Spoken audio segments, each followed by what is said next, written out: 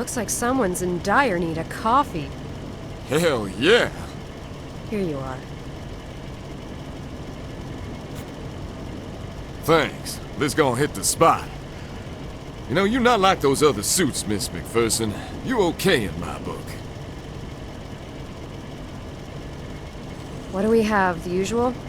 Yeah, the same old shit. Anonymous phone call, no witnesses, and another dead girl. This one more banged up than the others. When I got here, I figured it was your perp's work, so I didn't bother reporting it to everyone. I just called Miller. Besides you, who got here first? Miller did about 10 minutes ago. Claire followed a few minutes later.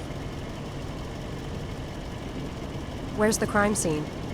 The crime scene is through the entrance, up the stairs and to your right. Miller be the chicken shit leaning up against the fridge.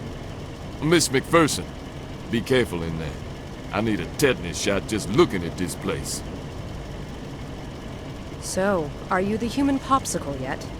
Can you believe this fucking weather? I mean, shit! It was 60 yesterday. And can you believe all this goddamn snow, too? Look at this shit! You know how hard it was getting here? Miller got here first, huh? Did he do it again? Yeah, he did.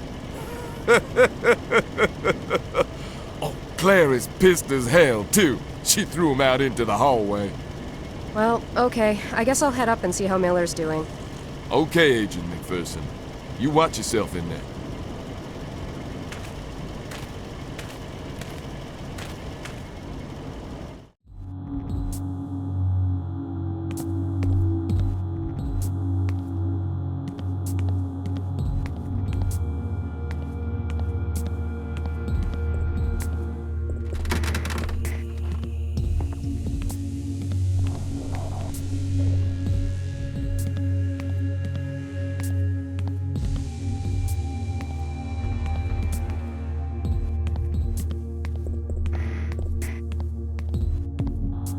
Wow, you remind me of when I was at the academy.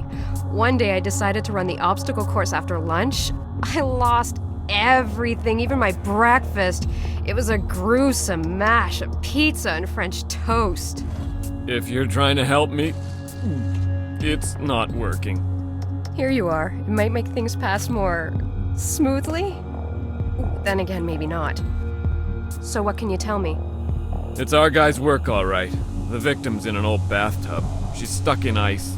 I couldn't see much. Thank God. Miller, you're going to have to stop trying. You and dead bodies don't mix. I suggest you wait for us next time. We can't risk any more donut-contaminated crime scenes. Yes, I will, Agent McPherson. So where's Claire? Old Indian saying, follow stench. Find little pale-faced fat woman.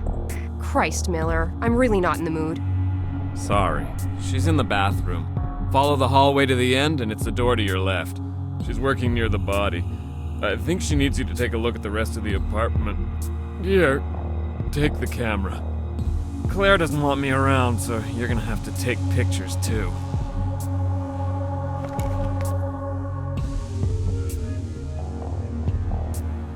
Wonderful. Oh, by the way, stop with the Agent McPherson, please. Just plain Victoria's fine, all right? Will do, Victoria. Just out of morbid curiosity, where did the Martians land this time? I hurled in the toilet. Can we change this subject? Jeez, that would bring you to 2-0. Claire must be very happy right now. Actually, no, she isn't. I think she wants to kill me. She threatened to tie me to your 4x4 and drag me through the streets. Take it easy. See you in a bit.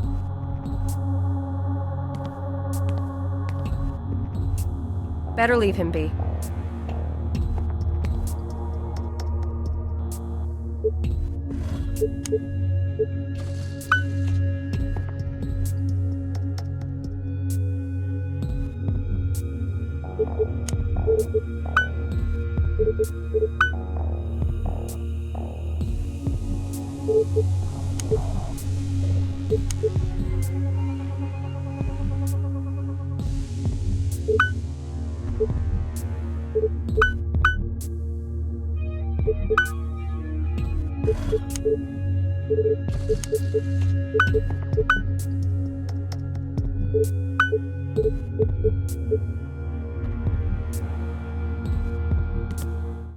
Lucy, you have some splaining to do.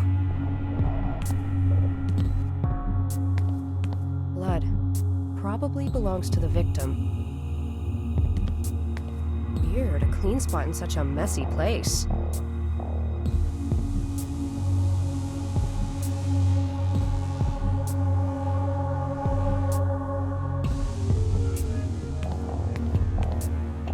This is a nice pile of junk.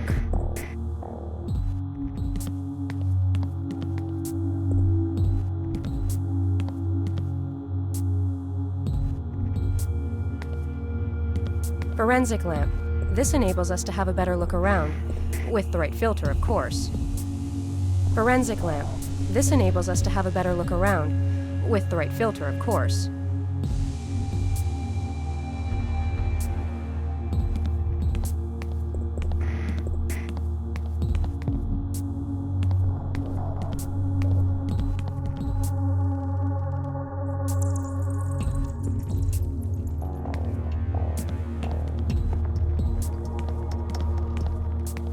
Nice Christmas decorations.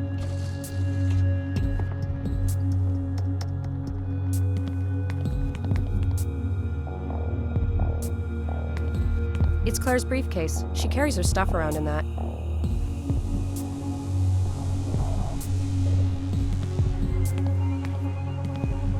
Hello, Clarice.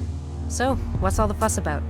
Let's see. I have an idiot who throws up at a crime scene. I'm understaffed because I'm the only one crazy enough to work during the holidays. I'm freezing my butt off. The body is stuck in ice. And what else?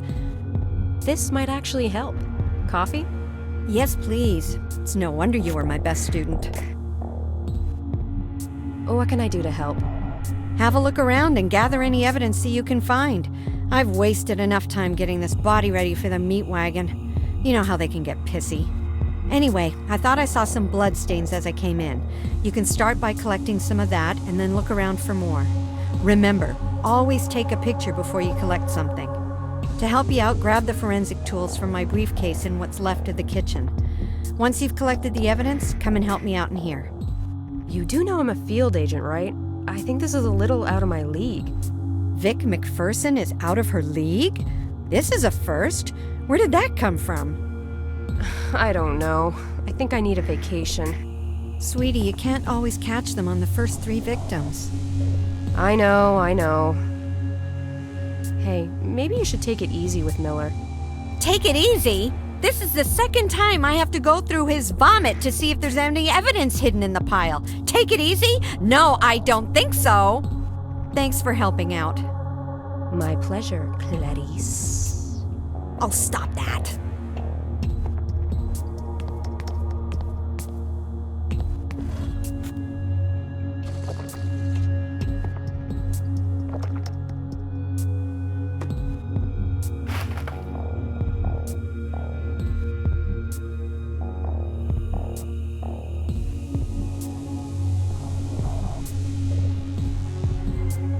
Maybe I should start looking for clues.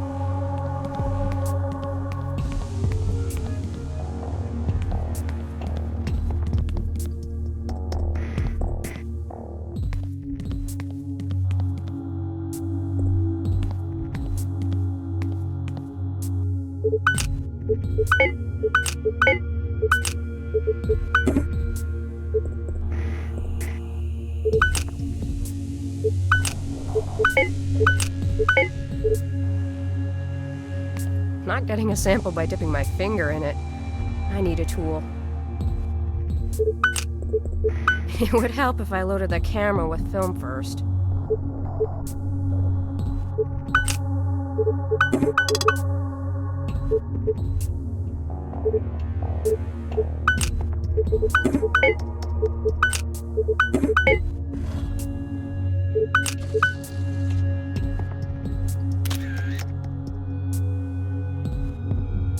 Not getting a sample by dipping my finger in it.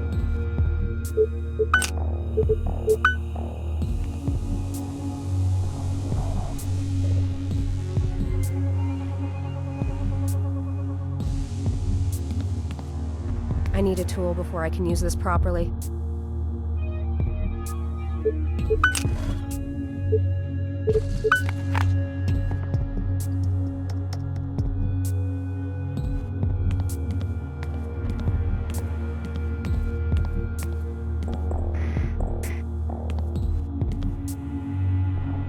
Looks like our perp cleaned up after himself.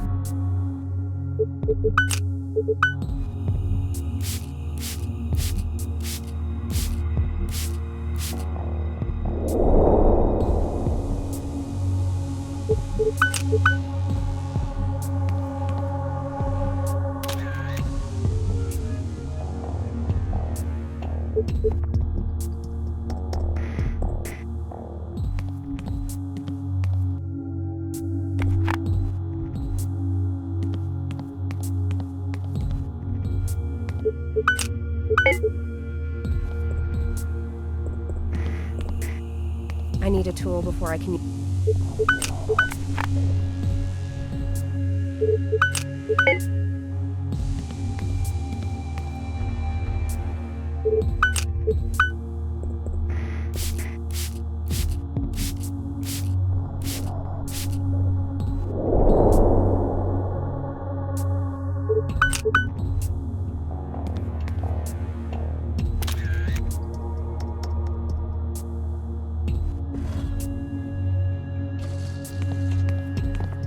That graffiti looks great with the black light on.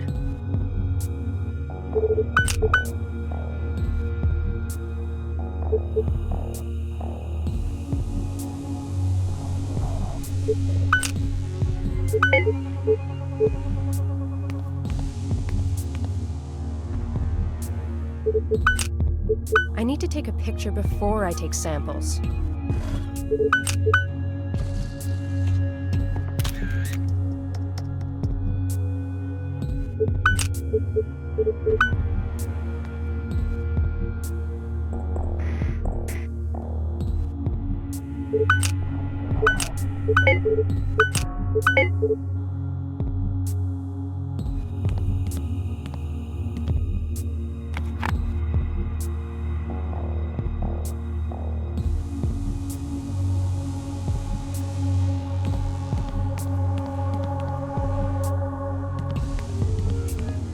I can't leave now. I still have work to do.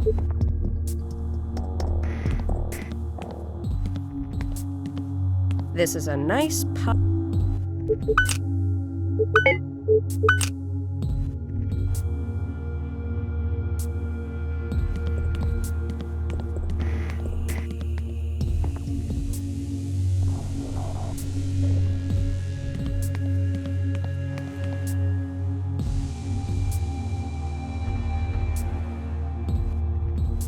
I'm sure that I saw more evidence that still needs to be collected.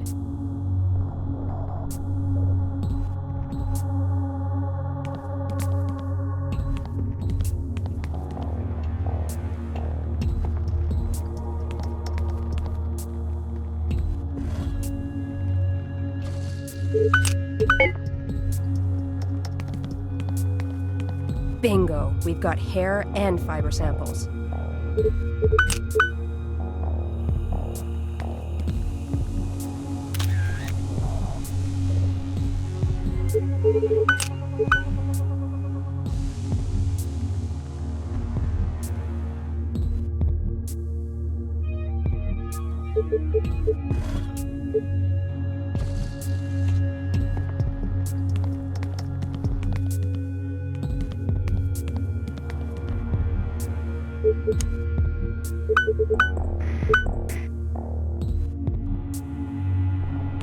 I'm done. Good.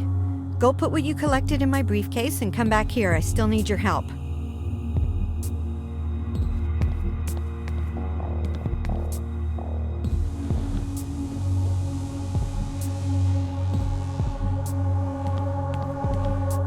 Okay, all done and neatly packed.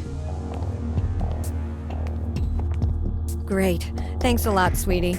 So, what's next? I need some shots of the body before we move things around and disrupt the original crime scene. Okay. So, what can you tell me so far? Not much right now. Probably like the other 4. Cause of death is drowning, but I'll make it official after the autopsy. She was stabbed numerous times and she was eviscerated. Nothing indicates a struggle or resistance on the part of the victim. My guess is she was unconscious during the stage of the assault. Can you walk me through what happened here? Not now. I'd rather do preliminary lab work first and also analyze the evidence you picked up. I'll give you a briefing when I finish a few tests. Okay, I think you can remove the cloth from her face now. Aw, you spoil me.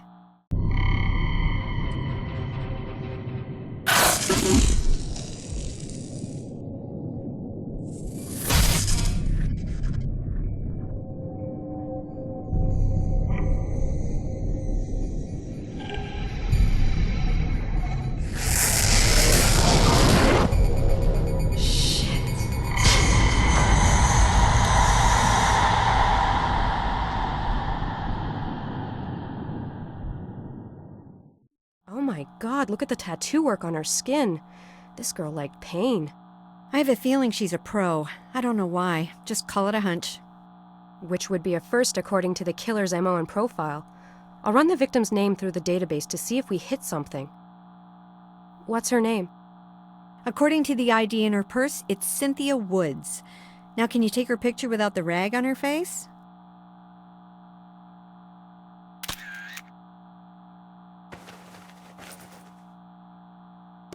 Do you still need me here?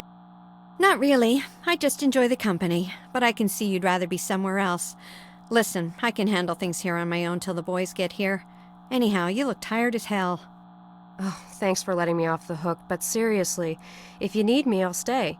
It's fine, sweetie, really. You're not completely off the hook. I'll see you back at the morgue for my briefing. I wouldn't miss it for the world. See you soon.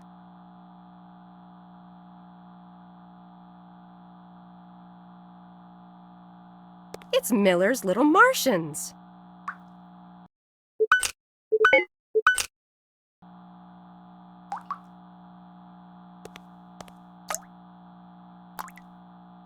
My god, she was badly beaten. Multiple stab wounds in the chest area. Nice tattoo. I might get me one of those. Multiple stab wounds in the chest area. I'm not going to peek in there. I don't want to pull a Miller.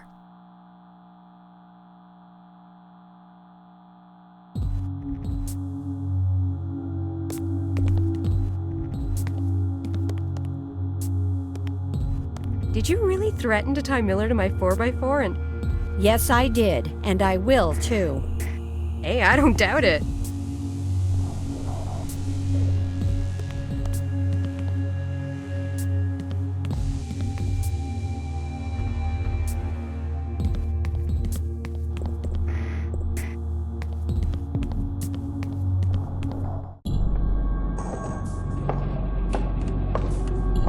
Let's go, Miller.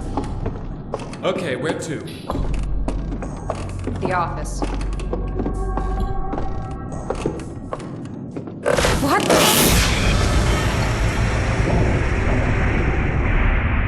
I gotcha! Do you like them? Oh, sorry. Hey! Anybody hurt? We're okay!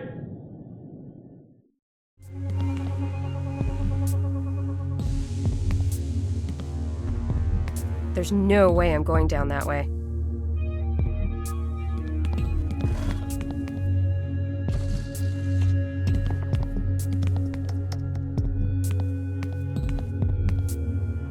I'm going to have to look for another way out of here. Okay, I'll wait here in case Claire decides to go down or someone tries to come up.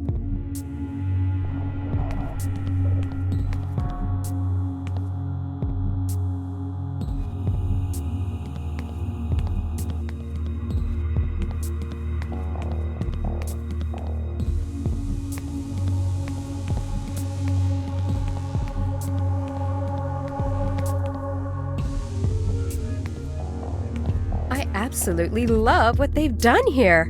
The view is just super. Good idea. All I need now is something to pry these boards off.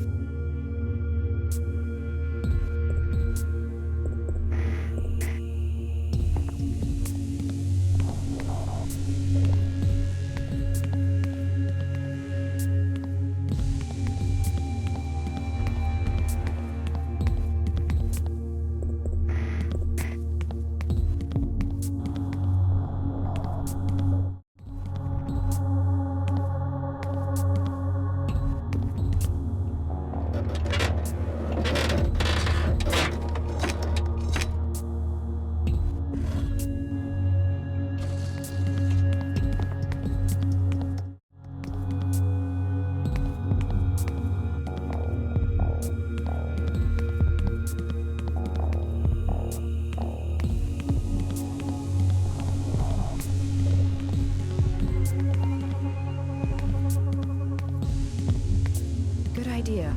All I need now is some...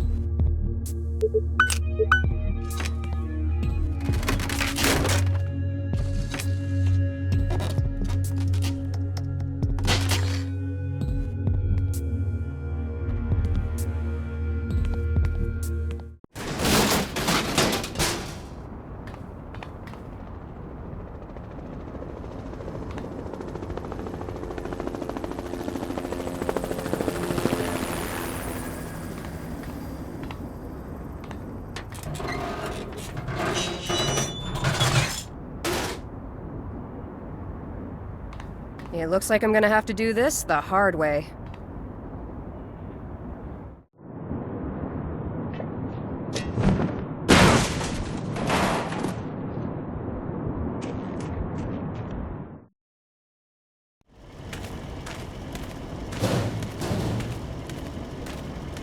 Man, that's smart.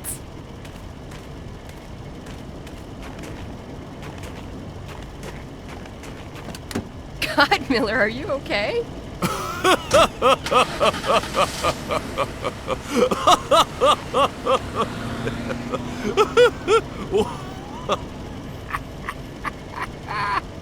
Do you think he's okay? Yeah. He's fine. Do you think he's okay? Yeah.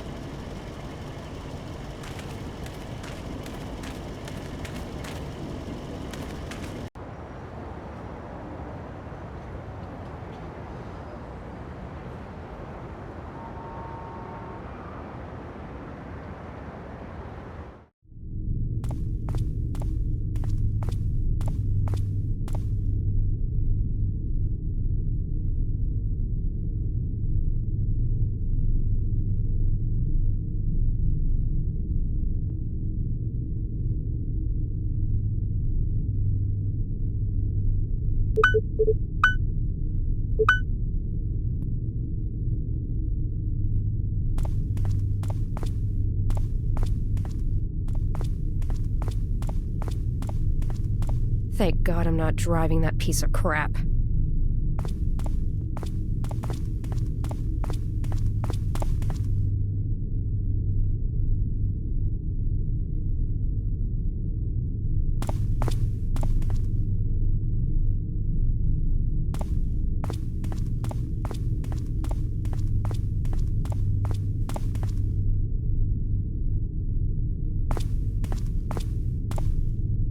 I can't leave now. I still have some work to do.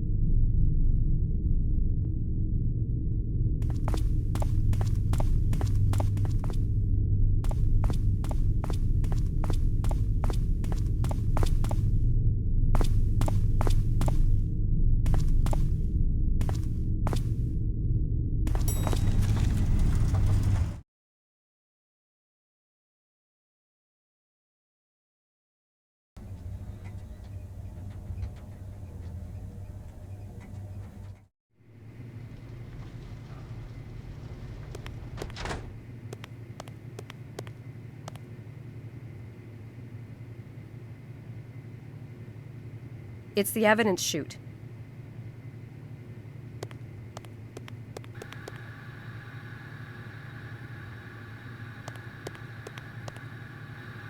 That won't work.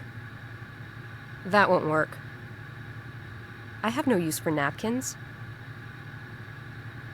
I never work without coffee. Of course, when it comes to this coffee, I'll make an exception.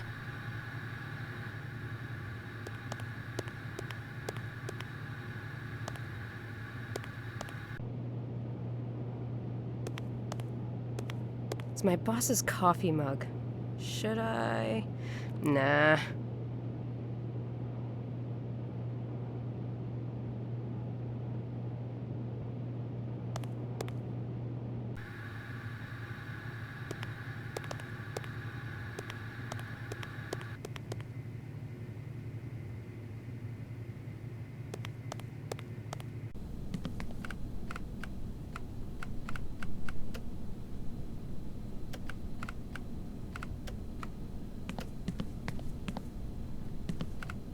Why did you take so long getting here? You're the only one with a 4x4.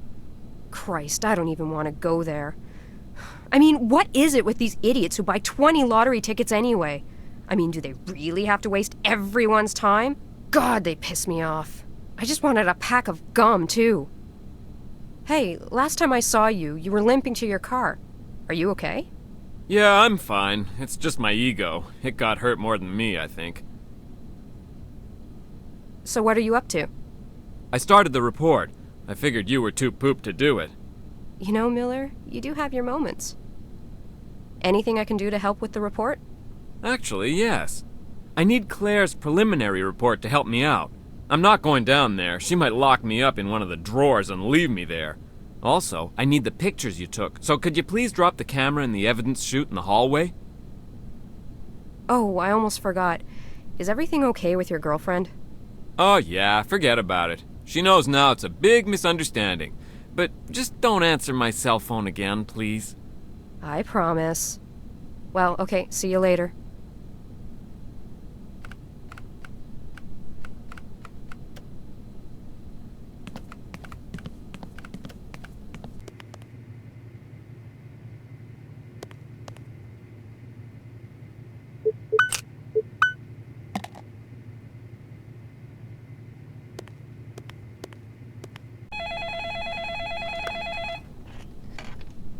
Yes,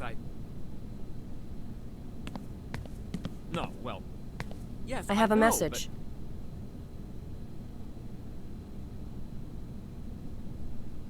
Yes, but...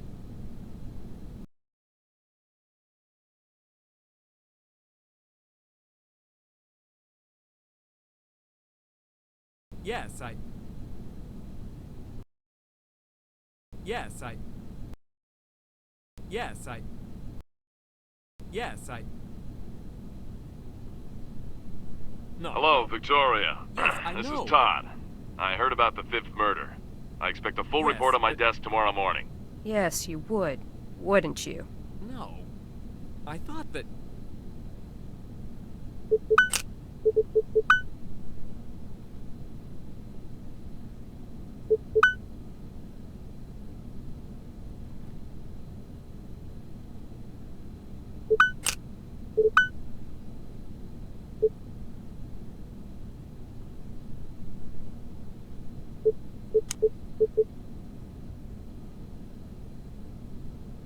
Yes?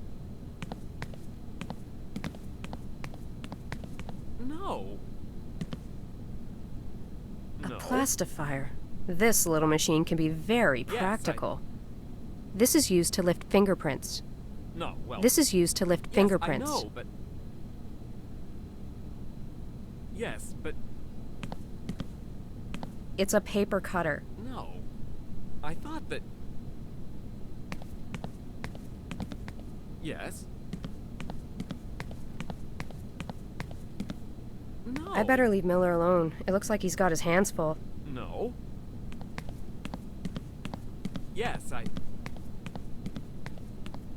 The boss's No, office. well- It's locked, of course. Yes, I know, but...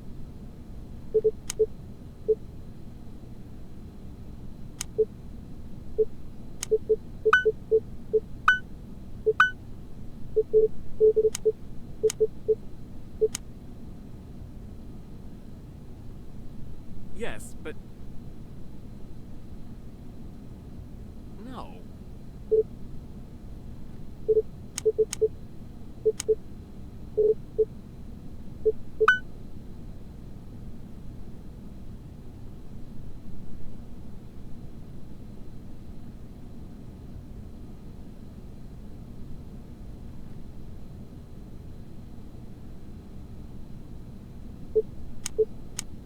I thought that... The boss's office. It's locked, of course. Yes?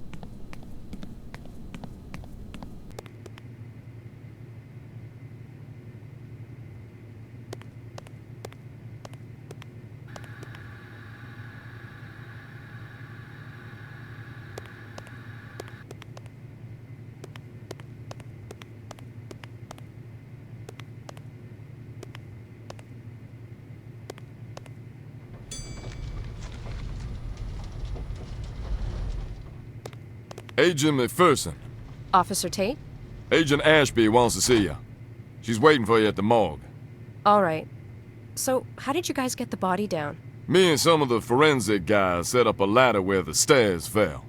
Oh, well, I hope no one got hurt. Nope, I know what y'all mean, though. That place was as stable as lemmings near a cliff.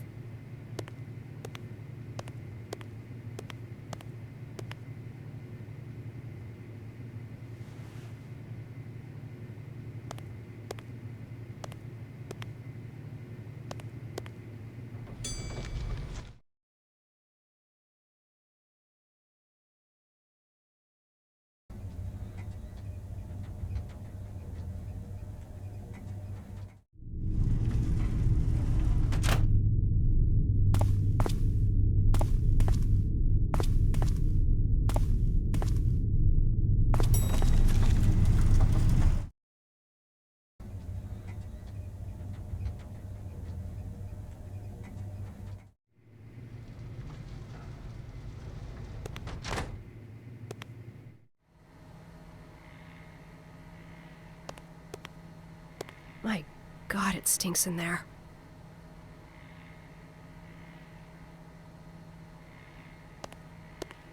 A reanimator deck. They're wicked.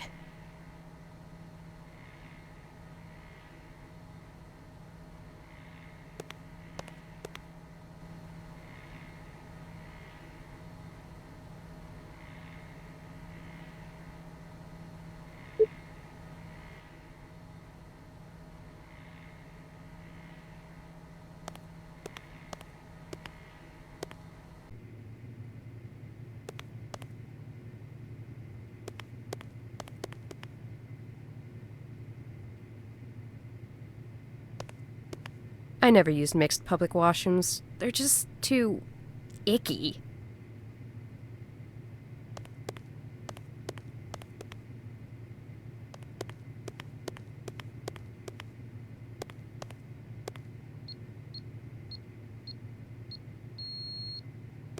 That's weird. My access code doesn't work.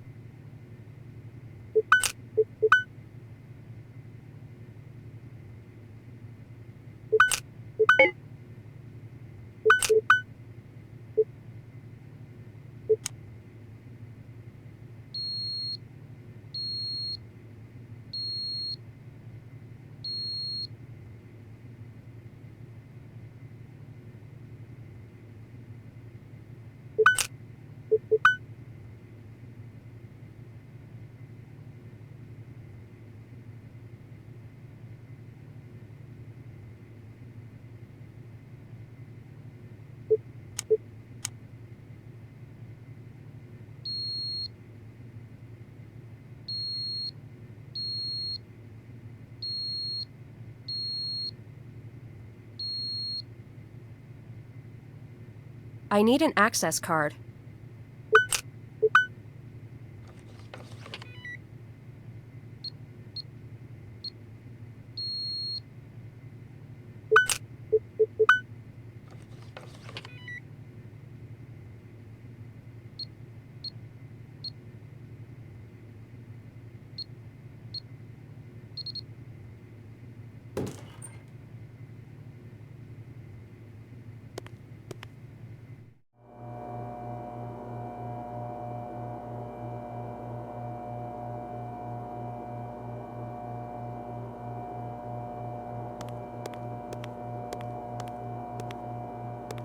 This is probably Claire's report, but I'll hear what she has to say before I take it.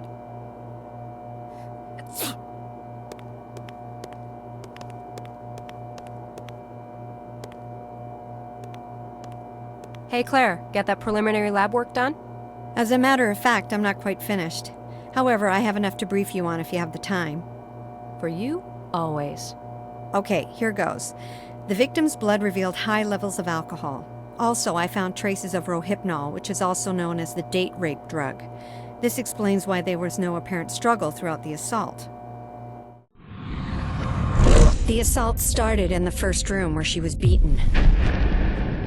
She probably fell where you found the spot of blood. She was then carried into the next room. The killer ripped off her clothes and beat her again. She definitely was unconscious at this point.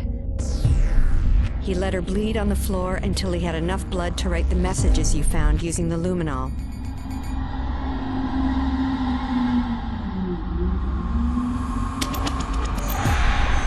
The killer then cleaned off the messages. Obviously, he knew we would find them. He then dragged the victim by her hair along the hallway and stopped to hang up his coat. He finally brought her into the bathroom. The cause of death was drowning. He forced her head under the water until death ensued. Like the other victims, she was killed before the mutilations. She was stabbed 9 times and then eviscerated from the lower sternum to the lower abdomen.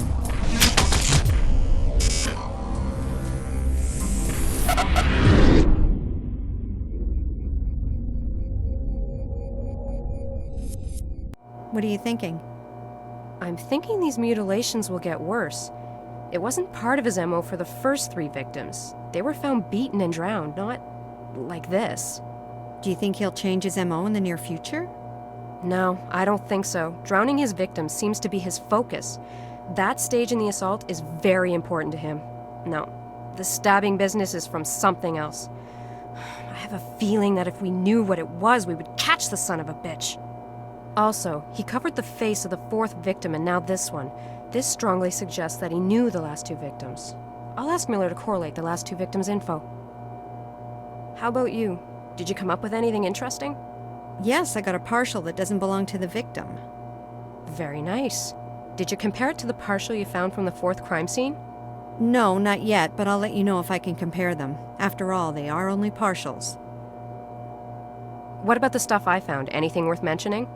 We know that our killer has black hair, if it was he that hung his coat on the nail. It might have been a junkie for all we know, but it doesn't matter. We can use the hair for DNA comparison and place him at the scene of the crime. I sent the fibers to the FBI labs to see if they can find anything unusual or unique about them. I've been meaning to ask you. Did you call her? Call? Oh, no, I didn't. I just don't have the courage. Can we not talk about this now? Sure, but promise me that you will call her. Okay, I promise. Okay, sweetie. I'm out of here. Don't forget my beautifully handwritten report. It's on the table.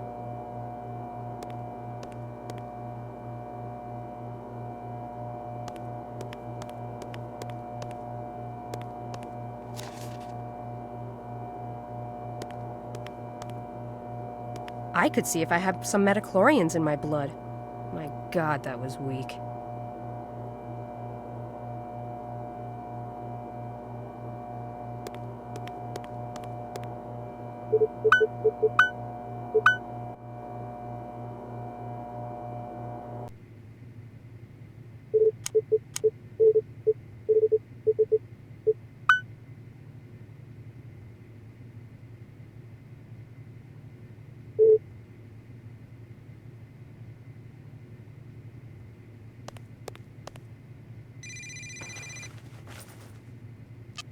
Hello? Hi, sweetheart. Hey, Dad. I just heard on the news. Another one? Yes, another one. Is everything okay with you? I'm okay. I'm just really tired of this case. It's going nowhere fast. I hate this passiveness. I think it's starting to get the better of me. Well, before that actually happens, why don't you come here and rest? A little R&R won't do you any harm. You can use the jacuzzi to relax and put your thoughts in order. And it's almost Christmas. I have a little gift for you. Oh, really? Well, I have the gift you wanted. Are you sure you want it? It seems a little ordinary. Hey, it's what I wanted. So, are you coming to the house? Yeah, sure. Okay, honey. I'll see you soon. Dad? Yes, honey? Thanks. You're more than welcome. See you in a bit. Bye.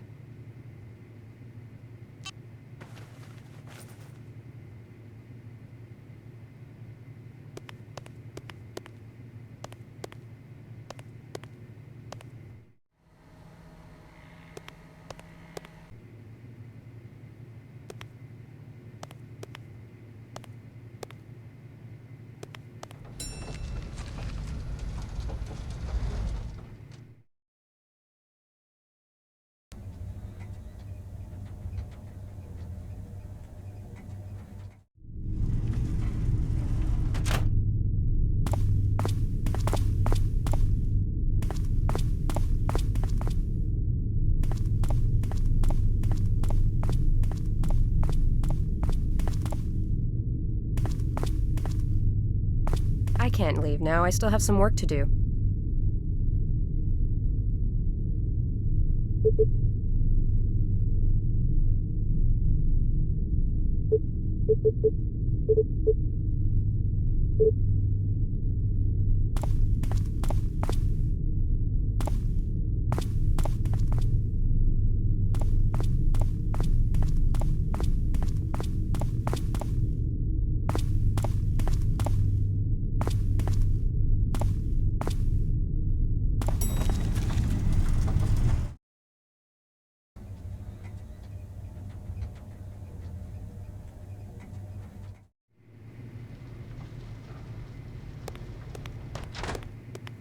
Yes,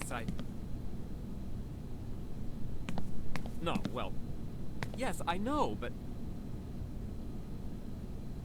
Yes, but... Taking a breather? I thought that... Yeah, it's the damn weather. Depressing as hell. Yes? I need to gather more energy before I go back out there. You're still on patrol? Unfucking fortunately, yeah. No. Well, hang in there. I'll try. Yes, No, well...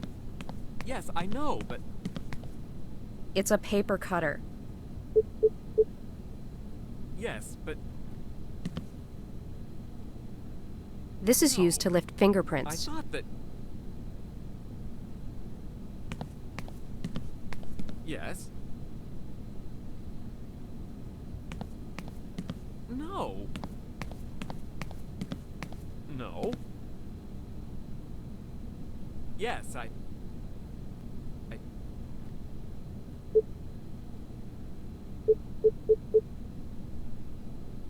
No, well... Yes, I know, but... Here's Claire's report. Hey, Miller, one last thing. Can you correlate the data of the 4th victim and the 5th to see if we're overlooking something? Sure, I'll run them through the database. Thanks for the report. Yes, No, well... Yes, I know, but...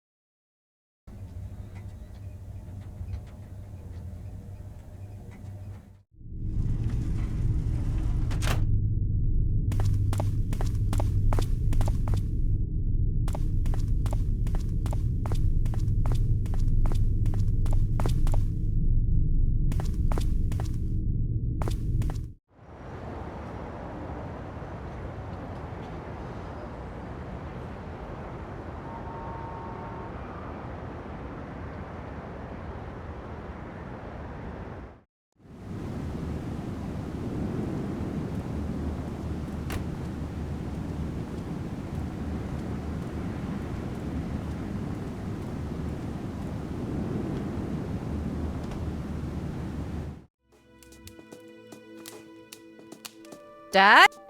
I'm in here, sweetheart. Hi, Dad. Hi, Pumpkin. Are you sure about this gift? Yeah, gimme, gimme, gimme. Suit yourself, here you are.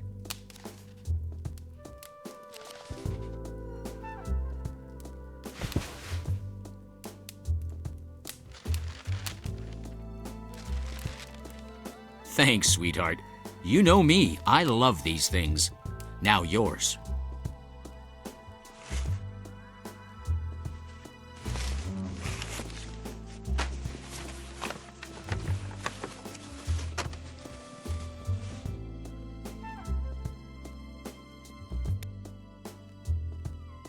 Where did you get this? I thought we lost it. I found it when I was cleaning out the attic. Actually, it was inside your grandfather's chest.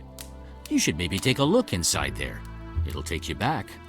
I will. Thanks for the gift, Dad. I had a feeling you'd like it. Remember the stories he used to tell us? How can I forget?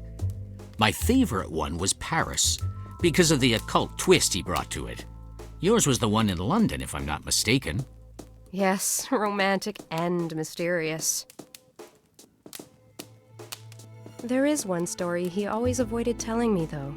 The one when he met Grandma. He never would talk about it. Was it not a fond memory?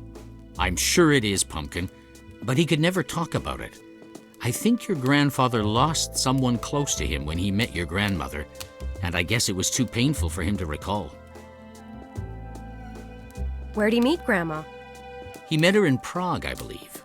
Speaking of your grandmother, this year, can you get around to making her special holiday cookies? Please? I knew that was coming. Oh, they don't take long to make. I know, I'll make some, don't worry. Great. The stuff is already on the counter. What a surprise. I'm gonna have a look in the attic. Might bring back some good memories. Okay, sweetheart. I'll be in here.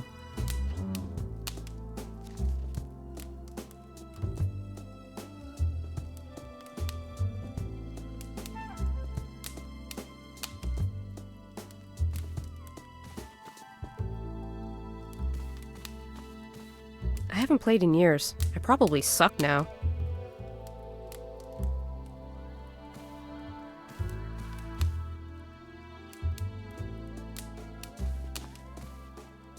This might be helpful to get up into the attic.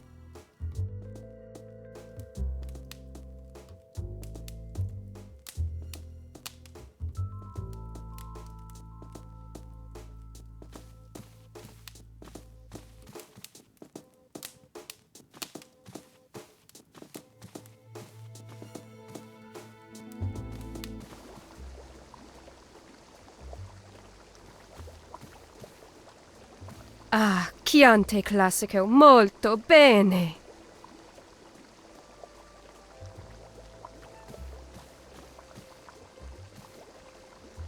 Okay, a great combo.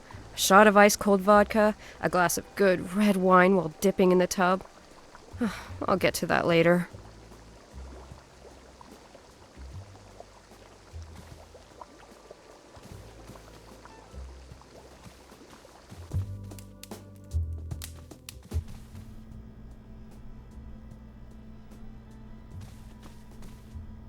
Maybe Dad's trying to send me a message. I'll do them later.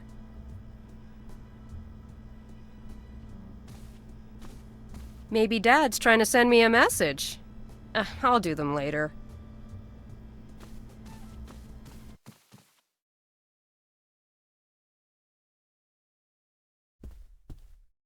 Thought he was going to change these chairs.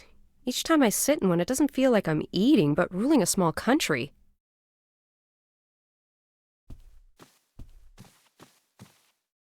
I always look stupid in pictures, especially this one.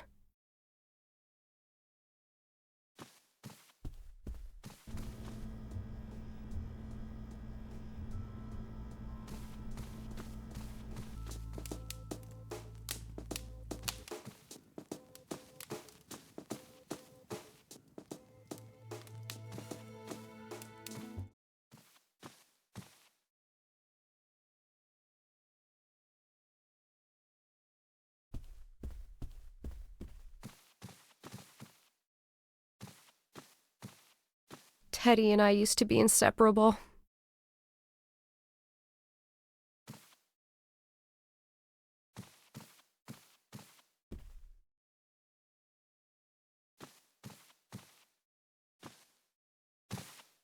Ah, yes, the trap door to the attic. I can't reach it. What was the trick to opening that thing again?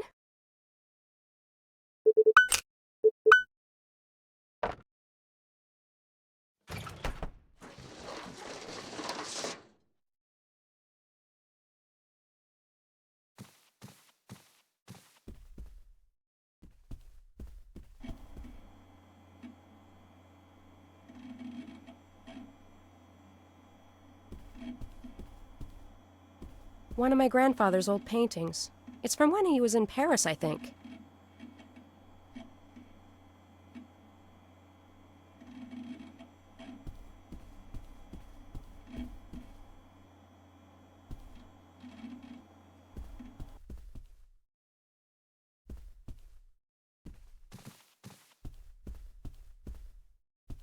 I don't know why, but I never liked that painting.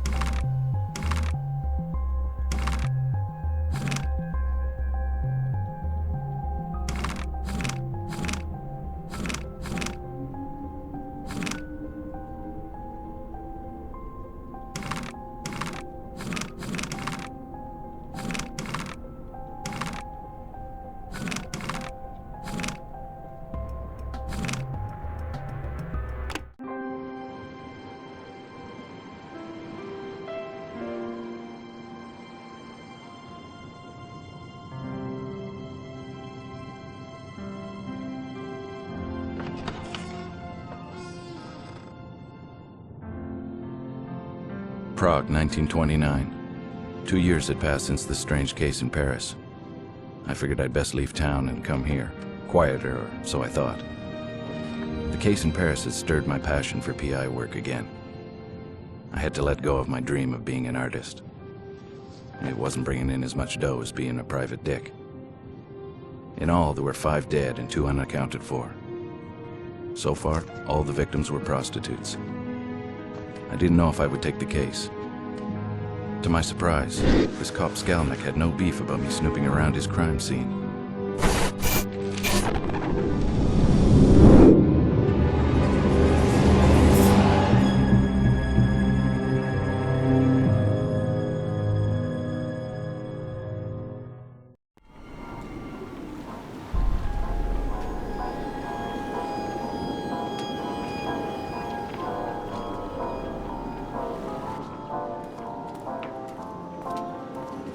It's very nice of you to let me have a peek.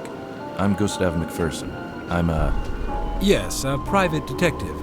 I'm familiar with your work, Mr. McPherson. I had no idea I was so popular.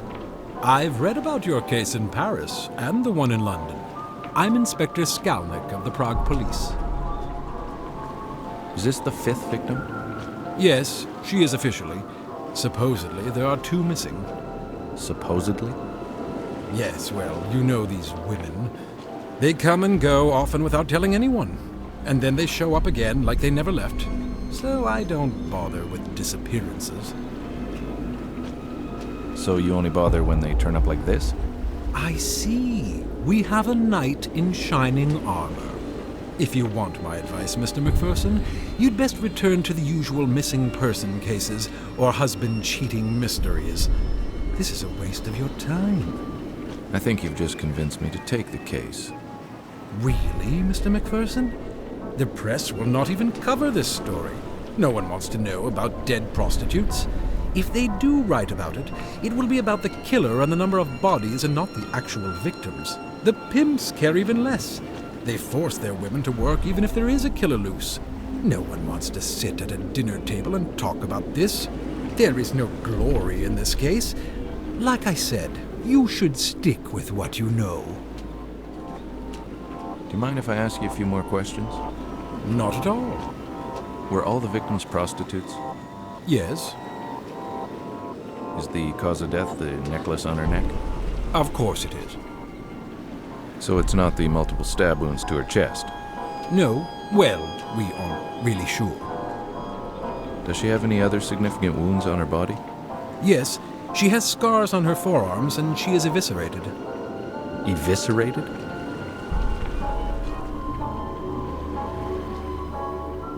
I had never seen anything so horrible in my entire life. I'd only heard of horrors like this from the Ripper case in London. Oh my God. Were all the victims like this? Yes, they were all found like this. Are all the organs accounted for? I'm no doctor, Mr. McPherson. I have no idea. In the other cases, were there missing organs? Not that I'm aware of. Who's the coroner? Emil Corona. He works at the old chapel. He's very... well, I don't want to ruin the surprise. Now it's your turn to share. Maybe you can tell me what you think happened. I think you're right about the cause of death. That slash across the neck was definitely it. Stabbings to her chest were done before the final blow to the throat. The defensive stab wounds on her arms reinforce this theory. What's bothering me, though, is the lack of blood at the crime scene. This probably indicates that she was murdered somewhere else, not here. Well, Mr. McPherson, I don't want to be rude, but...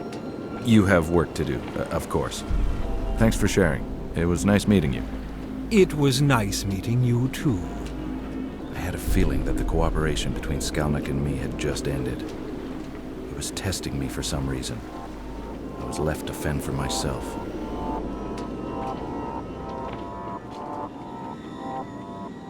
I'd better leave the...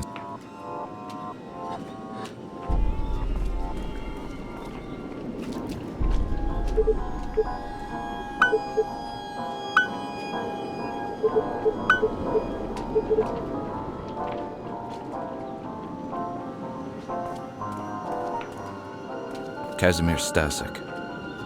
He's been a good source of info on a couple of minor cases I had here in the city. Hello, my friend. Ah, Mr. McPherson. And how are you this dark evening? I can't complain. And how's my favorite boy in blue? Besides my eye and this horrible murder, everything's fine. I imagine you don't have anything more to give me? This time I'm afraid I have nothing for you, my friend. Everyone is more or less at a loss. You don't mind if I ask you a couple of questions anyway?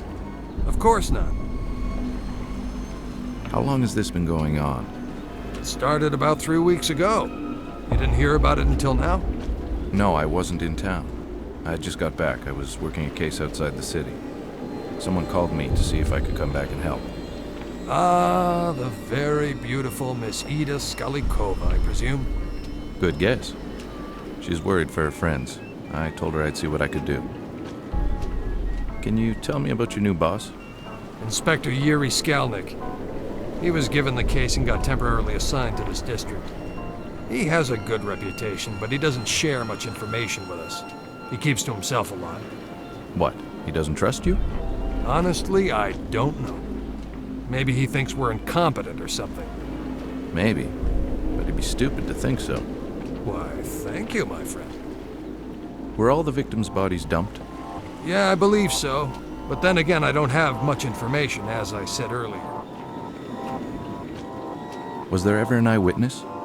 Nope, never. That's what bothered me the most. How was the killer getting around the city without being seen? How'd you get the shiner? Shiner? Your black eye. How'd you get it?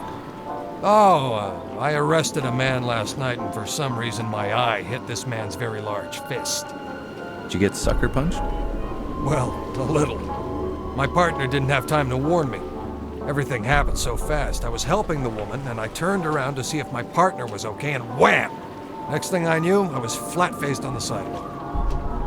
And what did the man do to deserve your undivided attention? He was harassing a young woman. So I asked him to stop, and then things got out of hand. The police are trying to find this animal.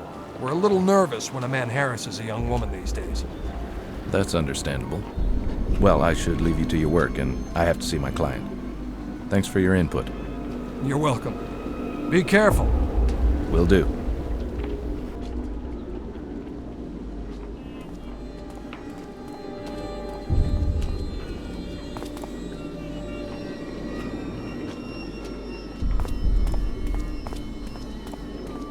My Ida. The best gams in all of Eastern Europe.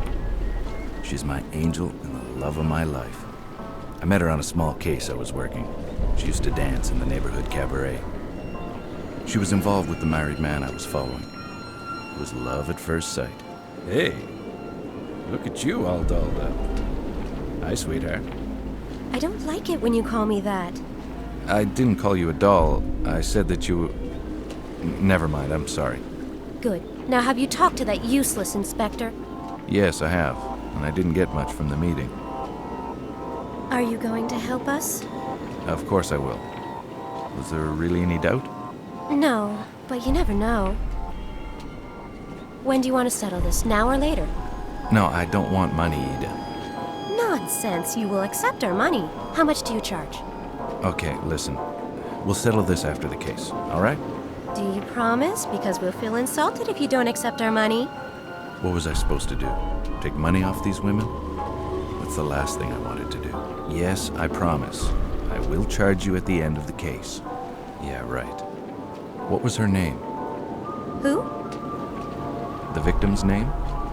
Oh, her name was Frantiska. Were you close to her? Not as much as Milena, but yes, I knew her. Did she ever talk about a regular client or someone special? Not that I know of. Do you think Milena can answer a few questions? I guess. Let me ask her. Milena? Yes? This is my friend, the one I told you about. He's here to help us catch the man responsible. Do you think he can ask you some questions about Frantiska? Okay. I'll wait for you up the stairs, okay? Okay, I'll see you in a bit.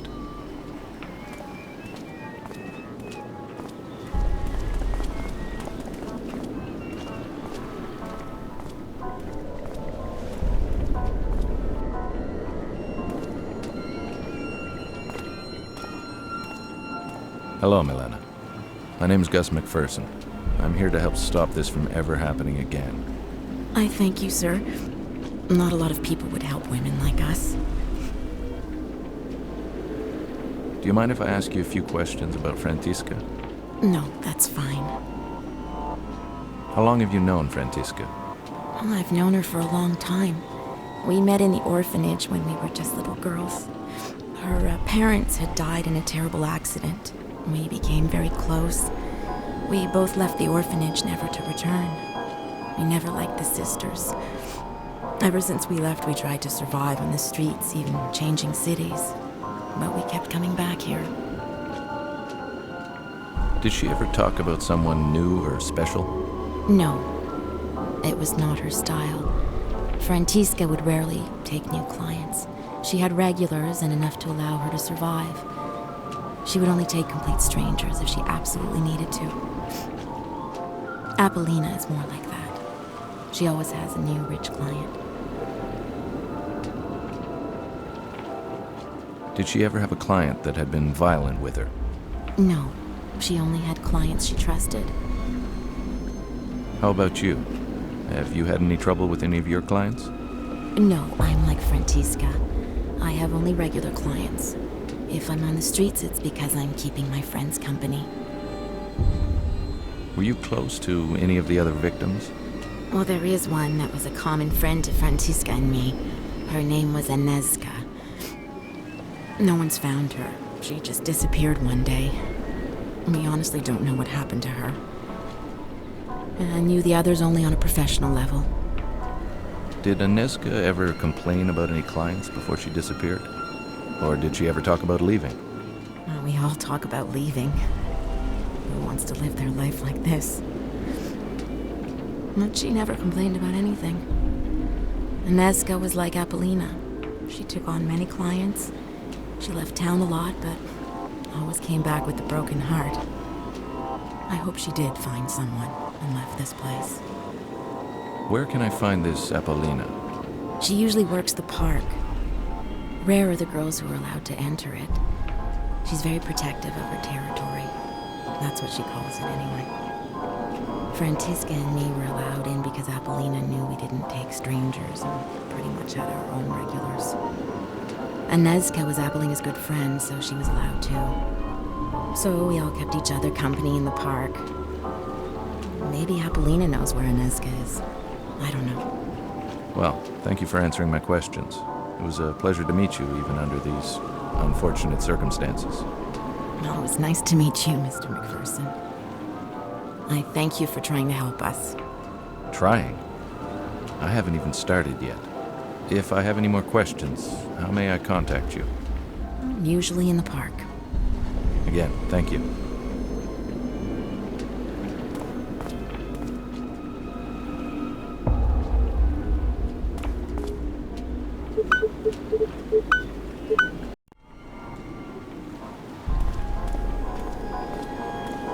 Ida's an angel on Earth. She's the sweetest person I've ever met.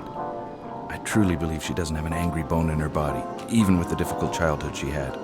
A stepfather who molested her on a regular basis.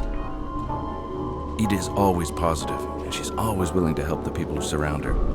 That's why she hired me to try and help. She has an undying optimism about life in general, and I love her for it. Hey, How is she? she's okay, I guess, under the circumstances. I'll go talk to her after. Tell me, where can I find Emil Corona? Who's he? He's the coroner working the case. I need to ask him a few questions. Skalnick said he worked in an old chapel. Do you know where it is? Yes, I'll mark it on a map. I don't need a map. Just tell me where it is. What is it with men and directions? Take this map, it'll help you. I marked the location of the old chapel. It's not far from here. Okay, thanks, sweetheart. How have you been? I mean, are you feeling better? Yes, a little. It's not as bad as when you left for your case. Did you go see the doctor? No. Ida, go see him. It might be serious. I'm no doctor, but throwing up every day is not normal. Go see him. Okay, I'll go see him. I don't throw up every day, you know. You always exaggerate. Yes, okay. But go see him as soon as possible. Okay. I have to see this Corona. I want you to stay off the streets as much as possible. Never walk around alone. Yes, I know you've told me 100 times. I am careful. Okay, I'll ease up on you. You be careful. I will. Now go.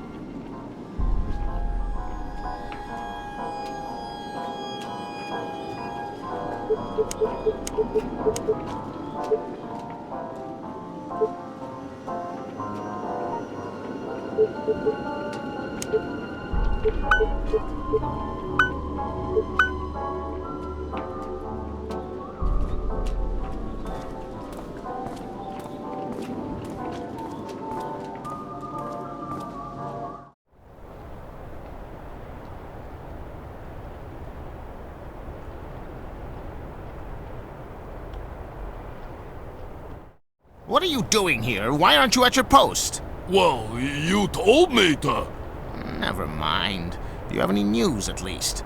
Yeah, the American is talking to the girl's boss. So, he thinks he can move in on my women, huh? Well, my friend, if you ever see him, you may explain things to him. Explain what? Use that brute force of yours, you idiot! Okay, boss. I truly miss your brother. He was the smart one. Yeah, I miss him too. Why can't we get him out? Because I'd probably get arrested too, you moron! That's all Skalnick wants anyways. I have a feeling he will blame me for all these murders. Why am I telling you this? Go back to your post.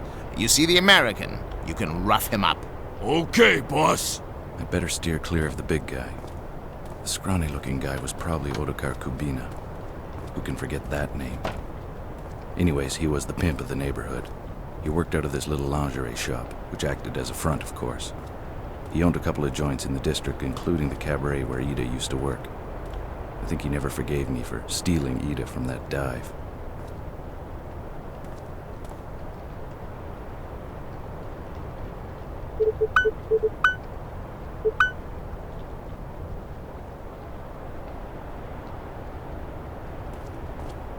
I better straighten things out with him later. I have other things to do.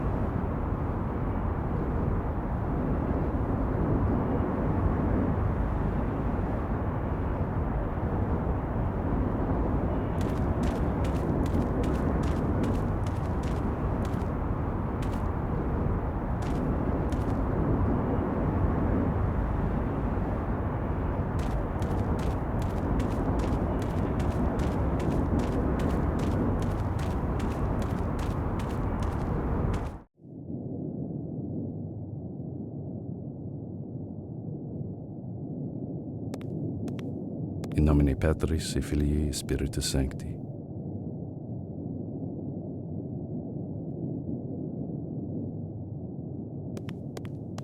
This place had the metallic smell of blood and the stench of rotting flesh. This old chapel had been converted into an autopsy room. Now blood dyed its floor. Hello, Mr. Corona. My name's Gus McPherson. I'm a detective that was hired to help my client. Hello? Sir? Hello? Huh? What are you doing here? I thought I'd locked the door. Where is my cone? What are you trying to do? Give me a heart attack? Sorry, Mr. Corona. Who are you and how do you know my name? Like I said earlier, I'm Detective McPherson. Inspector Skalnick told me that I could ask you a few questions. If Skalnick says it's okay, then it's okay. Can you walk me through your observations of this victim? Okay. The cause of death is like the others. The cut to the throat. It can't be the multiple stab wounds or the evisceration itself? No, I'm pretty sure of that. What makes you so sure? The one before her. The one we found in the park. She was killed in the same spot she was found. It was clear that it was the wound to her throat that killed her. The rest was probably done after. And how did you come to that conclusion? Because not much blood was coming from the other wounds. The heart was still beating when the throat was cut. I could tell by the amount of blood that had poured from the throat wound. So you weren't sure about the cause of death until you saw the victim in the park? Well, I had my doubts, but when I saw her, yes, she made things more clear. And the same killer would use the same brutal techniques? Precisely. Does the victim in the park have any other differences from the rest of the victims? Yes, the cut to her neck indicates an attack from behind. The rest, including this one, were attacked from the front. If only I had the other body, I could show you the difference. That's okay. Really, I trust your judgment. You don't have the body, but maybe you have a file on the victim from the park? Sure. The man who was supposed to come and get the file never showed up. What man? Skalnick's errand boy. He comes to get the files I make for each victim. He still hasn't come to get the one from the park. Ah, I see. Well, I'll take Inspector Skalnik's file if you don't mind. No, I don't really care. Where do you keep your files? In my safe over there. I can never remember my combination, so I wrote it on a piece of paper. I think I lost it somewhere. What happened to your hearing, if you don't mind my asking? It happened in the Great War. I was a medical aide. I would get the wounded from the trenches to the temporary hospital. One day we saw a wounded soldier in no man's land. We rushed to him, and a mortar shell exploded on my partner. I survived, but with hardly any hearing left. So that's where you got your experience? Yeah, mostly. Ironically, the war ended 3 weeks after the shell exploded. Thank you for your time. You're welcome.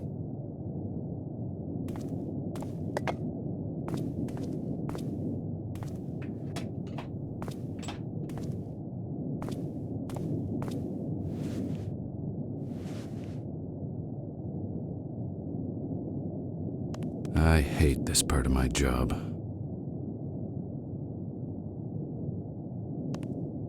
Not a pretty sight. Poor doll. She never saw it coming. The cut to her throat is very deep. It was definitely a frontal assault. It looks like the first try at the throat missed. In every body, there's a puzzle waiting to be solved.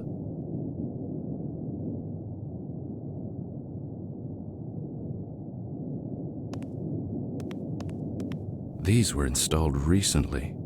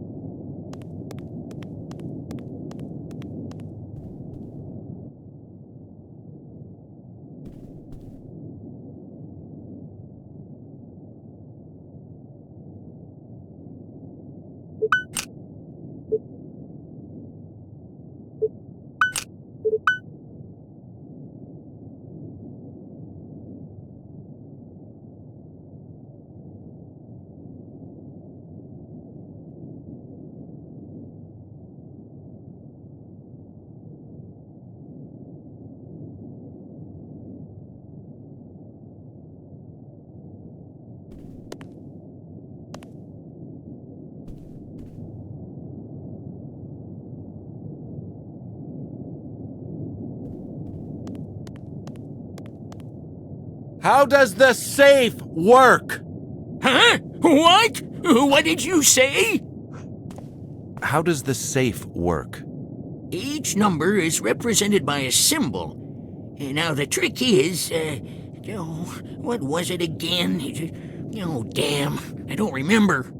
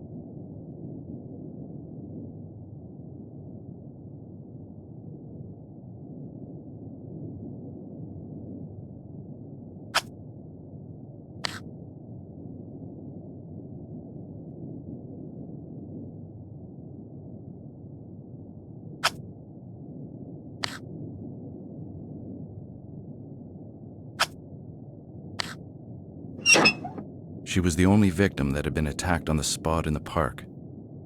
Maybe the police had overlooked something. I had to go see for myself.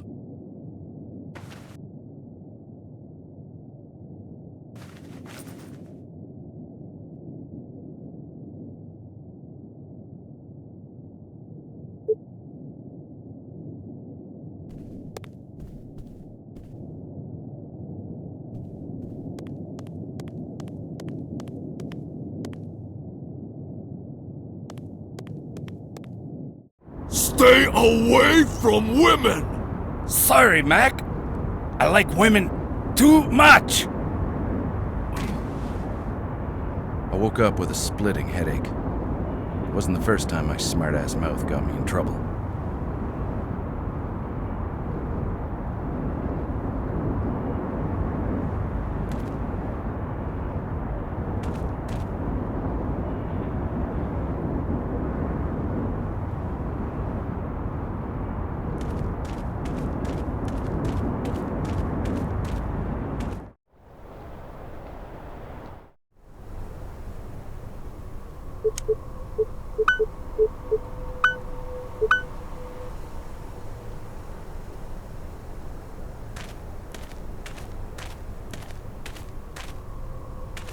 Why, hello there.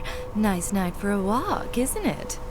It's a little too German expressionist for my taste, but I guess one could appreciate it. Need some company? You must be Apollina, right? Yes, you've heard of me. Do you know Inezka? Yes. Do you want both of us at the same time? Do you know where she is? No, I haven't seen her in a while. When was the last time you saw her? Hey, do you want Inezka or me? Are you a cop or something? If so, I'll be very disappointed. Not exactly. I'm a detective. I was hired by some of your friends. What friends? You must know Ida, Milena, and the late Francisca. Yes, I do, and they are most certainly not my friends. And you're not afraid for your own safety? I have all the protection I need from Roman. Don't you care that some people you know are dying? Actually, no. More business for me. We are just whores to the police anyway. Besides, I have all the protection I need from Roman. Now, would you kindly fuck off? You're scaring potential customers away. Sure, whatever.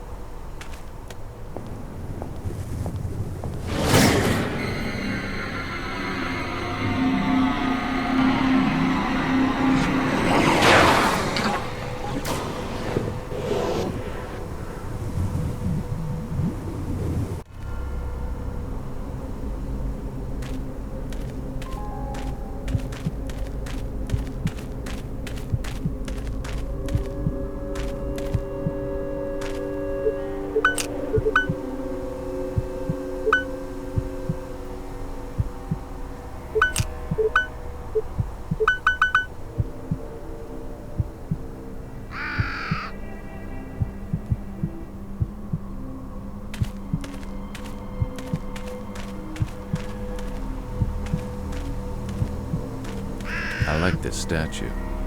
It reminds me of Ida.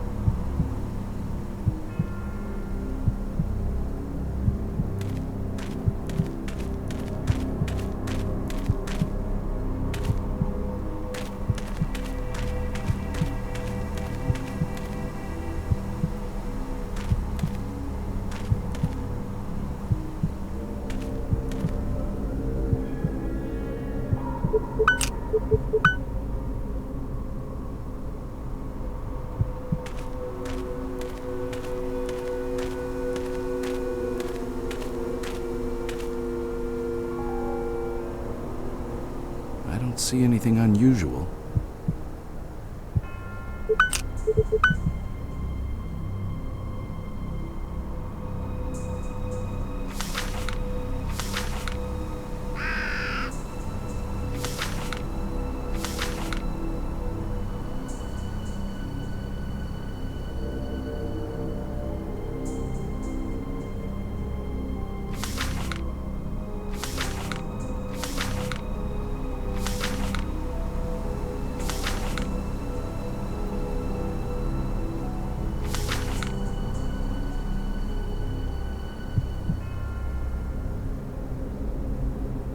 I don't see anything unusual.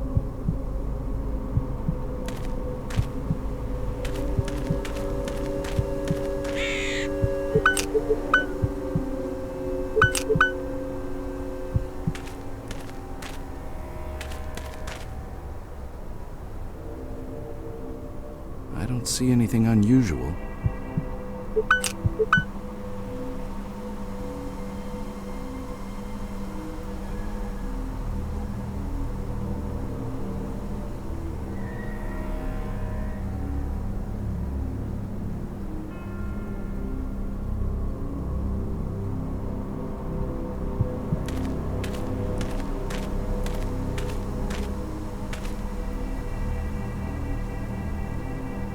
I don't see anything unusual.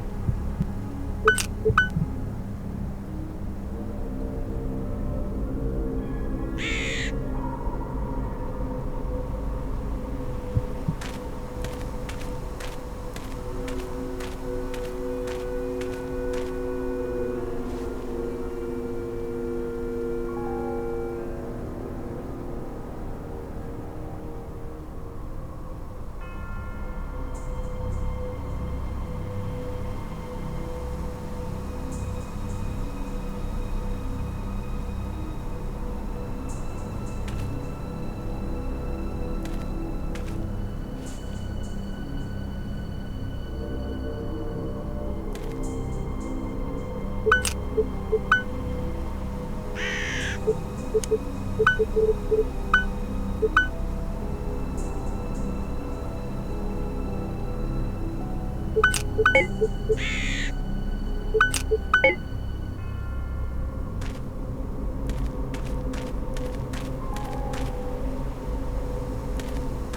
the sunlight, this place would be even more depressing.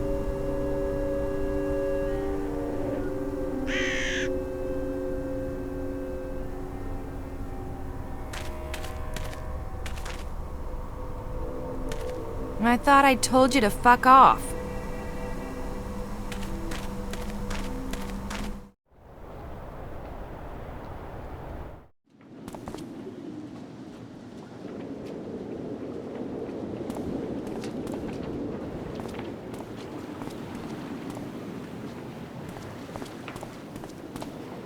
Sorry to bother you again, but just to make sure I have all these names down correctly. Aneska is the one that disappeared, and Apollina was her good friend. Frantiska is the one we recently found, and your name's Milena. Am I right? Yes, that is correct. It's just these names that all finish with the letter A. It gets confusing sometimes.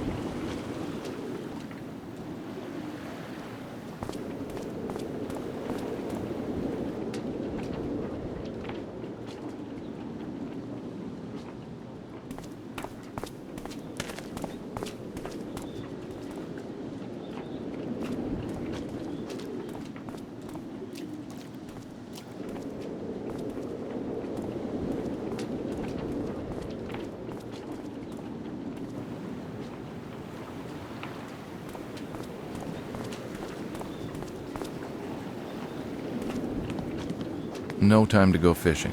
I have things to do.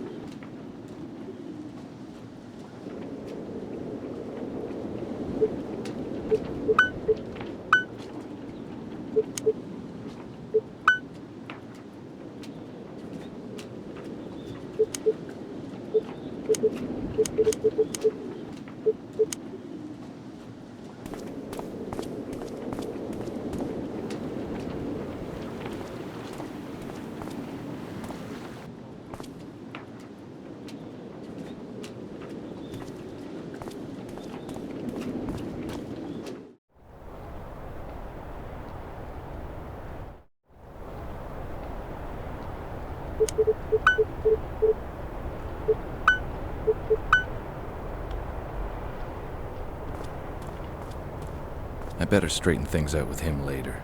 I have other things to do.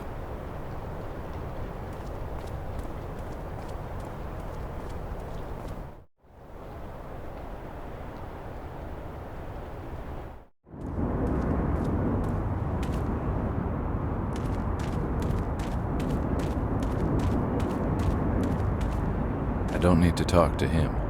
Anyways, I don't want to rip out my vocal cords just for idle chit-chat.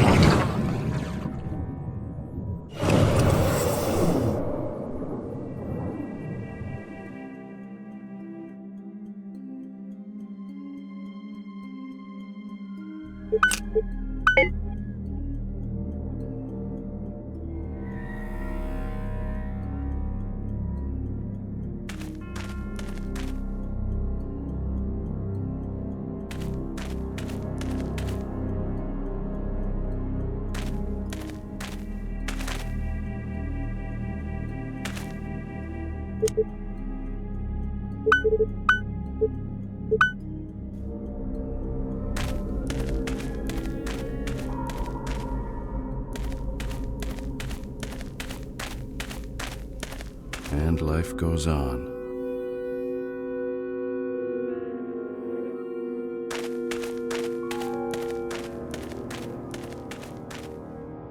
This reminds me of the Madison Avenue arsonist case I worked on.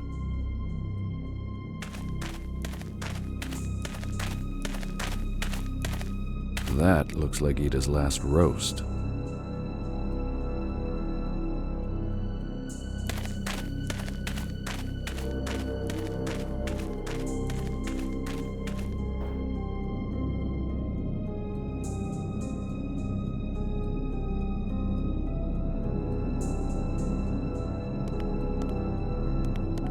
Oh my. Has my friend here stolen this from you? He has, yes. I cannot help but be embarrassed. You see, I taught him to retrieve shiny objects for me, and he does so remarkably well, don't you think? Yes, he does. Being a coachman in an industrialized world is not quite what it used to be. Who are you? On good days, as I mentioned earlier, I work as a coachman for the odd tourist or for the prostitutes who want to make their way through the city at a bargain price. On not-so-good days, my friend, whom you've already met, becomes a thief to help me make ends meet. On bad days, I'm merely reduced to being a homeless bum. So you know some of the prostitutes around here? Yes, I do. I've driven them here and there through the city streets. They hire me or their clients hire me, either because I'm cheaper than a taxi or they appreciate the rustic look.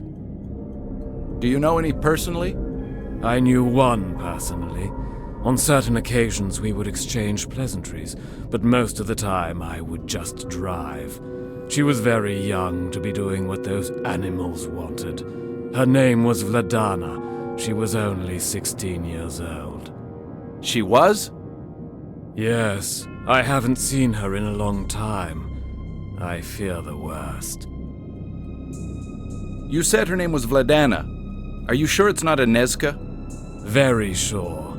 Vladana reminded me of a girl I once knew as a young man. You must surely know about the murders. Indeed I do. Anyone who lives in this district knows. That is why I fear for Vladana's well-being. May I ask you a few questions? Sure. Who are you, and why are you so interested in the local problems? I'm sorry, I forgot to introduce myself.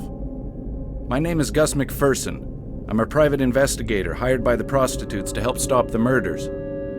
They are, for obvious reasons, worried about the situation and have no confidence in the police's competence. Admirable, Mr. McPherson. Admirable indeed. I have to admit that I have lost all hope in humanity.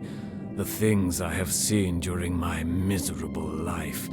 You, Mr. McPherson, have restored my faith. Tell me, is it true? Is there a new one that washed up on the shore of the river? She didn't wash up. Never mind, that's not important. Unfortunately, yes, there is. Did you see her? Yes, I did. Don't worry, my friend. Her name wasn't Vladana. She was known as Frantiska. Thank you, Mr. MacPherson. You've reassured me. You said that the body did not wash up on the shore. No, she didn't. She was, forgive the expression, dumped there. How is this possible? There is only one way a man can travel throughout the city without being seen, Mr. MacPherson. The sewers. Precisely. He is using them to move back and forth, limiting the possibility of witnesses. I've stumbled on a few underground passages in this city, but I never found any in this neck of the woods. Maybe you should start looking for some. It would certainly help you in your investigation. Have you talked to the police about your theory? Yes, I have. But who listens to a homeless bum? Especially not one who outwits the inspector. That Inspector Skalnick is quite a unique individual. Unique, huh? Is that Latin for asshole? Where are you from, sir? If you don't mind my asking. I'm from all over Europe, it seems, sometimes. I usually don't stay in one spot for very long, but I've stayed here for a while now. My legs don't allow me to travel very far, I'm afraid. But to answer your question, I'm from London, England. Come now. You used to be a detective, or a cop even, right? I'm a simple coachman and wish to remain that. I ask you to no longer continue in this line of questioning. Please, out of genuine courtesy. Very well. Is there anything else you can tell me that might help me in my investigation? I'm afraid not, Mr. MacPherson. Only that little theory of mine. I'm only a coachman trying to survive, and this little fellow helps me. Speaking of which, may I have that ring back? Dear me, of course.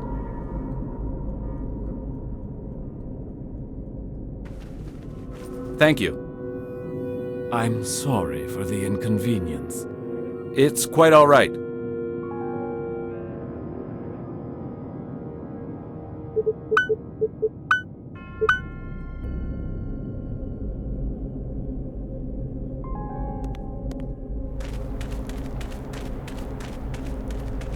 Gus? Ida, what are you doing here? I found something that might help you. Weren't you supposed to see the doctor?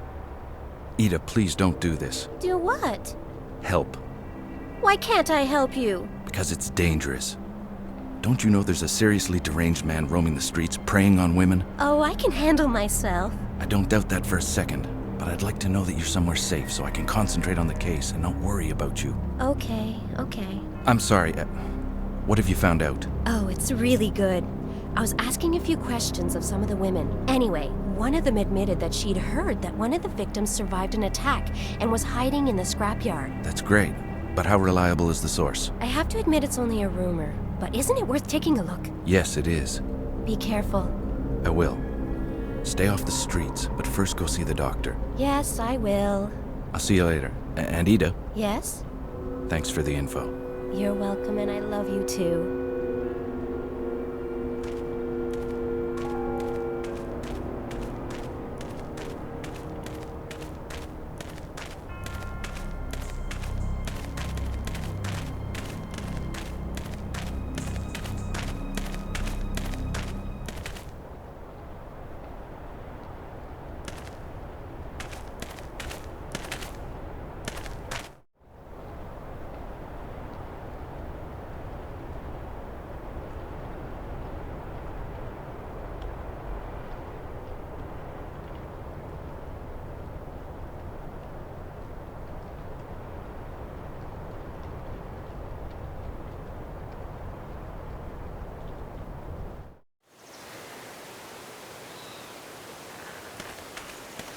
What kind of a moron parks there?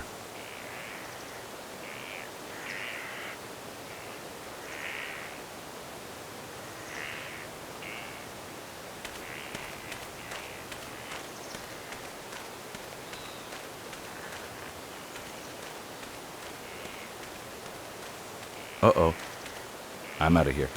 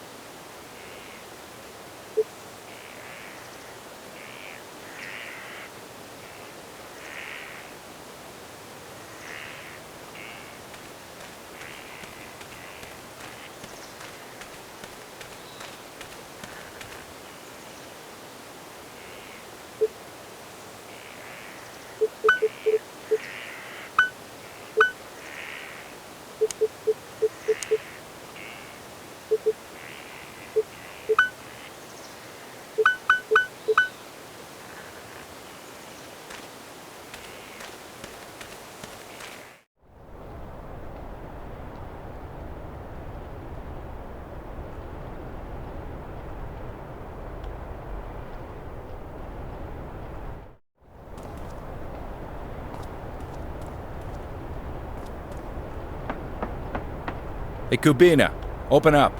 We need to talk. What do you want? I'd like to ask you a few questions. About? First off, I'd like to clear the air between us. I'm not after your girls. I'm just trying to find the killer, and that's all. You expect me to believe that? Yes, I do. Well, I don't. Everyone wants something. Just stay out of my business, McPherson. Yes, I do want something from you, but it's not your girls. I'm listening. Let's exchange favors. I'll do something for you so that you can see I'm on the level with you. In return, all you have to do is tell that ape that's working for you to leave me alone. Actually, there is something you could do for me, McPherson.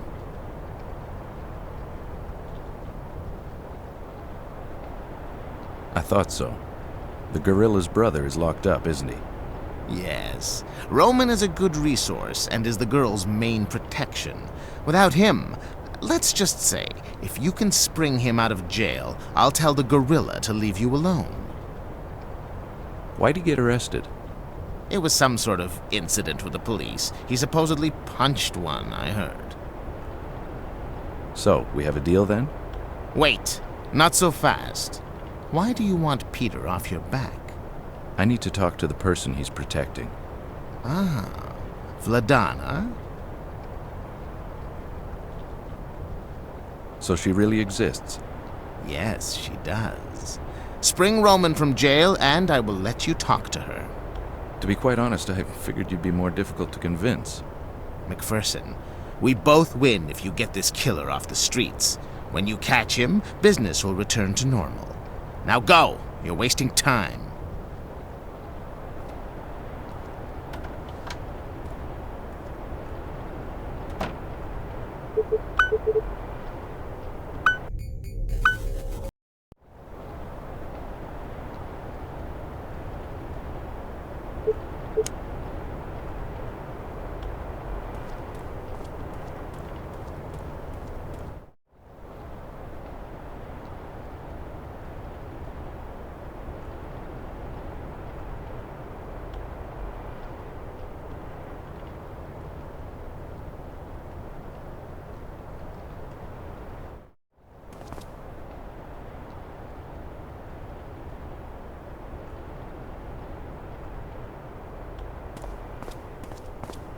I never figured out what that was.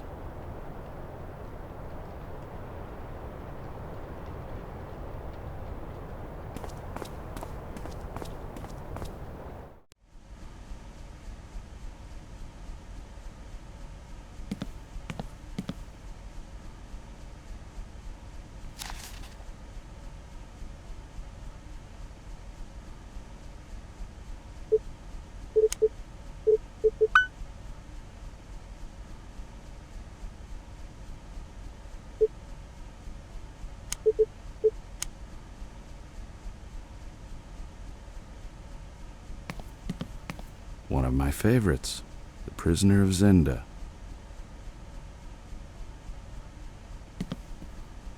Hello again, my friend. Ah, Mr. McPherson. What brings you here this fine evening? Well, I need a favor. I thought so. What can I do to help? I need you to be on the level with me about the Shiner. What do you mean? Come on, Kaz. What really happened? Why do you ask? The man you arrested yesterday, is he the same man that protects Otakar's girls? Yeah, he is. I thought so. I need this man free, because I can get precious information on the case. Can you help me? Yeah, I can help you. But I'd have to ask a favor in return. I would have been insulted if you didn't ask. What can I do to help? Well, it's sort of embarrassing. You can trust me. It's about the black eye, isn't it? Yeah. The night I arrested Roman, I noticed something missing. My medal was gone. You have a medal? Yeah, I got a medal for bravery. I saved some children from the fire that happened a couple of weeks ago. Attaboy. Congratulations. Oh, thank you. Anyway, I noticed my medal was gone, so I went back to see Apollina. Why'd you go see her? Well, Never mind, I gotcha. She stole it from me. I have no idea why. Maybe she needs the money, but I need that medal back. My wife is getting suspicious about it. It's my pride and joy, and saying I forgot it at the office just won't be good enough when I go home. Please, get it back for me. I love my wife and kids. I don't want to lose them over something so stupid. Relax, my friend. I got you covered. I'll get that medal of yours. Just make sure that you can free Roman for me when I return. Thank you, my friend. I'll see you later.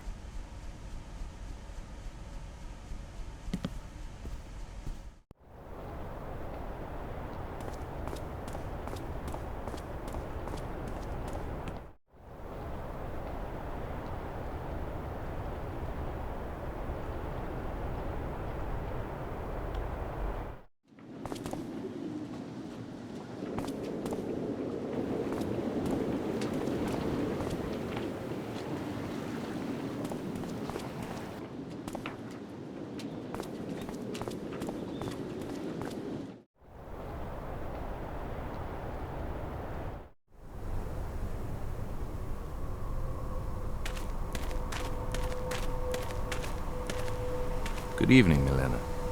Hello, Mr. McPherson. I'm glad to see you're feeling better. Thank you. If you don't mind me saying so, I really don't think you should be working right now. It's too dangerous. Well, I'm not working. I'm sort of keeping an eye on Apollina. If she leaves with a weirdo, I'll follow them. That's very kind of you. But how can you tell when a client is weird? Trust me, I can tell. Okay, well, I won't distract you any longer. Ada's a very lucky woman. Good evening, Miss Milena.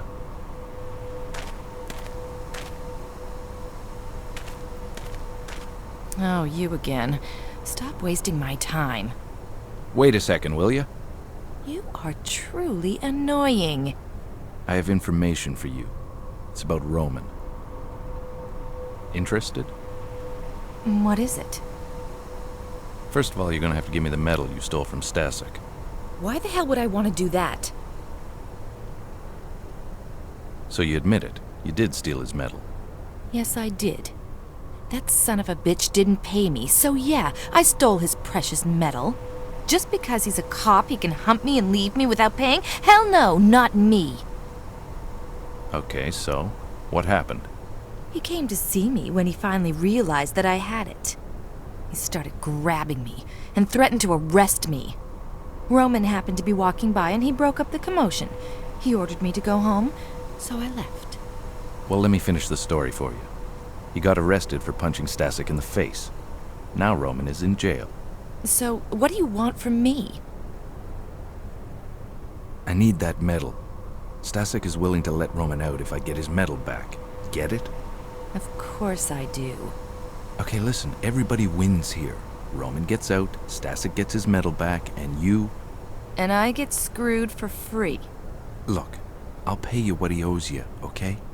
It's not the money. Here, just take the damn thing and get out of here.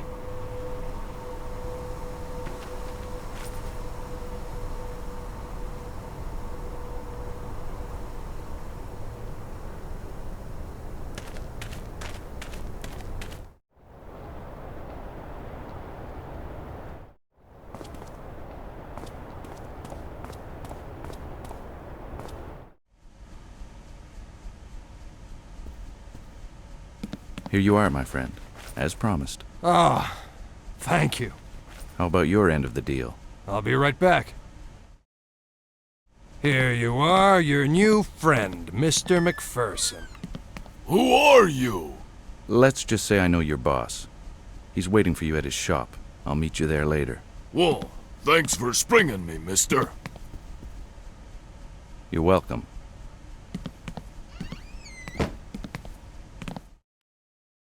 Well, that concludes our agreement. Thanks a lot, Kaz. You're welcome. Ah, I'll finally get the wife off my back. Happy I could be of service.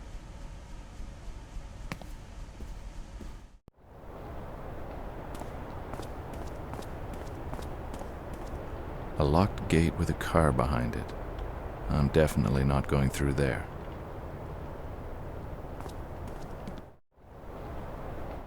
So, go tell your brother it's okay if McPherson goes to see her. Okay, boss.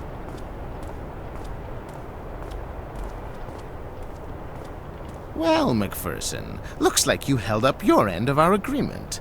I'm sending Roman to talk to his brother, which will conclude my end of the deal. Thank you for getting me out of there. You're welcome. I'll see you soon. And now, I've just honored my part of the bargain.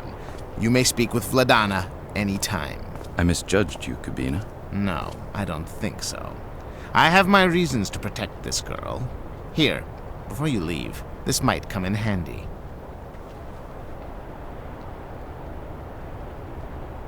Thanks. You sure you're not a nice guy after all? No, I'm not. Now get out of here.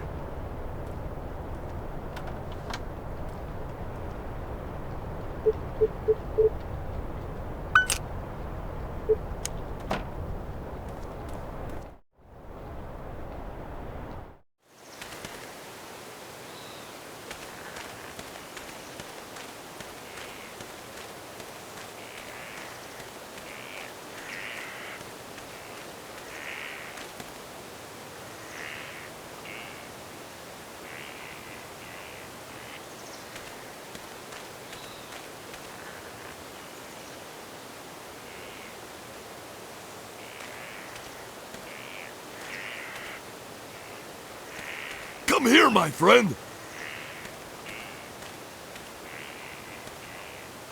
Okay. Please. Can't breathe. Let go of him, Peter. You're hurting him. I wanted to say thank you. You're welcome. Then just say thank you. Thank you. Again, you're welcome, my very large friend. Gustav, wait! I want to show you something. Stand here and don't cross this line here. Oh, no, not this again. He always does this with the new guys. So don't move, okay? What's going on? Hey guys, I just want to talk to the girl. He only likes raw meat.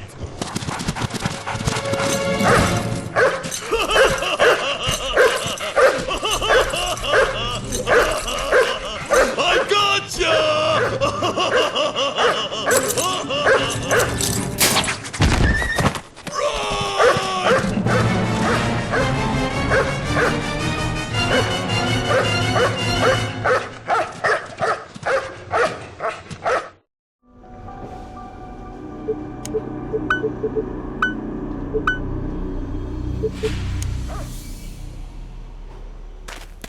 Not a good idea. Peter said it liked raw meat.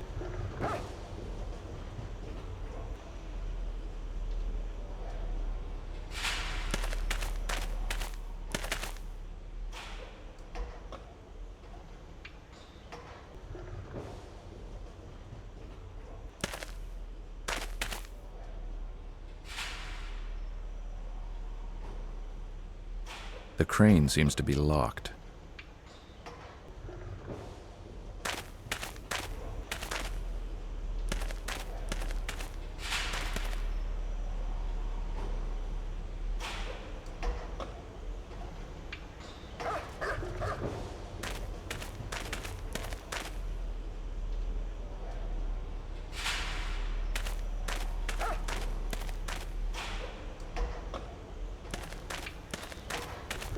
guess is Vladana's in one of those old tramways. Trick is to figure out a way to get to it without getting my ass bitten off by the damn dog.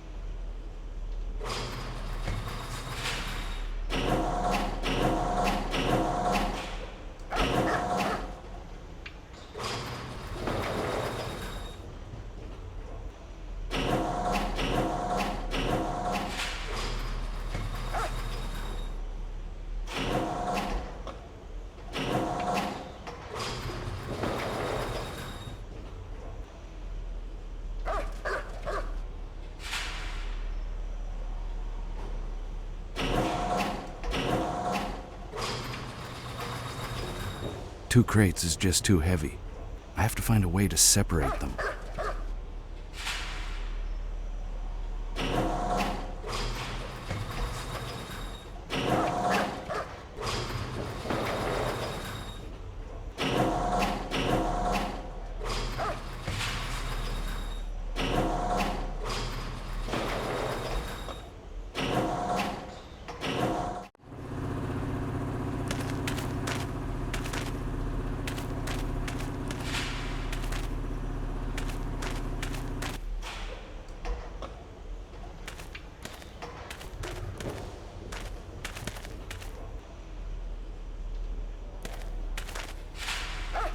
These crates are chained together. I'll need something stronger than my teeth to cut through this.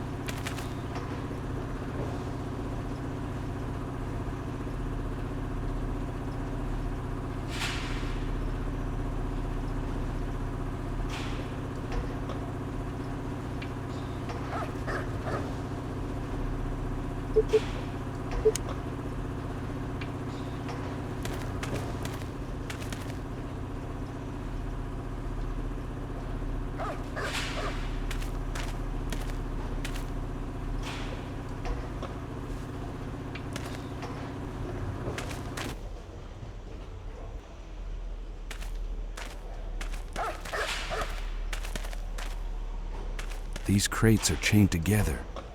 I'll need something stronger than my teeth to cut through this.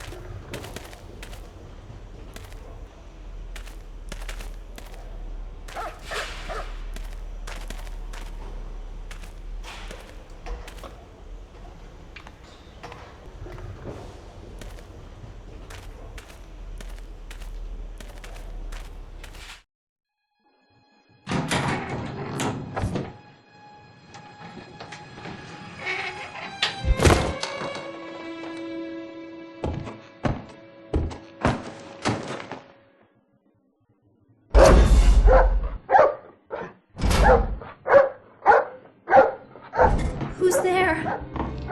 I'm Gus McPherson, PI. You must be Vladana.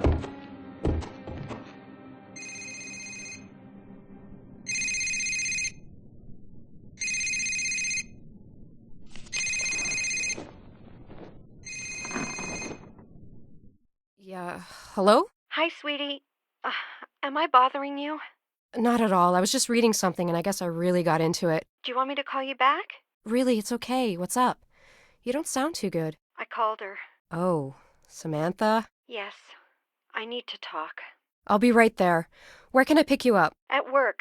Just come down to the morgue. I still have a little work to do before we go. Okay, you take care. I'll see you soon. Bye.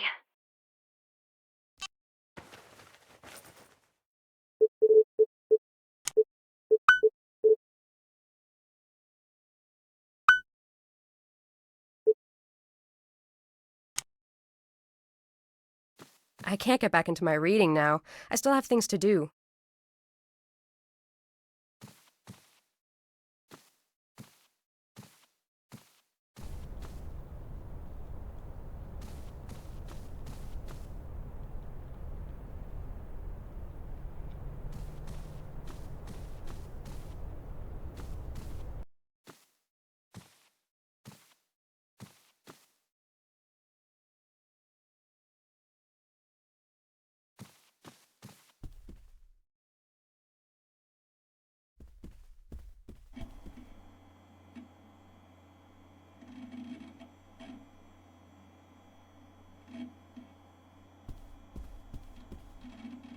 One of my grandfather's old paintings.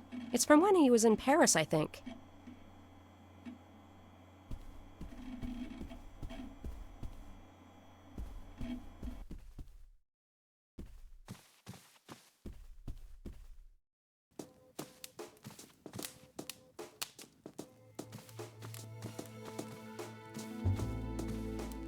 Hey, Dad. Hi, sweetheart. Did you ever read any of Granddad's memoirs? I've read some of them, yes. Did you find something interesting? Yes, I found his memoir from one of his cases. Oh, really? Which one? It's the one in Prague. Did you ever read that one, Dad? You know, sweetheart, some things are better kept buried.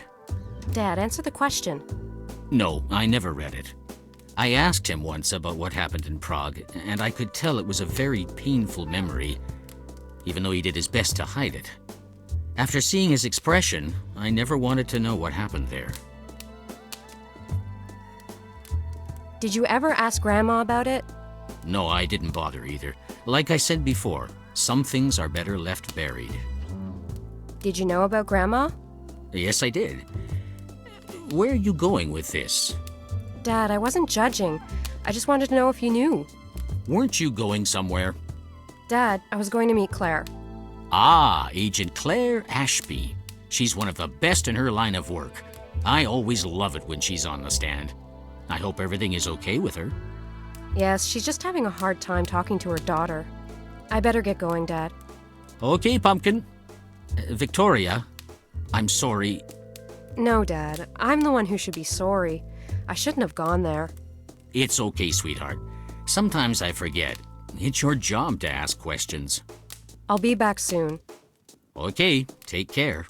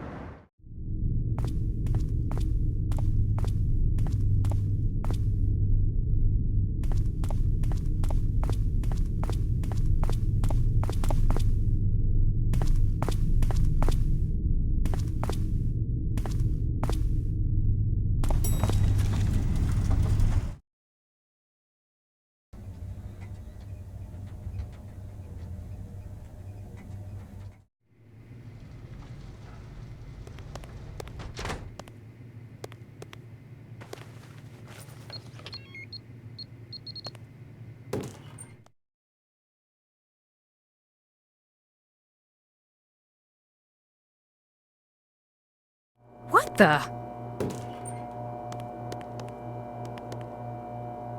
Sweetie! What the hell are you doing? Me? I thought you'd. Oh my god. Go look at the security cameras.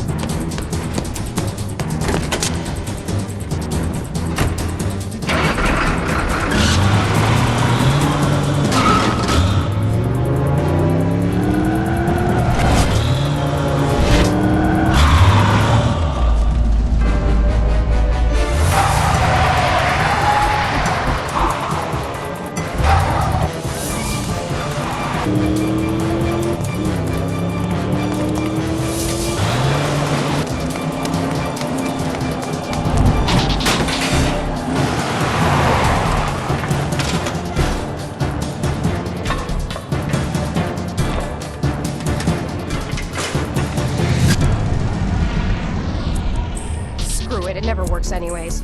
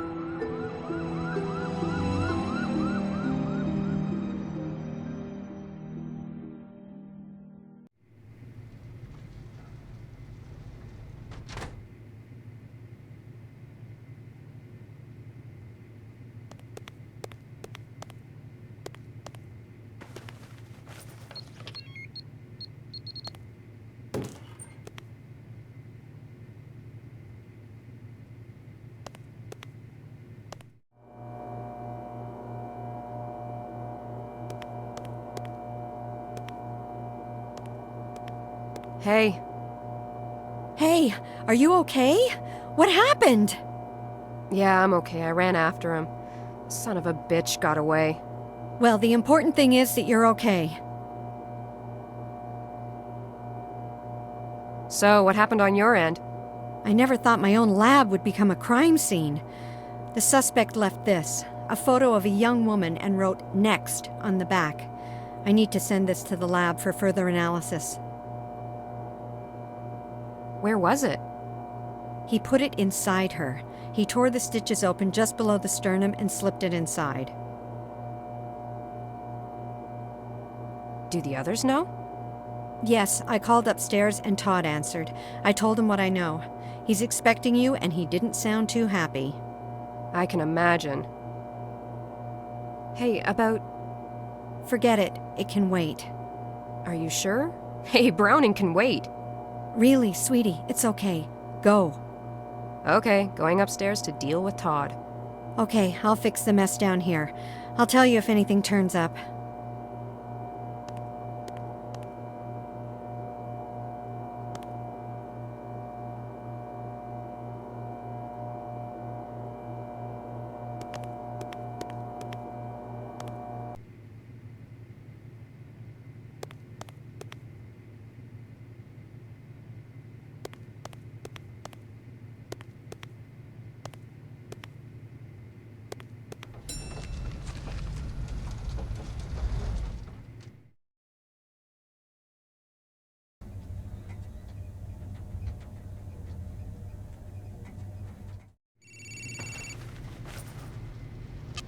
Hello?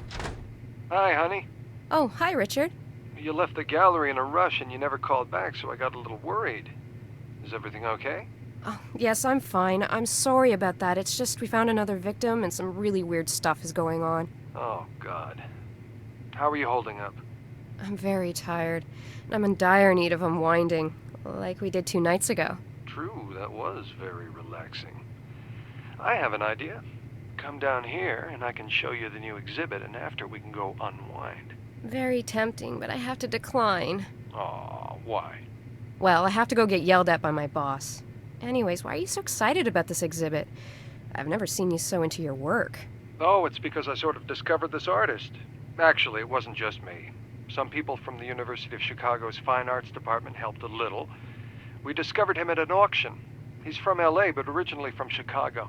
His name is Mark Ackerman. The department and I purchased most of his pieces, but we're still looking for some. Anyway, we got enough to make an exhibit. Richard, I'm sorry. I really have to go. Oh, sorry. You know how I get started. Yes, I do. I'll talk to you soon. Okay, honey. You be careful now. I will. Bye. Bye.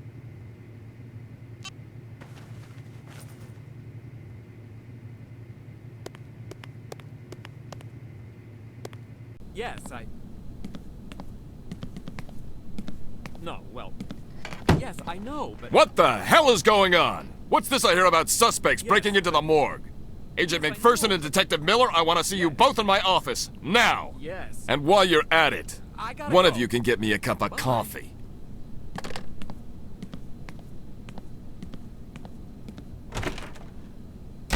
Victoria, can you... Don't sweat it, Miller. I'll cover you. Anyways, you have the report to finish. I'll even get his damn coffee. Next on Chicago Vice, Agent McPherson gets the boss a coffee. Miller, don't make this any harder than it already is. By the way, I have some good news. Come and see me after. Can you give me a preview? It's about the data correlation. I think we might have something. You didn't tell, No, I wanted to check with you first. Okay, I'll see you after.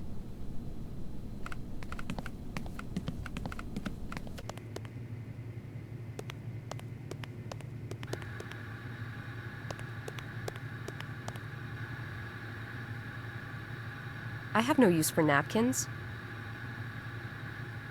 That won't work. I never work without coffee. Of course, when it comes to this coffee, I'll make an exception.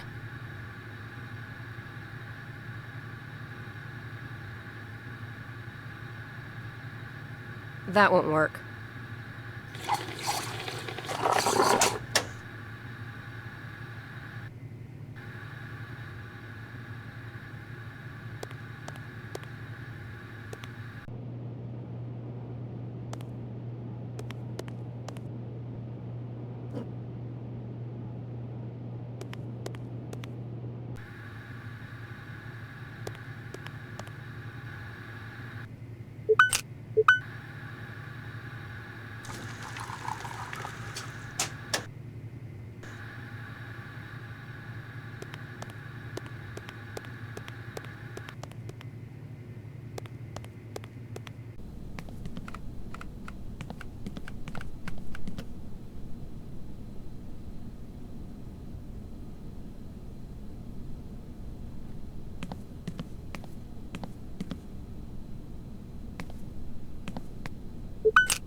Here's your coffee. Thank you.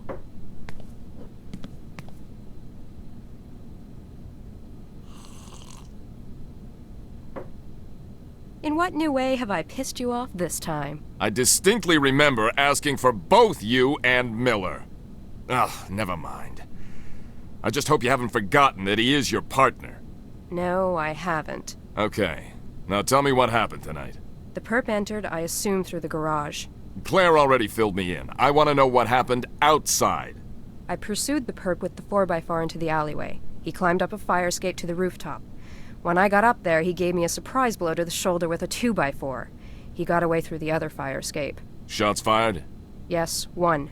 Any leads so far in the case? Besides what the next victim looks like? No, not really. We're not sure of that. Claire is running it through the database to see if we get a hit. Is that it? 'Cause I'd like to get back to work now. Consider yourself on probation. What? Why? I've seen it before. Agents get too involved in their case and lose it. I'm losing it now? I think you're just pissed because we look like schmucks on the news. It's all about image, isn't it? No, this is about your recent behavior. I'm worried about the progress of the case, and I think you need a break. This is bullshit. You're only proving my point. You know, Browning? I usually get kissed before I get fucked.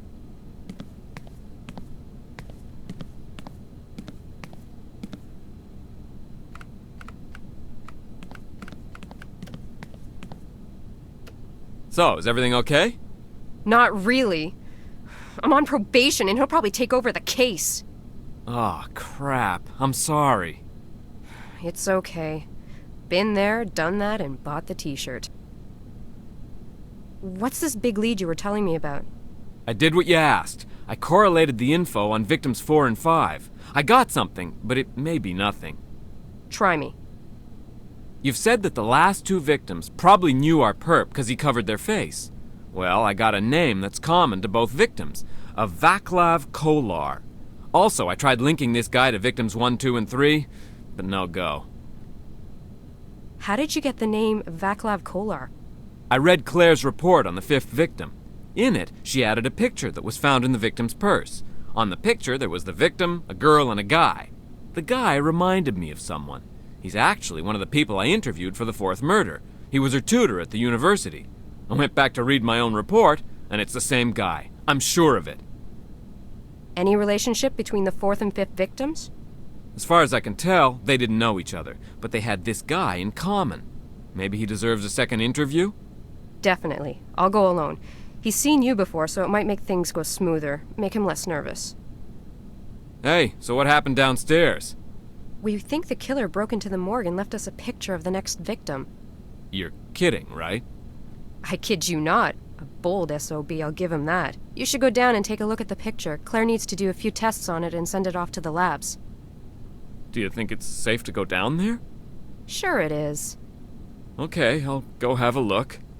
Okay, and I'll give Kolar a visit. I sent the address to your 4x4's navcom. If I have the chance, I'll go interview the latest victim's friends. Maybe I can talk to the other girl on the photo. Good idea.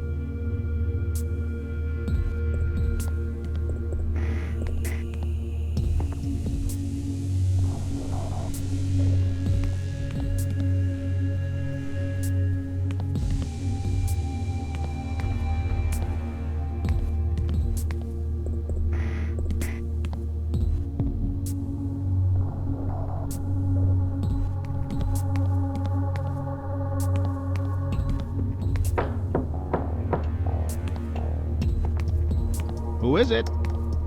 Agent McPherson, FBI. I have a few questions I'd like to ask you, if you have the time. I have time for the pretty agent. May I come in? Sure.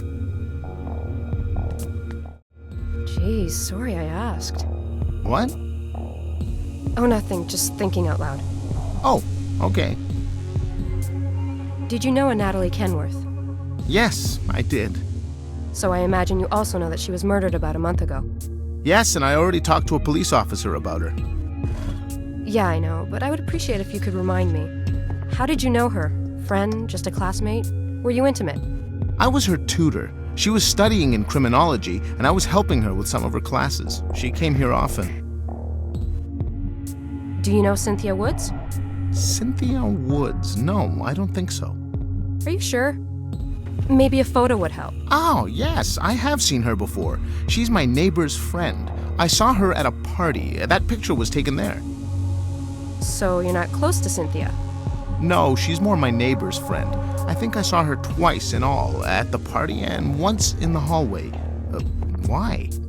She was found brutally murdered in an abandoned apartment building. You don't think that... Hey, I'm always in here working on my thesis. I never go out. I went to Mia's party because she invited me.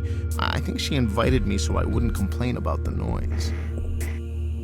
Mia's the other girl in the picture? Yes, she's my neighbor. Your thesis, what's the subject? I'm doing it on a serial murder case called the Perlovka Ripper. It happened in the late 20s. Well, you don't say. Are you familiar with the case? You could say that, yes. Do you mind if I take a look at it? Sure, I'll even print you up a copy. A student in criminology, huh? Did you ever get Professor Pratt? No, but I know him. I've had several conversations about weird, unsolved cases. Does he still have bad BO? BO?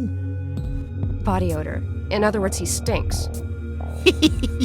Yes, he still does. Okay, can I have the copy now?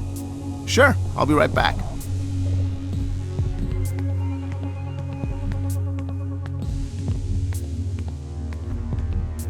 Now's my chance. I should swipe something to get prints.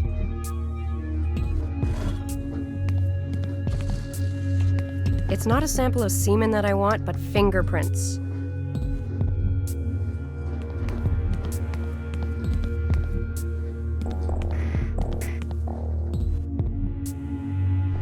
This will do nicely. Here you are. Thanks a lot. I'll be sure to read it. I'd really appreciate your input if you ever have the time. Will do. You're not planning on leaving the country? No. Fine. Thanks for your cooperation, and I'll keep in touch.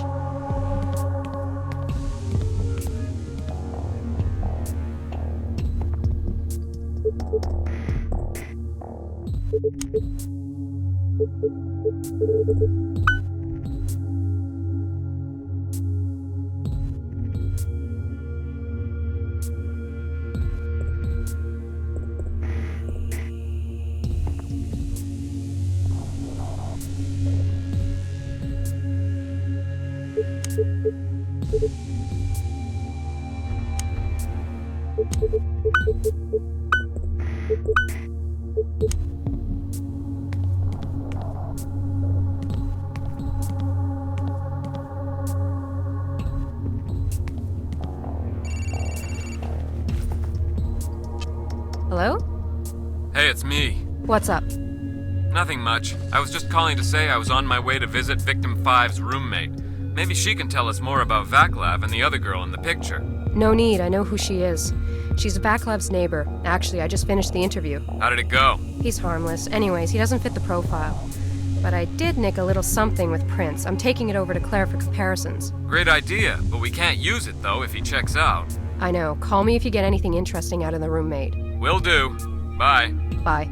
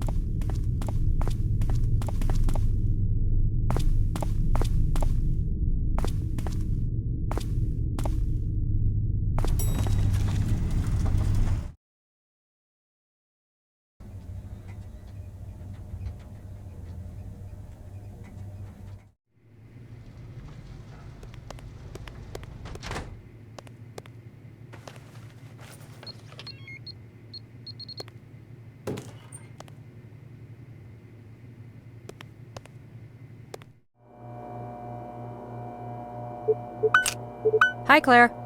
Hey. Can you check this bottle out for prints and compare them to the partials you got on victims 4 and 5?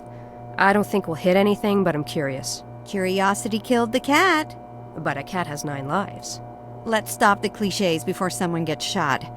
Can you at least extract the prints for me? Once extracted, the computer can compare the partials. Sure. Remind me where the stuff is? The powder's upstairs on my desk near the plastifying machine, along with the brush and lifting tape. When you're done, just give me the print and I'll handle the rest down here. Okay, I'll be right back.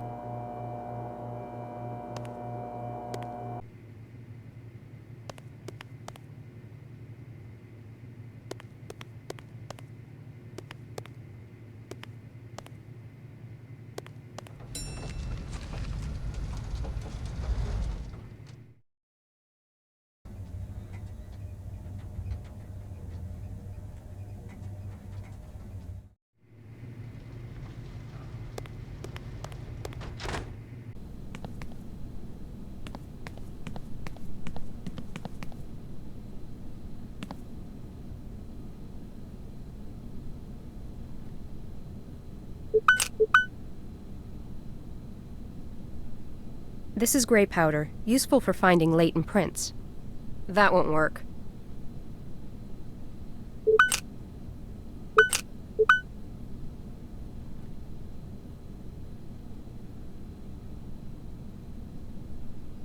This is gray powder, useful for finding latent prints.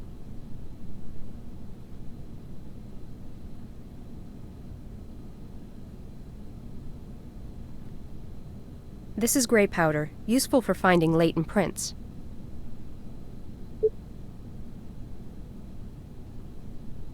A plastifier.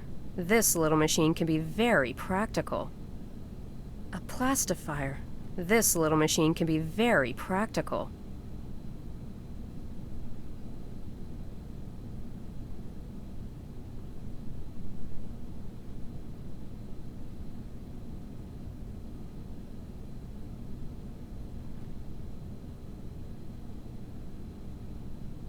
I can't just use the brush.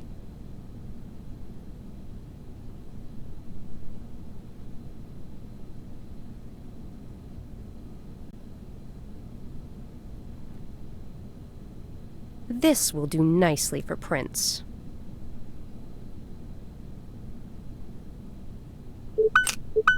That won't work. A plastifier. This little machine can be very practical. That won't work.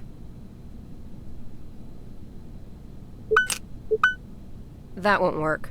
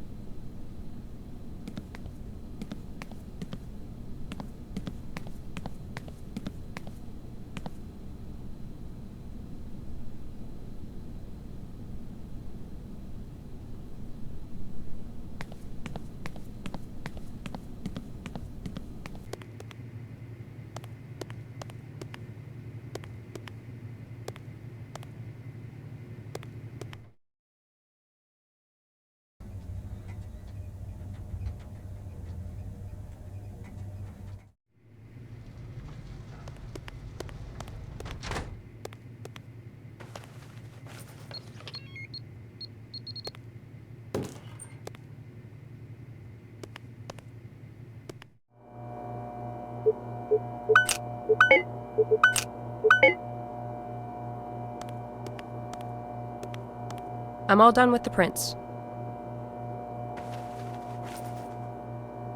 I'll have the results soon. Where are you off to now? Back to my dad's. I've got some reading to do. Well, okay. I'll call you if I get something. Okay, thanks a lot. Weren't you going to your dad's? Yes, I am.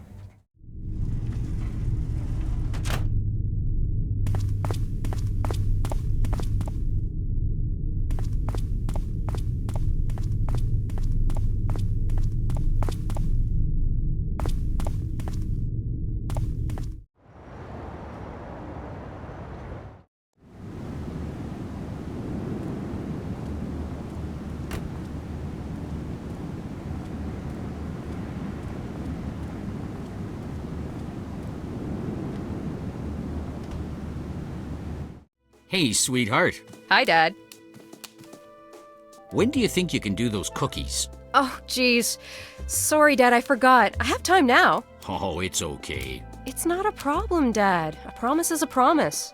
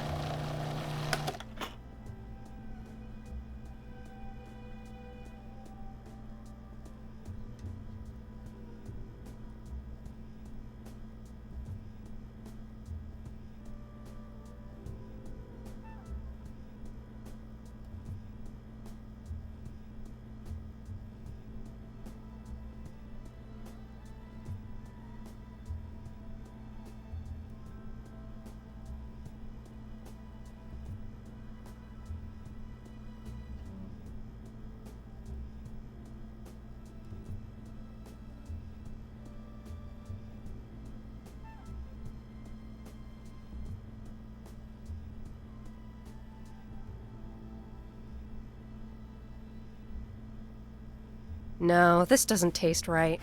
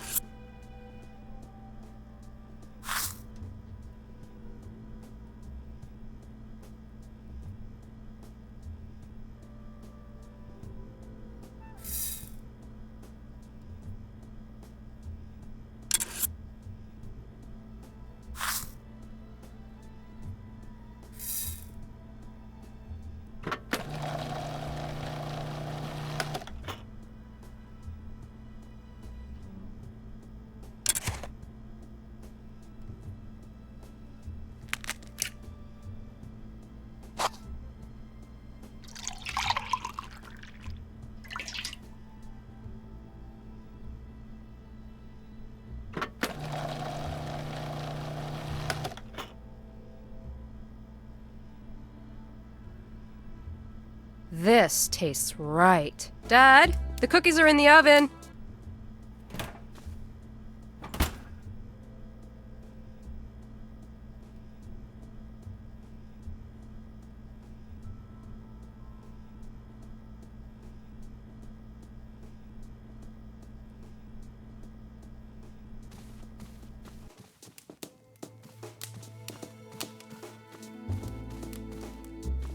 Don't forget the cookies, Dad. Oh, I won't, sweetheart.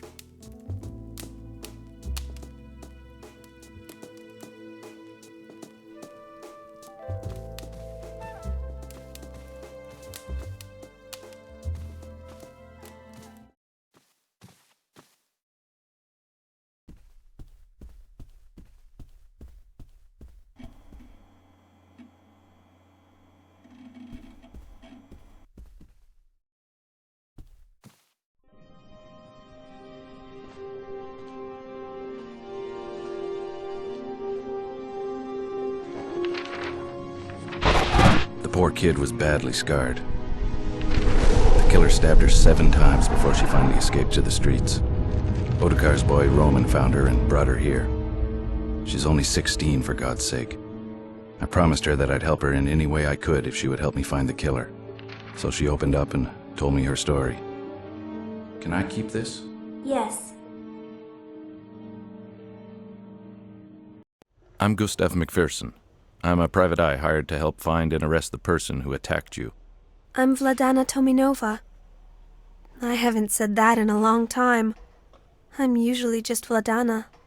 Do you feel up to a few questions? I can always come back later. No, that's okay.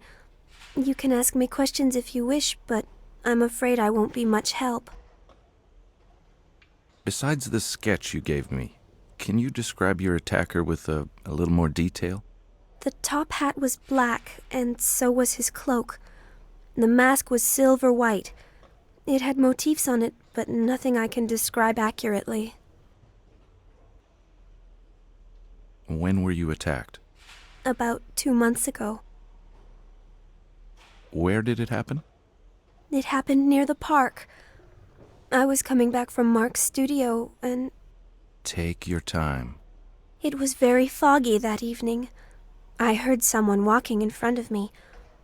I could hear his footsteps getting closer and closer. I stopped when I suddenly saw a silhouette appear behind the fog.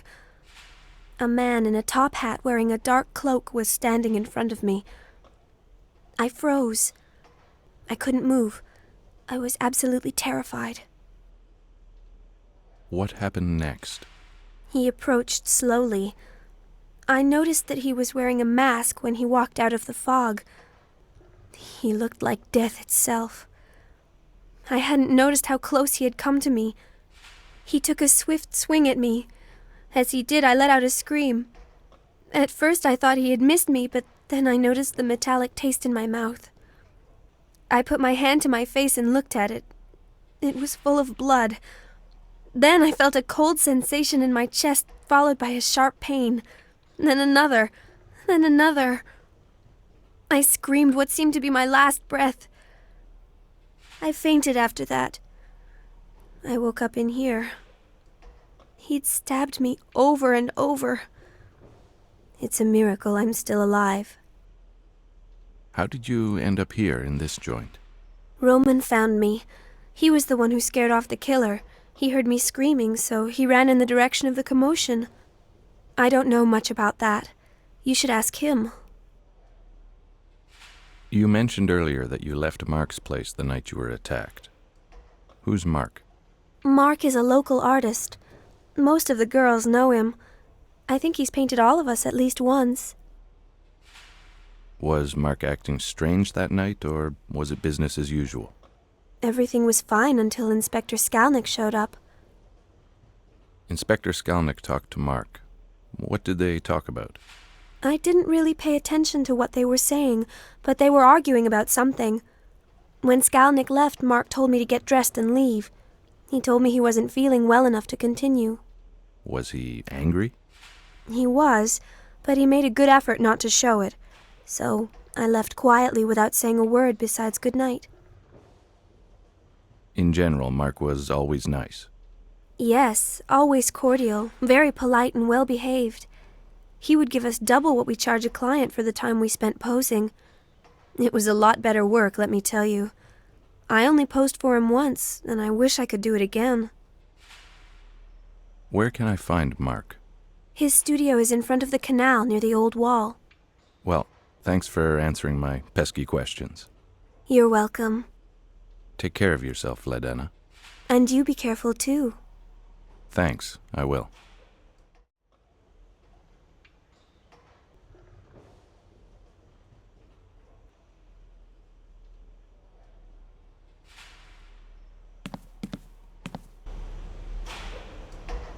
I see you've solved the dog problem. Yeah. He's a very good, but very dangerous dog. What is this place exactly? This is our inheritance. Great, isn't it? Peter and me took care of this place after our father died. How'd you get mixed up with a guy like Otakar, if you don't mind my asking? When we were younger, Peter and me had a small operation going. Petty theft was our main business. This place is perfect to hide stolen goods. Anyways, Peter and me would get arrested from time to time. Suffice it to say, the thieving wasn't going good. We're not exactly good at blending into the crowd. Did you guys ever wear masks? Masks? Yeah, to cover your face, to hide your identity. No, we never did. Now, why didn't I think of that? Masks, huh? I'm sorry I interrupted you. So how'd you hook up with Ottokar? Oh, yeah, well, we decided to work for him because our business wasn't going well and we needed money. Masks. We should have worn masks. And? So, Ottokar offered to pay us good money to protect certain investments he had in the neighborhood. And that's pretty much it. Did you ever think of doing something else? Well, yeah, of course. No one wants to do what we do. We do it because we have no other choice. What I really wanted to do is open up a club. Not a joint, but a classy place, like I seen in pictures of New York. Ah, I know what you mean. Huge classy joints where you have a host at the door that escorts you to a table and lots of different acts on stage from across the country. Yeah. Also, a small orchestra that plays jazz music. Well, you never know. It could happen, right? I would doubt it. Yeah, who am I kidding? It's a dream itself just getting into one of them. Well, it was nice meeting you, Roman. I hope our paths cross again. It was nice to meet you, too. And, thanks for getting me out of jail. Think nothing of it.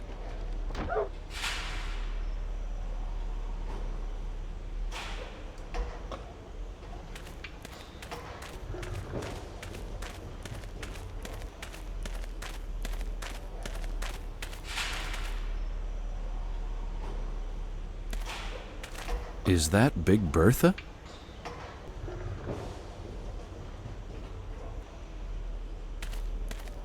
Maybe I can build some bookshelves with those.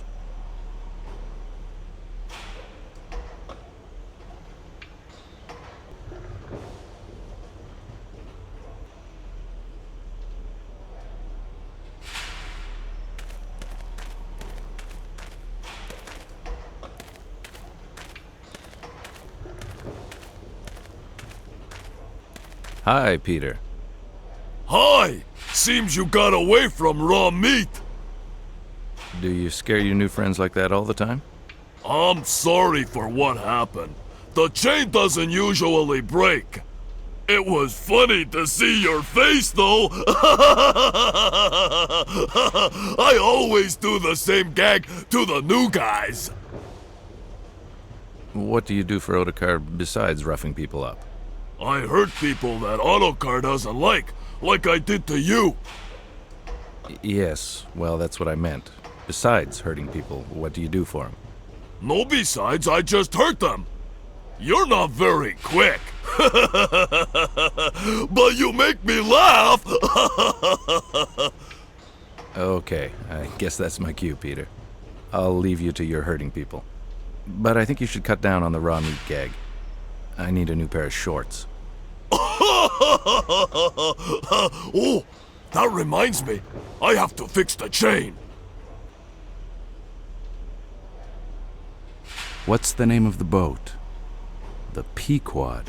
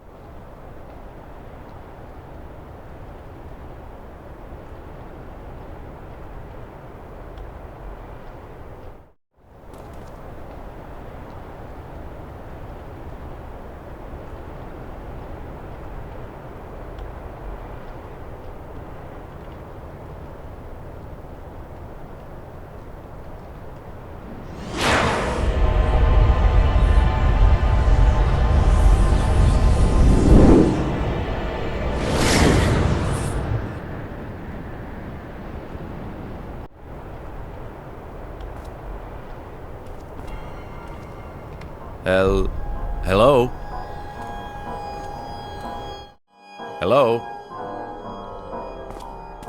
Yes? Sorry about this. I knocked and the door opened, so I came in. That's quite all right. And you are... I'm Gus McPherson. I'm a private detective hired to help out with the local murders. Really? A genuine private dick, and I can tell by your accent you're American, too. This adds so much to the authenticity of the stereotype. The name is Mark Ackerman. Pleased to meet you. Likewise. Are you British? No, I'm a Yank, just like you are. The accent is due to living in England throughout most of my childhood. You see, Daddy is an ambassador. I sort of picked it up along the way. I hardly notice it anymore. Mark? Qui est-ce? Stay in your position, Apollina, please. Do you have time for a few questions? For just a few, yes, of course. It's sort of exciting, this private detective stuff. This was a while back, but do you remember when Inspector Skalnick came here to talk to you? Actually, according to rumor, you had an argument with him. Is that correct? Yes, it is.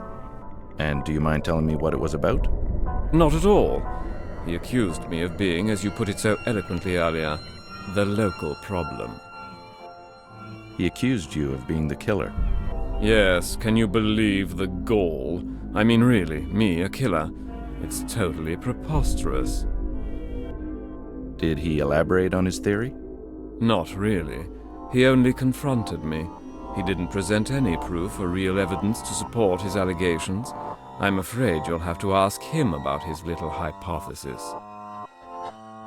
I'm sorry, but I have to ask this.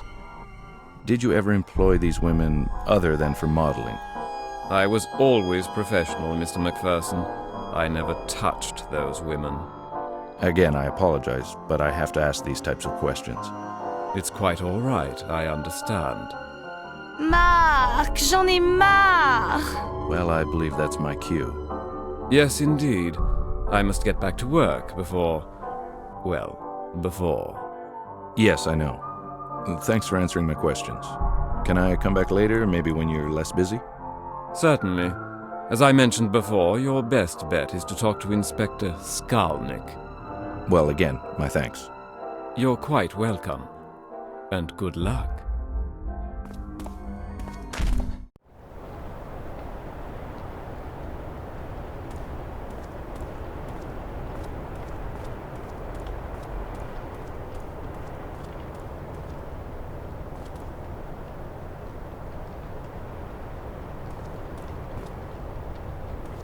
I shouldn't bother him.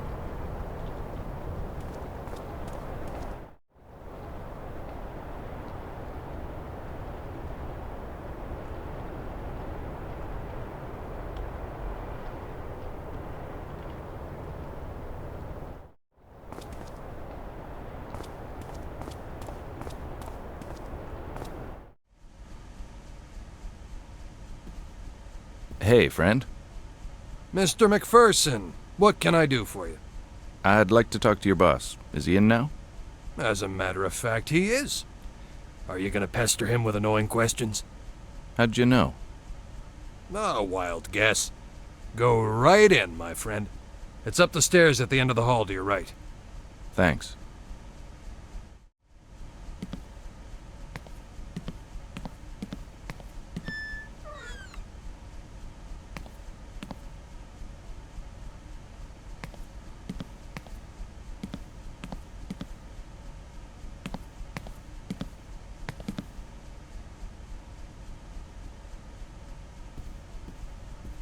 This chair design will never catch on.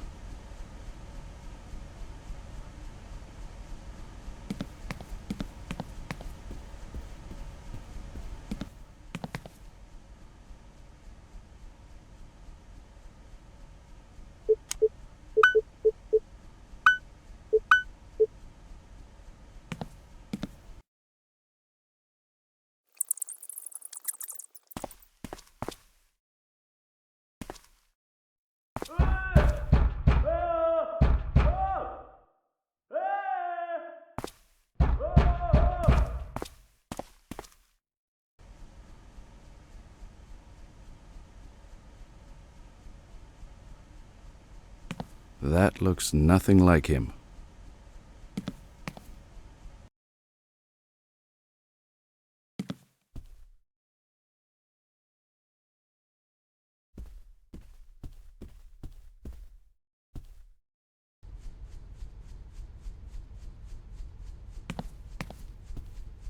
Is that his wife? I think she fell off the ugly tree and hit every branch on the way down. Not a good idea. He's sitting right there.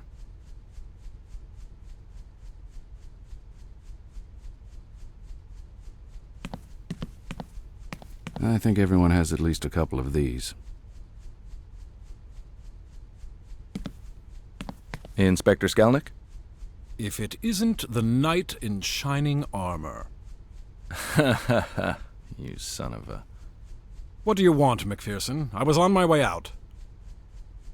I'd like to ask you about Mark, the local artist. What about him? Well, I thought I remember you saying that you had no suspects related to these crimes. And this charming gentleman says otherwise. What did he say exactly? He said that you accused him of the crimes. May I ask why? Yes, I considered him a suspect. Wouldn't you? It doesn't matter what I think. That's all the time I have for you. Fine. Can you at least lend me the files on the other victims? No, McPherson. Why not? I just want to consult them. Hey, I thought we were working to... No, we are not. I work for the mayor, not the whores. Well, now, it seems we work for the same kind of people, except my clients have character and honesty. This concludes our conversation. I have business elsewhere.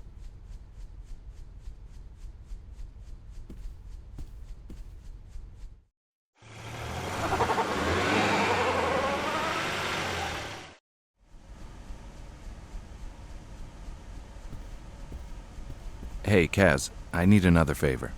What can I do? I need to get some files from Skalnick's office. Can you let me in? I'm afraid I can't do that, my friend. That could mean my job. Ah, come on, for old time's sake. No, really, I can't help you. But maybe the workers on the side of the building can help you? All right. Thanks for the tip. Have a nice evening.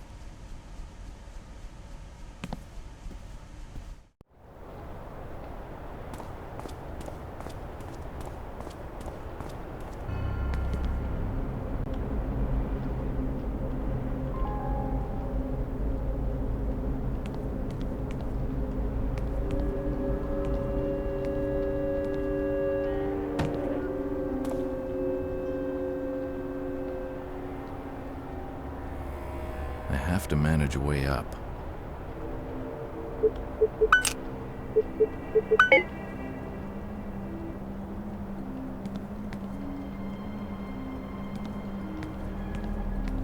I have to manage a way up.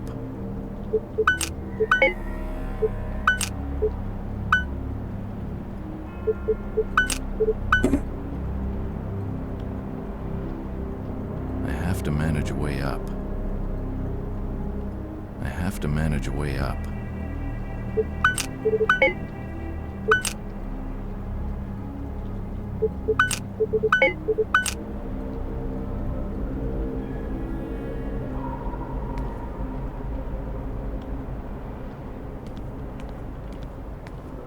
I have to manage a way up.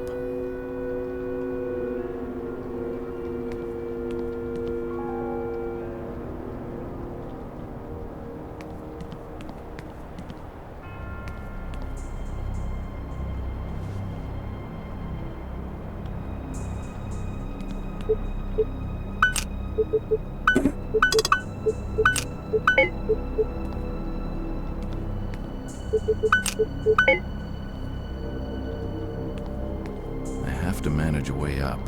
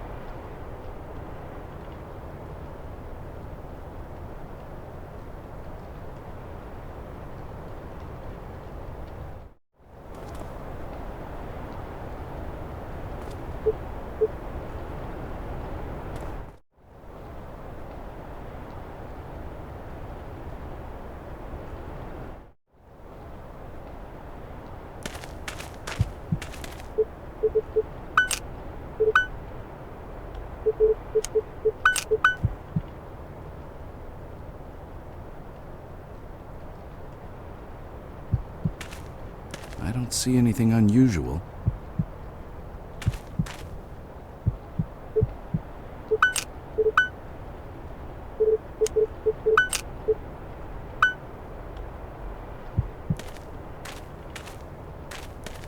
I don't see anything unusual.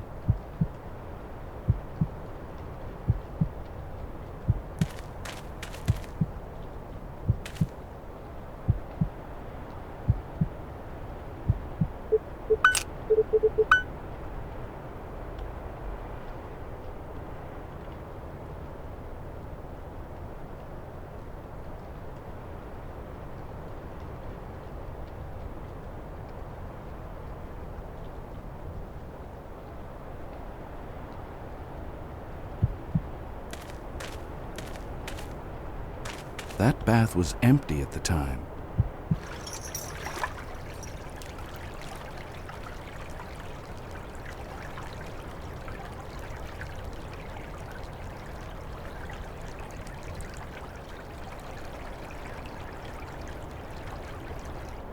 This message was carved recently. Someone is leaving breadcrumbs.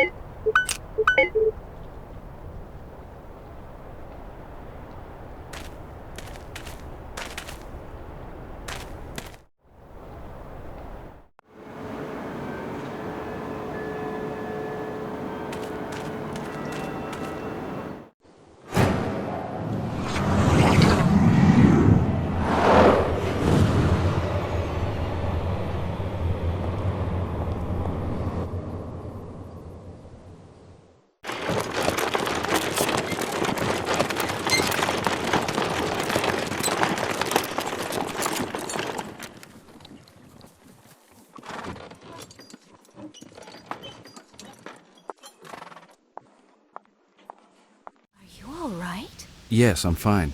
Didn't we talk about you staying at home safely, behind a bolted door? Yes, we did, but we also talked about me going to see the doctor. Ah, yes, I remember that. So what did the doc say? Did he find the problem? Well, yes, he did. So what's wrong? Can I ask you a very serious question? Okay, now I'm worried. What is it? How serious are we? How serious? Well, why do you ask? Just answer the question. I'm sorry, Ida, but where is this going? Do you love me? Yes, of course I love you. Actually, love is too small a word. I lure you, I lurve you, I lobe you. I'm pregnant. Really? Yes, really. That's why I've been sick for the last couple of weeks. I see. What do you want to do? Well, there's only one thing we can do. Which is? Let's get married. Really? Let's do it in New York. I have some friends and family that can help us get started. Oh, Gus, you're wonderful.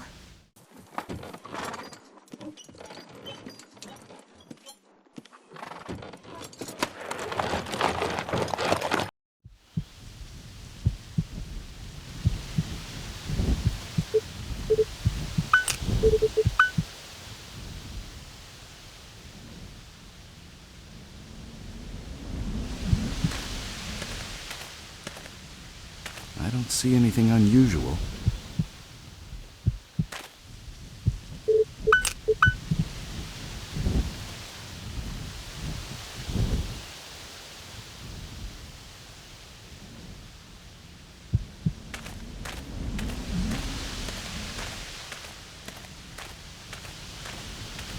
Looks like the benches have been changed.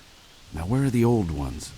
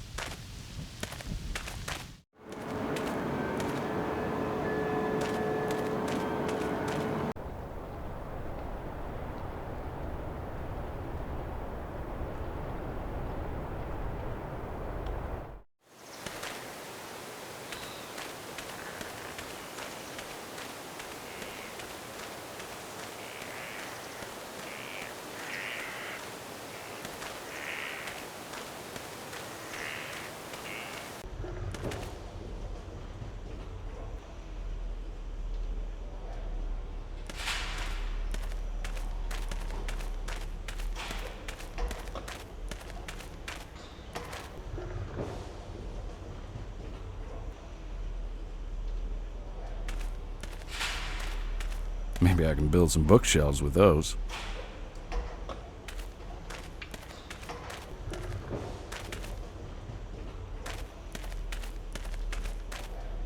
Hey, Peter. Hello, Gustav! I like your name. It reminds me of my father. Oh, your father's name was Gustav? No, Michael. I can see why you would think that. Anyways, I need to ask you a question. Did you guys ever receive some old public benches? Yeah, we did! They're right over here!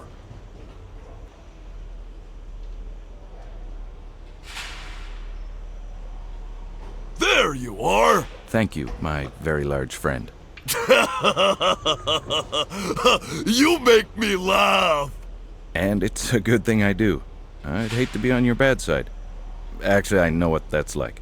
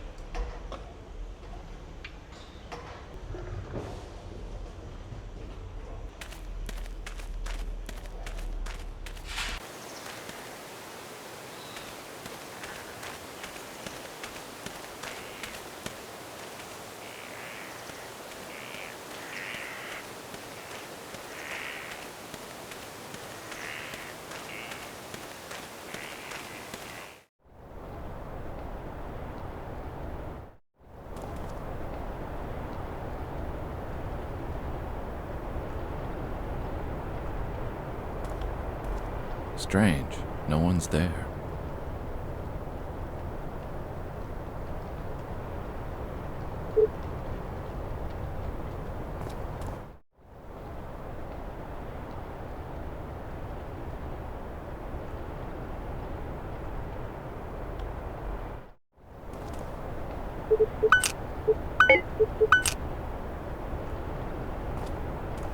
Strange.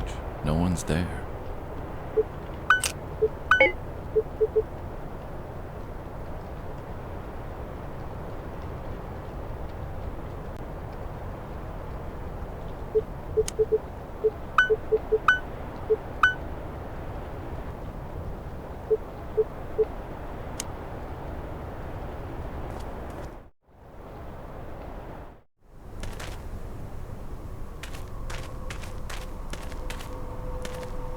Hello again. Hello, Mr. McPherson. Can you help me out with something? Of course. I want you to take a look at this picture. Do you remember what happened that day? Yes, I remember. How can I forget it? I'm the one who found Katerina. Inspector Skalnik asked me a few questions. At that particular time, was there something out of the ordinary? Something you might have seen that struck you as odd? Or maybe something you know about the area that no one else does? Well, the only thing I saw that seemed out of place is that Inspector Skalnik threw something into the sewers. Did you see what it was? No. He turned his back and he let something drop. I saw it fall between his legs. It was something shiny because it caught my eye. Well, thanks a lot for your help. You're welcome.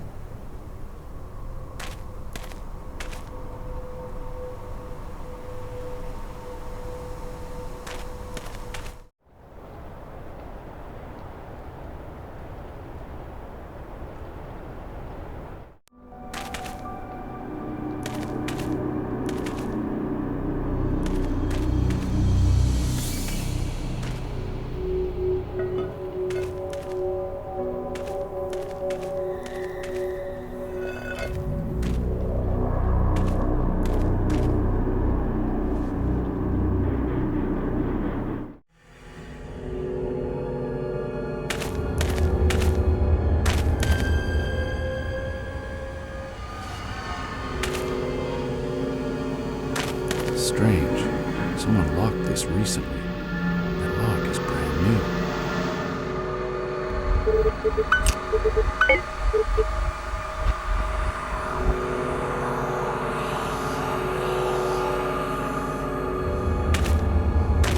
Strange.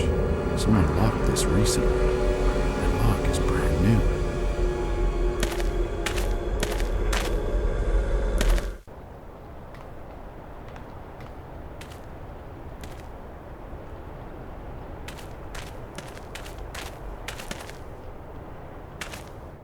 Gustav! Yes? I'm really worried for Apollina. Don't worry. She's with Mark, the painter. I know, but she should have been back by now. It never takes that long to model. You've modeled for him before? Yes, I did, and I didn't like it very much. Why? I don't like him too much. Was he mean to you? No, actually, quite the contrary. He was always nice. Too nice. He just gives me the creeps. Anyway, can you do me a favor? Sure. Can you just go and look at Mark's studio? Okay, I'll have a look. And if Apollina's there, I say... That Milena wants to talk to you. I'll do as you wish. Thank you.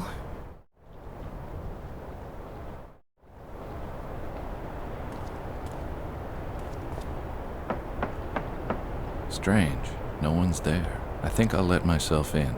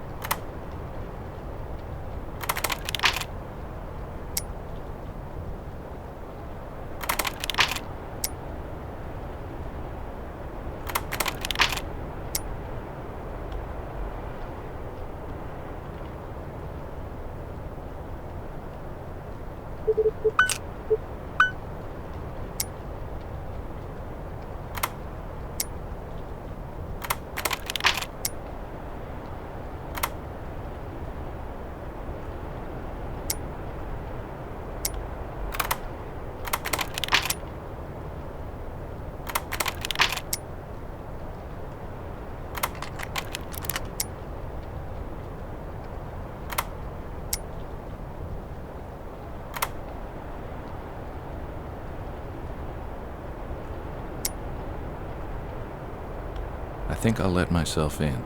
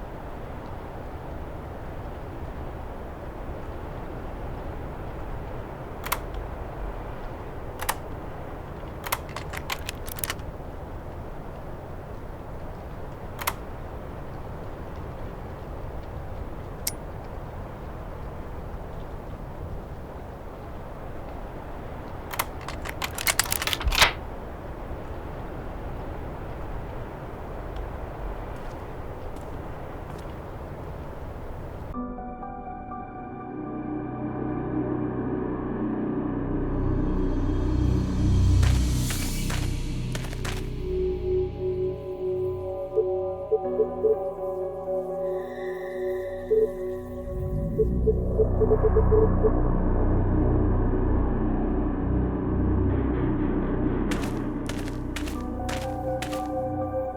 one on the left reminds me of Frantiska. On the right side, I haven't a clue.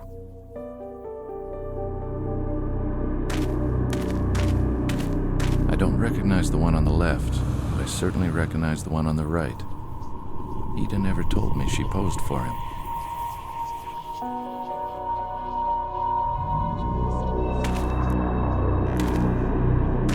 Gladen on the left, and he finished Apollina. The paint is still drying.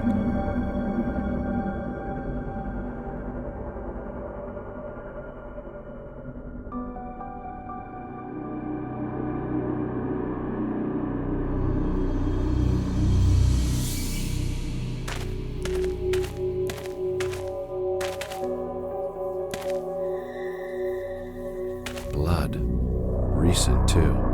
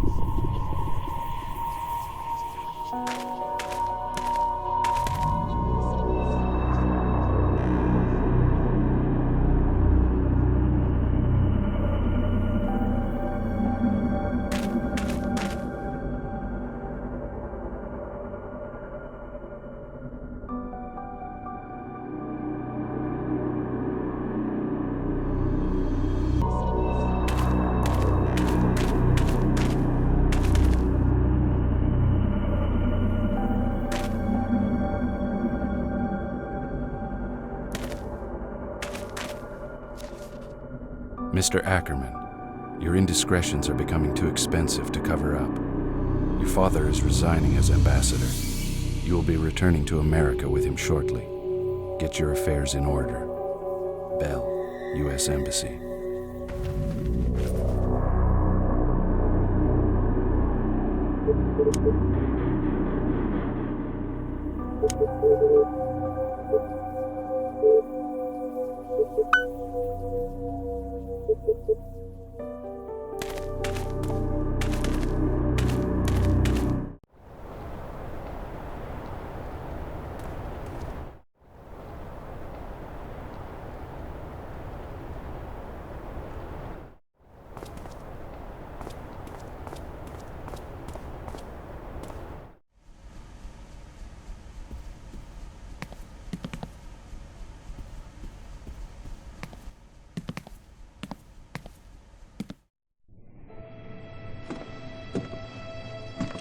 Well, Inspector, are you satisfied with your last payment? Yes, it's very adequate. The ambassador wishes you good luck in finding the murder. I think that concludes our agreement. Farewell, Inspector. My thanks to the ambassador.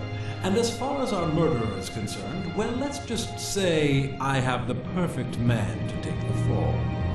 Why, that son of a bitch.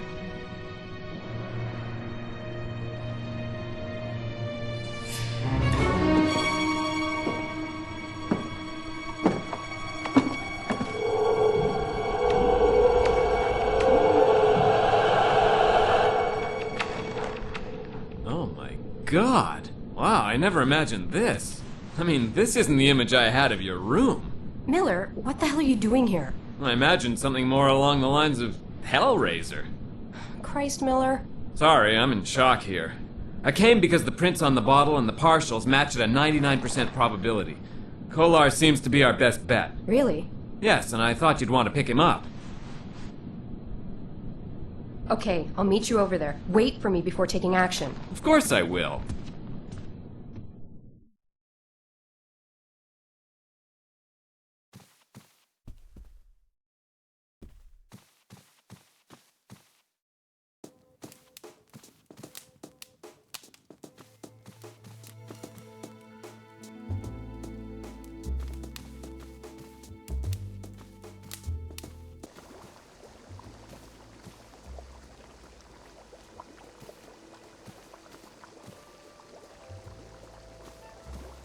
Dad? Yes? Playing Mr. Fix-It? The damn thing is broken again. Dad, call someone. The reason why it breaks all the time is because you fix it. Just call a professional. I know what's wrong this time. You wouldn't understand, Pumpkin. It's a guy thing. So how are the cookies? Just like Mom used to make. I'm happy you like them. I'll have a bite later. You'll have to make more. You ate them all already? Yes. Jeez, Dad, you could have let me have at least one. Well, you know, when I get started, it's hard to stop. Great. My dad's a cookie junkie. Why did you let Miller upstairs? I called you 3 times. I got tired, so I let him up. Yeah, but Dad, he saw my room, Dad. What's wrong with that? You do know I work with cops. I'll never hear the end of it. Officer Miller seems like a nice guy. He is, Dad, but he has a cop sense of humor. Are you off again? Yes, I have to go meet up with him. I'll drop by again later to make more cookies. No thanks to you. Okay, sweetheart. See you soon.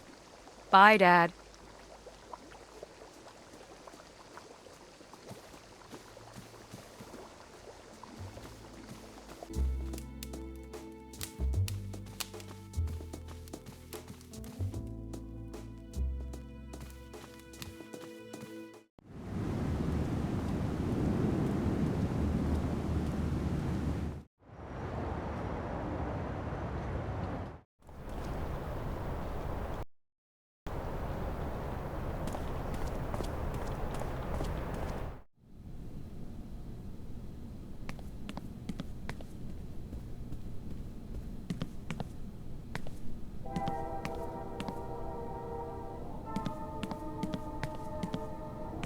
Hey, Miller.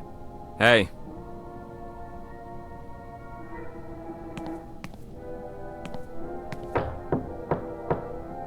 Hey, Vaclav, we need to talk to you. The cute agent is back. What's the cute agent thing? Shh. Hey, listen. Did you hear that? What? It's probably a movie. No, I don't think so. Actually, I think it's from the movie Clockwork Nightmare. No way. This is for real. Ah, come on. It's called Suspicion of an Officer. Aw, man, Victoria. Call Tate. Oh, crap. I will. Later. Oh my God, Miller, you were like, absolutely right. It's like a movie. You're not funny. We could get into serious trouble. Christ, Miller, lighten up. Let's check out his room. See? I was right. It is Clockwork Nightmare.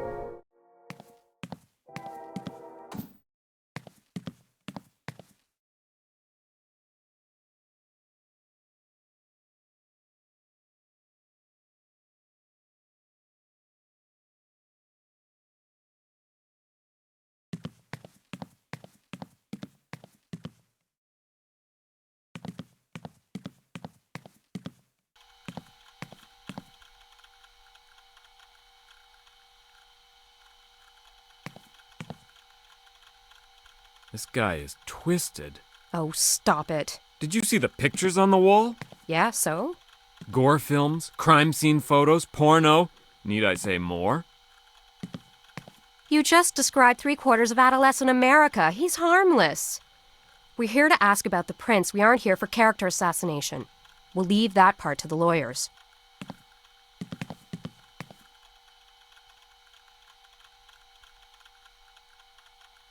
Hey, we need an officer to guard a door.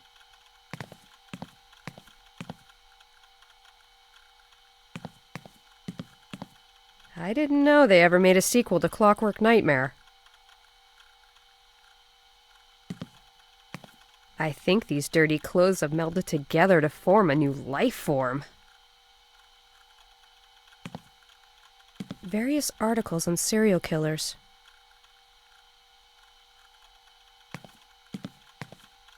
I bet if I sprayed luminol all over the bed, I'd need sunglasses just to look at it.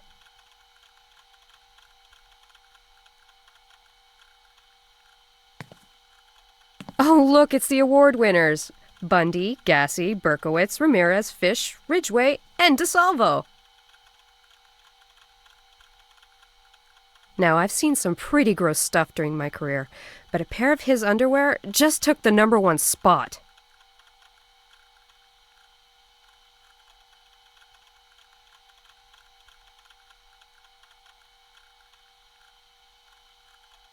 Various pictures of serial killer victims. Various pictures of serial killer victims. Various pictures of serial killer victims. Various pictures of serial killer victims. Various pictures of serial killer victims.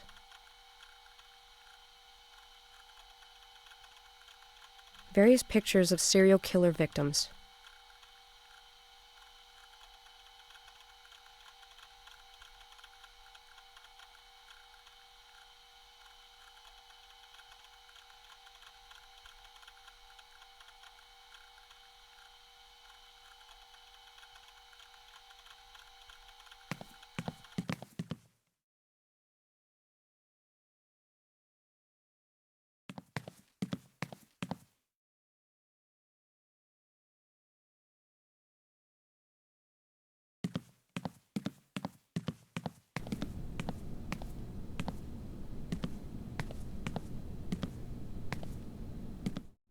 What's going on? Police business, miss. Ouch. Hello. You must be Mia, right? Yes, and you seem to have me at a disadvantage. I'm Agent McPherson, and this is Detective Miller. You wouldn't happen to know where Vaclav might be? Actually, yes, I do. I saw him at work. He was getting a massage or taking a hot bath, whichever. Where do you work?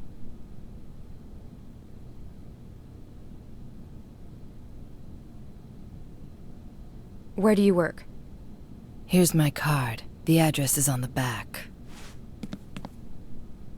Can you check it out? I'll meet you over there. Sure. Better than being ignored. Do you mind if I ask what you do there? Not at all. Actually, I could show you if you'd like, 'cause I can see all that tension in your shoulders and neck. My apartment is just a few steps away. Thanks for the offer, but I have to decline. I really need to talk to your friend Vaclav. Friend? Vaclav is a nice guy, but he's no friend. He's a neighbor at best. Sorry to interrupt the flow of your questioning, but can I be totally blunt here? I'm not sure I want you to, but go right ahead. Are you spoken for? Not quite what I expected, but then again, it could have been worse. To answer the question, yes, I'm spoken for. Oh, how unfortunate. I don't have much time to chit-chat now, but I will contact you later. I'd like to ask you a few more questions. Anytime. My offer still stands if you ever change your mind. I'll be in touch.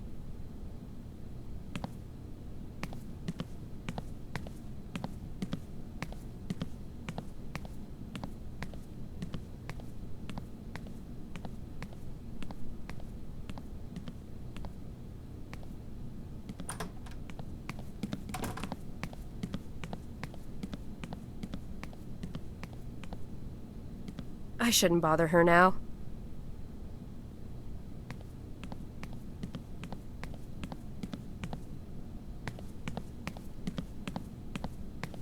You call, Miss McPherson? Yes, I need you to guard the door in case Vaclav Kolar shows up here. Description? About 5'8", black hair, glasses, and he has a scar on his face. Okay, I'll call in if he shows up. All right. Thanks, Tate.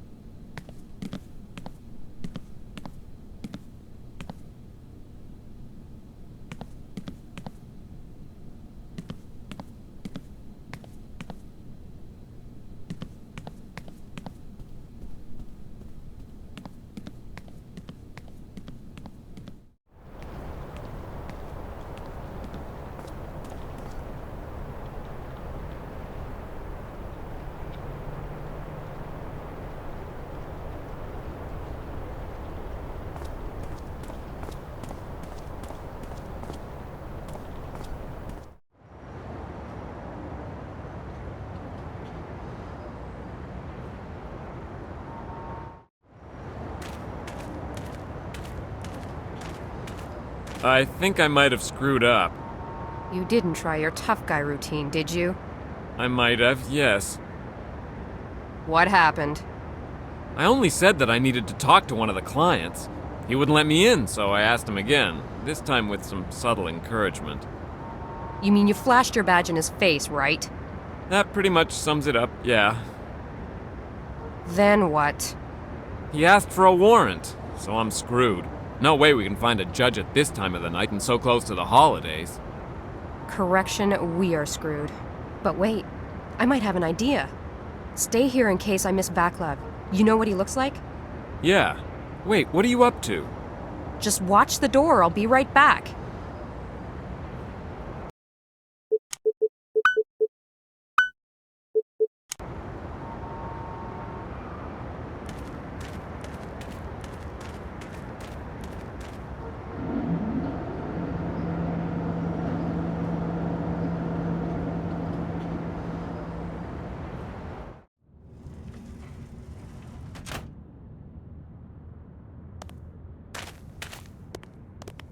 Sorry, baby, but I need to see your pass.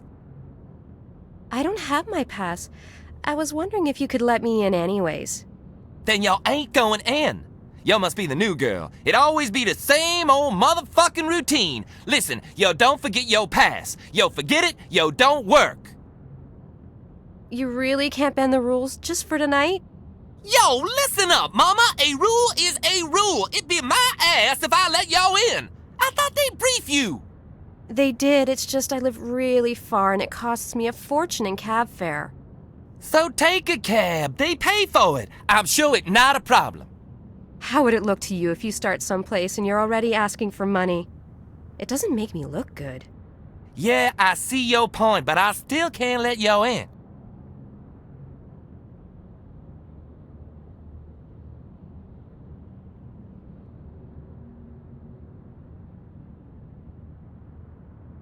How many girls besides me? 4. Are you sure they brief you? Yes, they did. Do you like working here? I mean, how is it? Yeah, I like working here. It's not bad at all. Better than where I used to work.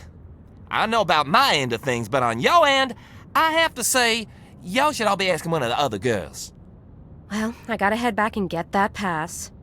Sorry about that, but I really got no choice. I understand.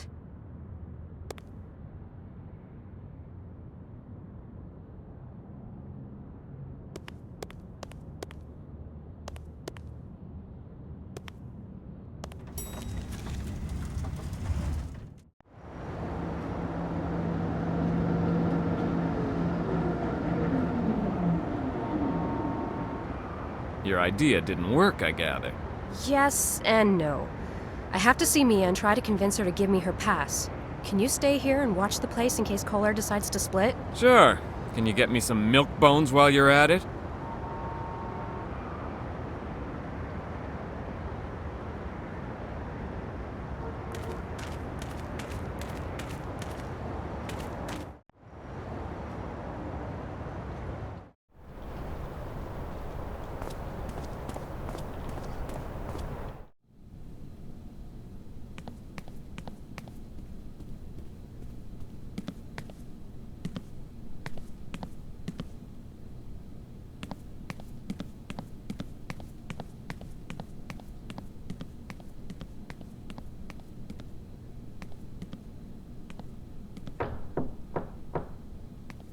Oh, hi. Hi, Mia? You had a change of heart? Sort of. I need a favor. Even better. Come on in. Hello? Yes, okay. I'll be right down. I have to go downstairs for a second. Make yourself at home. But Mia, all I need is... I won't be long, promise.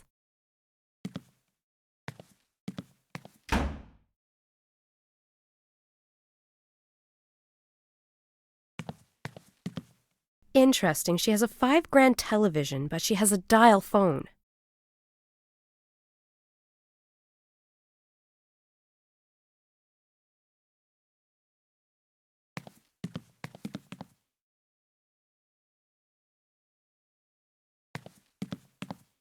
It looks like half of an apple.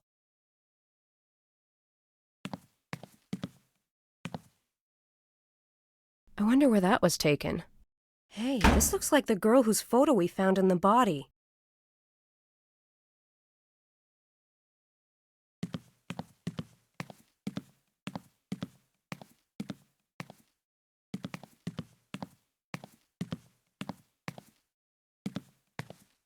Mia, who is this? Oh, that's Steph. Oh, shit. I was supposed to meet her to do another portrait of her. Where were you going to meet her? Why? What's wrong? Just tell me where. At my studio, 4455 Beauregard. Okay, I know the place. Please, Vic, what's going on? No time to explain. Just stay here. Don't move.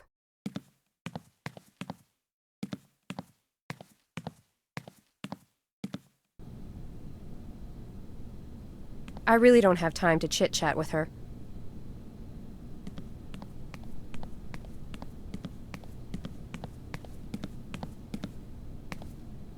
Hey, Officer Tate, how you holding up?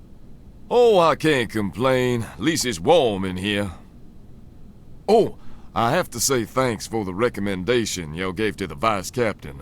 He was really impressed. My pleasure, and how did it go?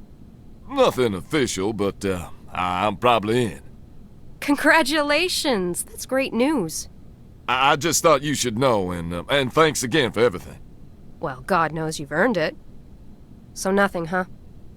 Nothing, not a goddamn thing. So, Agent McPherson, why'd y'all come back? Forget something? Sort of, yes. I have some more questions for Mia.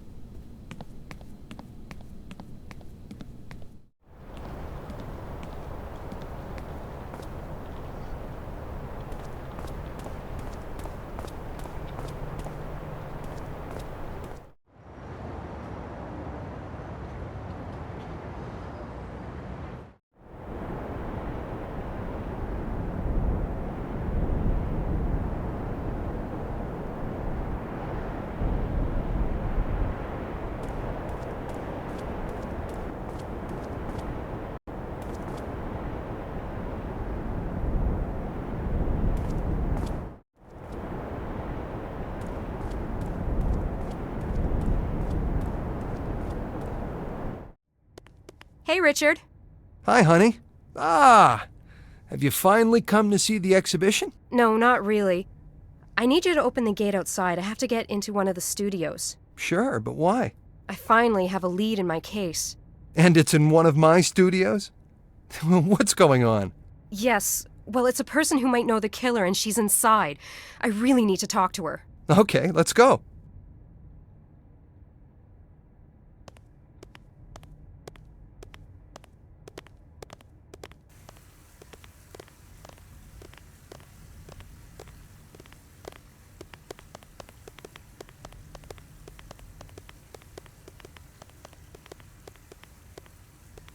I would have appreciated you taking an interest in my work.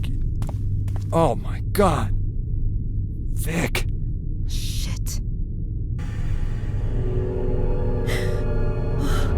My God. No. Mia! Wait! Shit.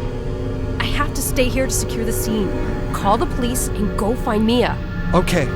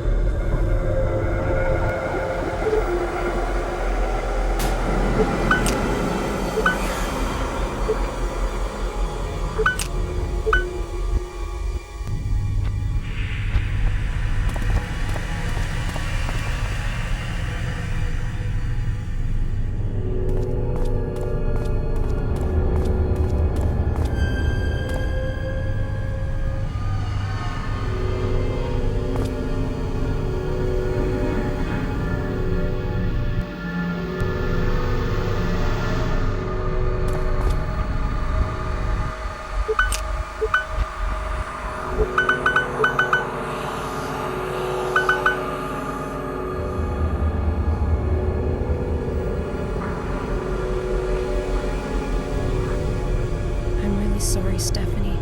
I should have taken that shot. Damn it!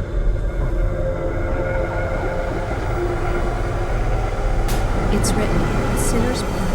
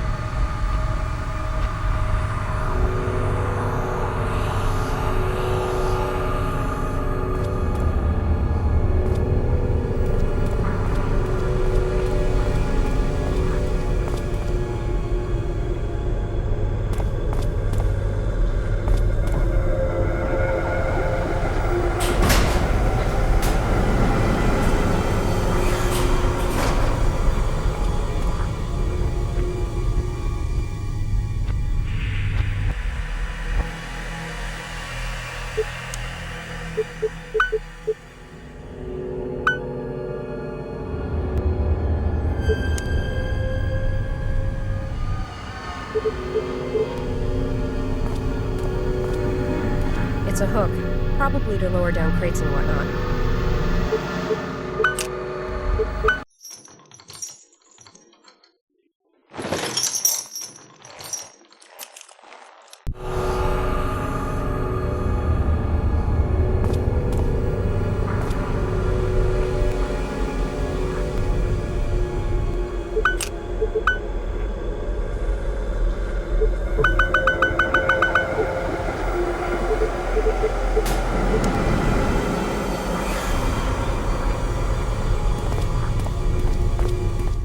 Browning?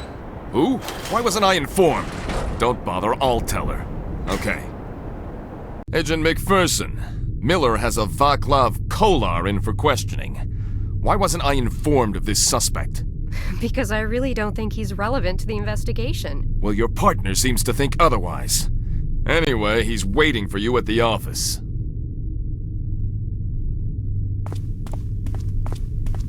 Hey, sweetie. Busy now, but come back later. I'll have more for you. I'm really sorry, Stephanie. I should have taken that shot. Damn it! Agent McPherson, your partner is waiting for you.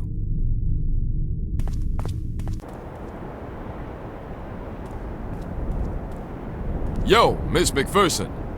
Y'all don't let that asshole Browning get to you.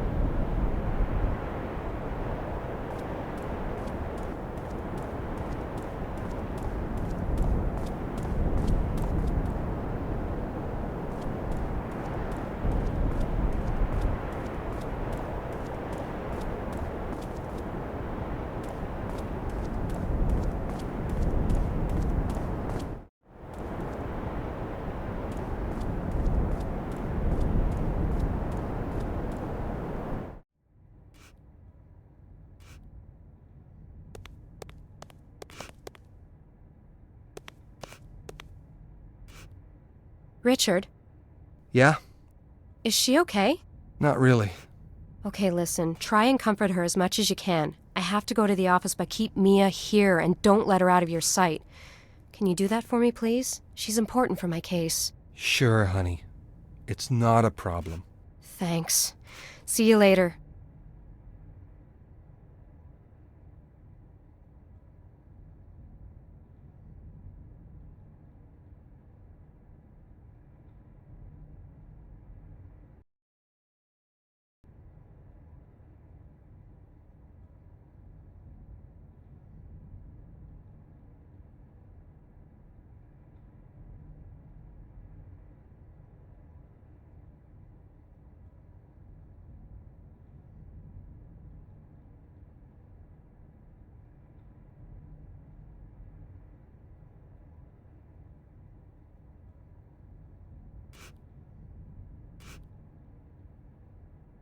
I should leave these two alone.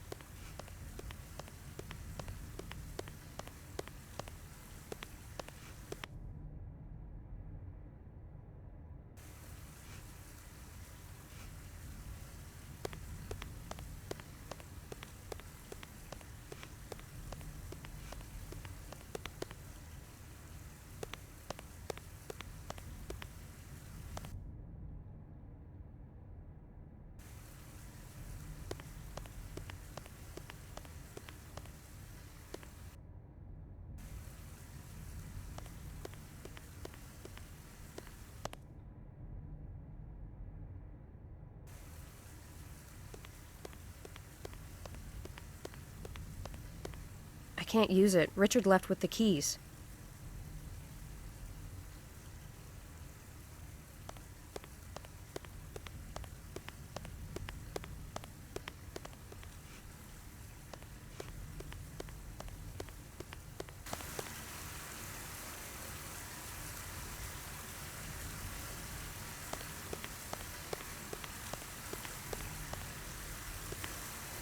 I don't need that.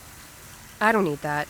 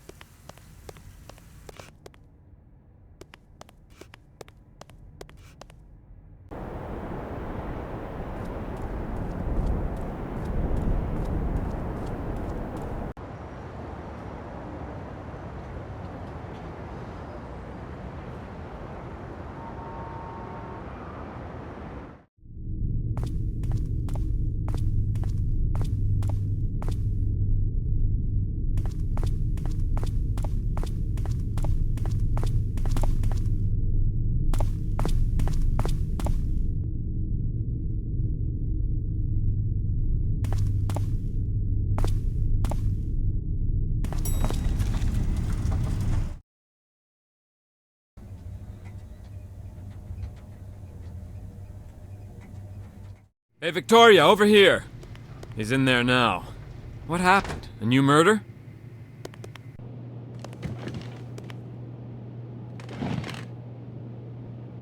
Hi, Vaclav. I believe you've met Detective Miller? Yes. Am I in trouble or something? Well, sort of, yeah. I've done nothing wrong.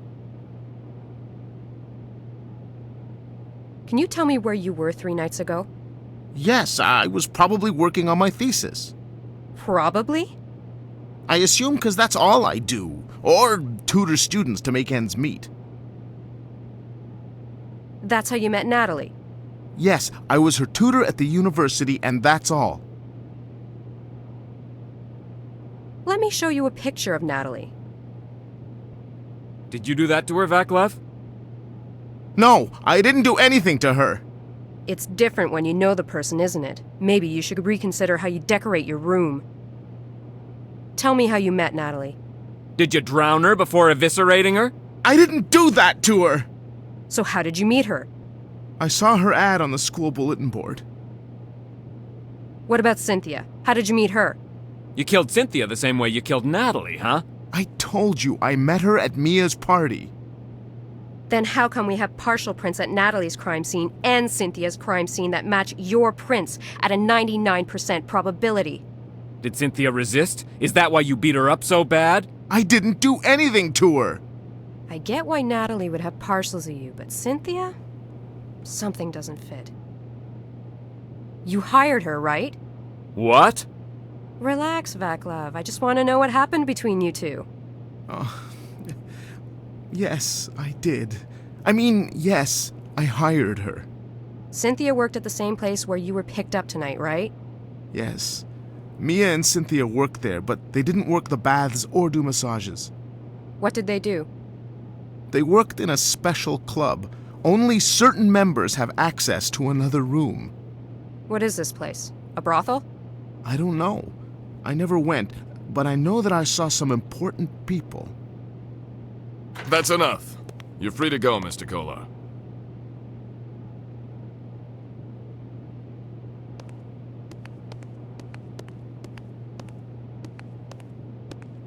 What the fuck was that? What was that, Detective Miller? Why are we letting him go? On what grounds? He's definitely not a suspect. The prints are a match, but they're circumstantial evidence. I'm out of here. Wait, Agent McPherson. No, you wait a goddamn minute, Browning. Prints are not circumstantial evidence, you idiot!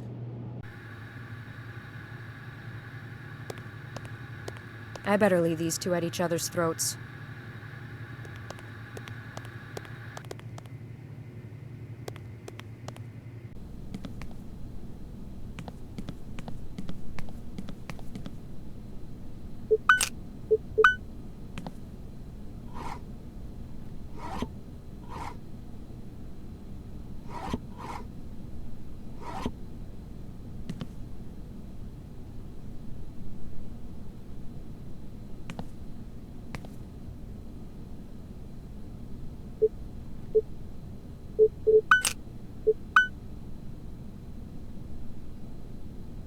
That won't work.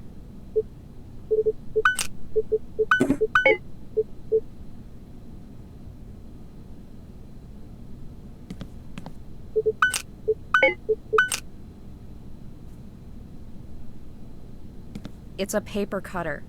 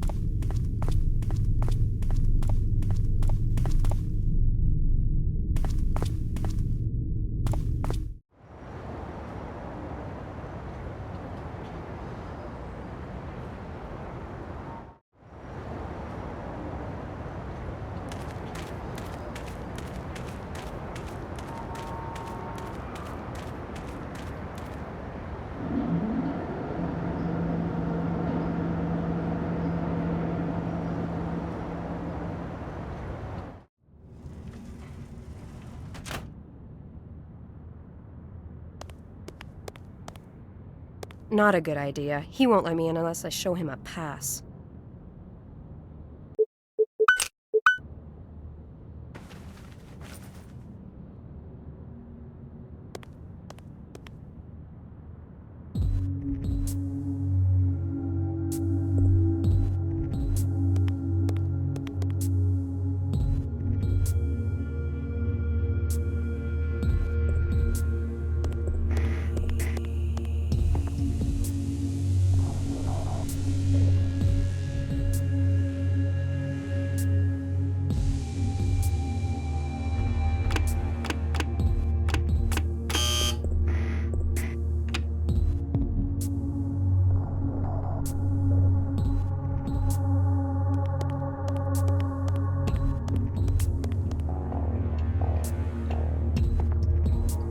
That looks comfy.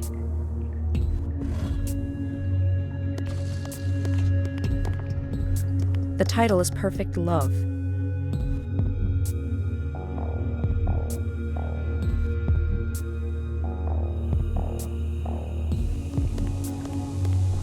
This one's called For Better or For Worse.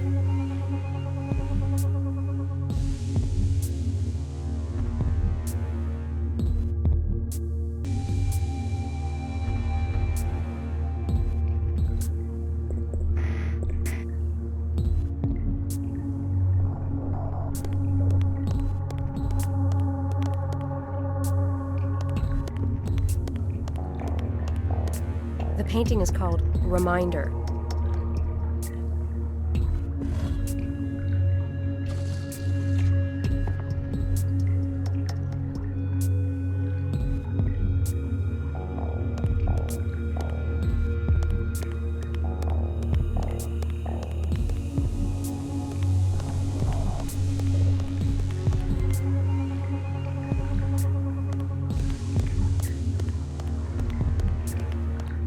The title is Dark Wedding.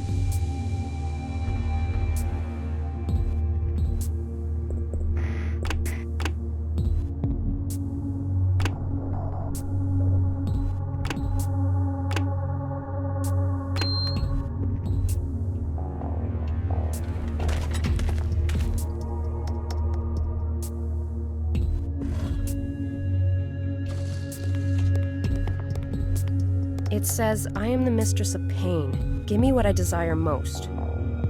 It says, I am the mistress of pain. Give me what I desire most. It says, I am the mistress of pain. Give me what I desire most. It says, I am the mistress of pain. Give me what I desire most.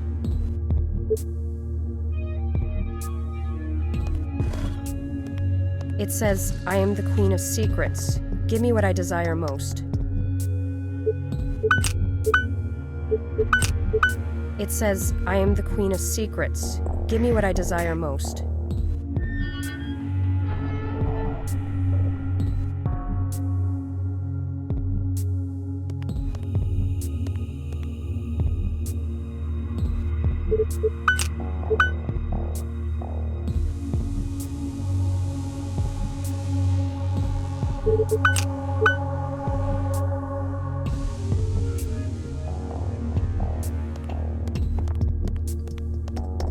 It says, I am Lady Temptation. Give me what I desire most.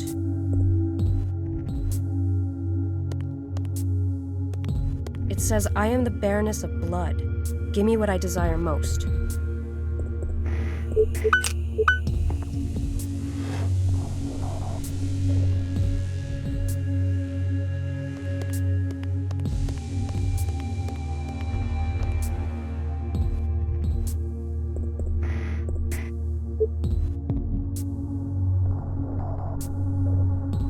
There's a hole at the center of her hand.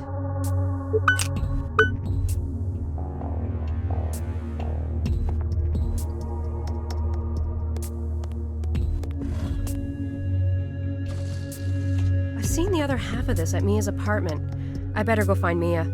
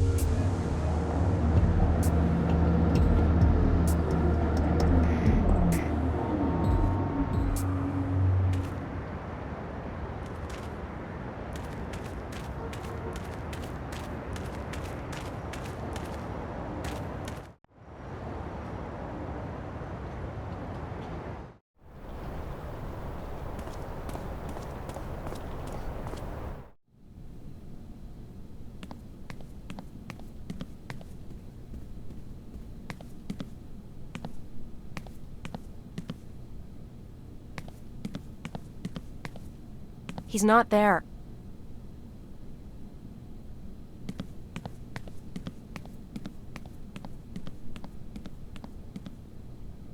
The door's locked. I could use my foot, but I'll just go ask Mia for the key.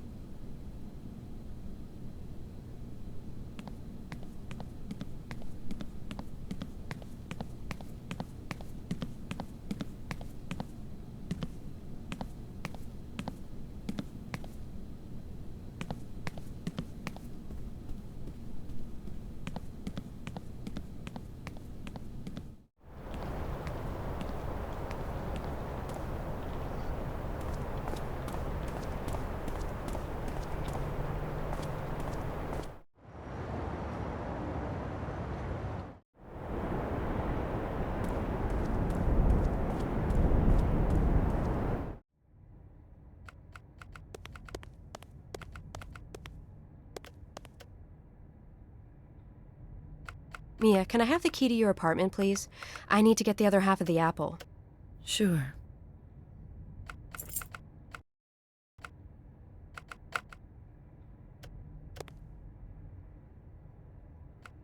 Mia, how do the statues work? You need to use a specific object for each statue. Mine is the silver apple.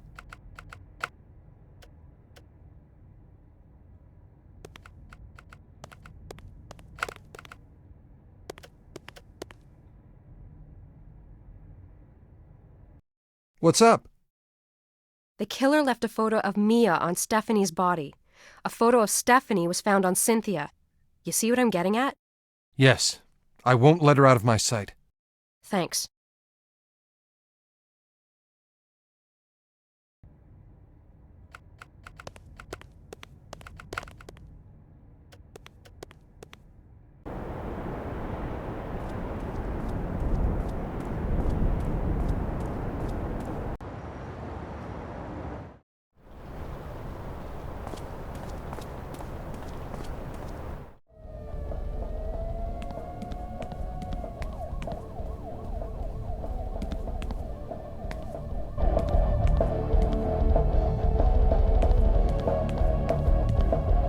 He's not there.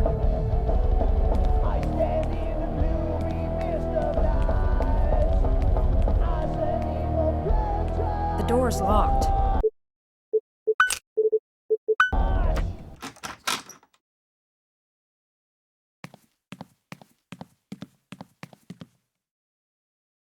Nice bed.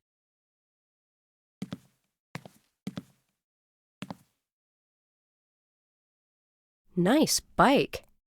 We have major tongue action.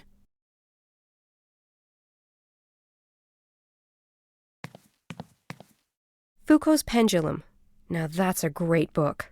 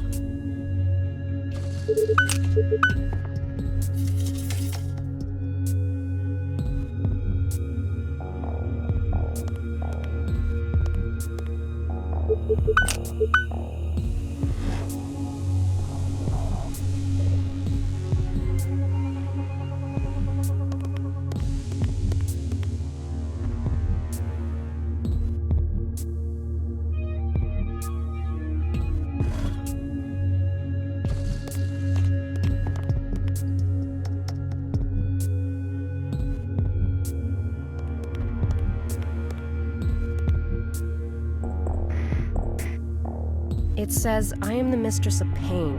Give me what I desire most.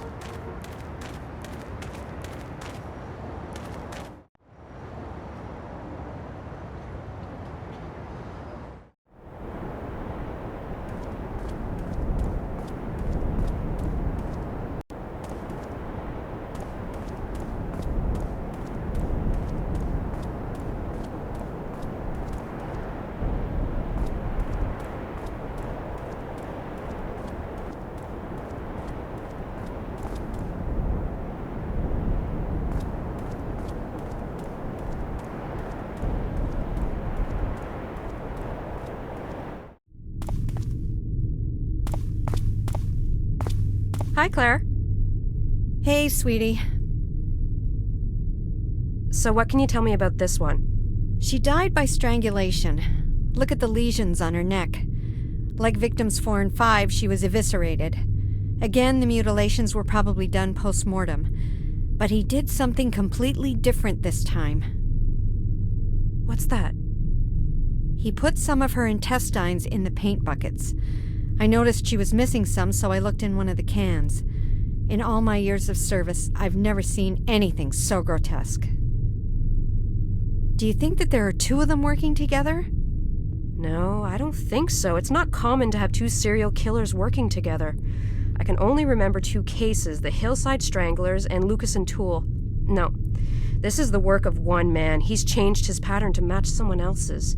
The first 3 were beaten and drowned in water. By the 4th victim, the killer started to mutilate the body by evisceration, but the cause of death was still drowning. The 5th victim was pretty much the same. Is there anything else you can tell me? Not really, sweetie. This one's hard due to all the damn paint. I'll give you a full brief later. Okay. Did you remove anything from the crime scene? No. Why? Oh, come on now, Victoria. I know how you like to cut corners, especially when you get to a crime scene before I do. What, you think I forgot what you pulled on the Mississippi case? No, I would never assume you would forget anything, actually. Yes, there was a photo in the victim's left hand. Also, I grabbed her work pass. Oh, yeah, I found a silver rose under the elevator over there. So that's why I haven't found anything. Victoria, please don't do that again. Or do it, but tell me what you took before you rush off to God knows where, okay? Promise. What's up, sweetie? You look whiter than aspirin. Well, I'm a little freaked out. Okay, Claire is worried now. Talk to me, sweetie. I've been reading my grandfather's journal. Well, it's not really a journal, more of a case memoir. Anyways, it's about a case he was working in Prague. He was hired by some local prostitutes to help stop and arrest a serial killer. My grandfather accepted freely, too. Well, to cut a long story short, the murders in Prague resemble the ones we have now. I have this eerie feeling that the killer knows my background and he's mind-fucking me. You think that our killer found out about your grandfather's case in Prague and is now copying that killer's M.O.? That pretty much sums it up, yes. That is freaky. If the killer does know about your grandfather's case, why not be more blunt about it? What do you mean? Well, why doesn't he rub your face in it? Be more obvious about it. He is, but I'm not picking up the signs. Like the message, disturbed sanctuary, and now this one, a sinner's pardon? He is definitely rubbing it in my face. I'm just at a loss for their meaning. Did you finish reading those memoirs yet? No, but trust me, I will. I have an errand to run first. It's a good theory, but I think you should finish reading it. Okay, thanks for the info, Claire. It's not much, but it's a start.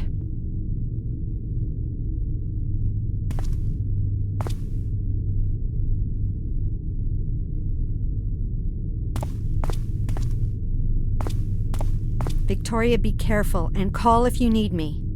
I will.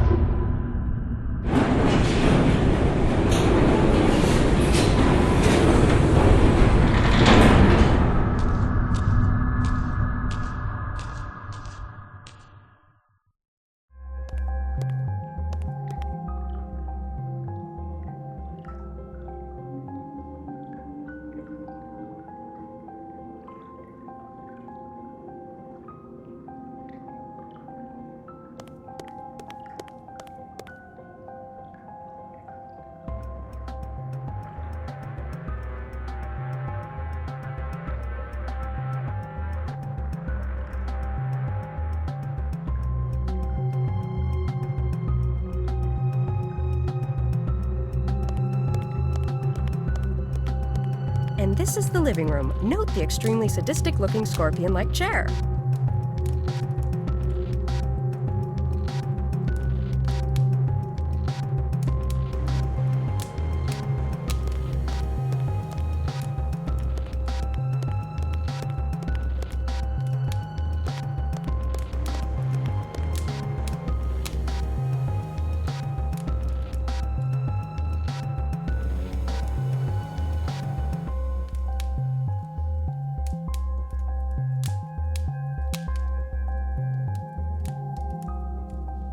Keyhole.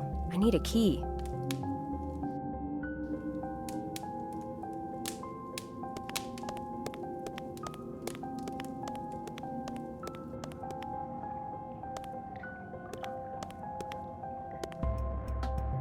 I must find a way to get to that book.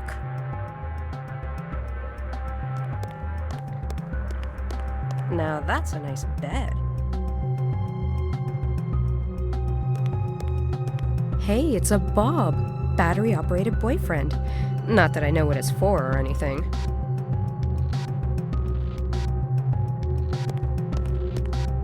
Lavender-scented massage oil. I might nick me a bottle before I leave.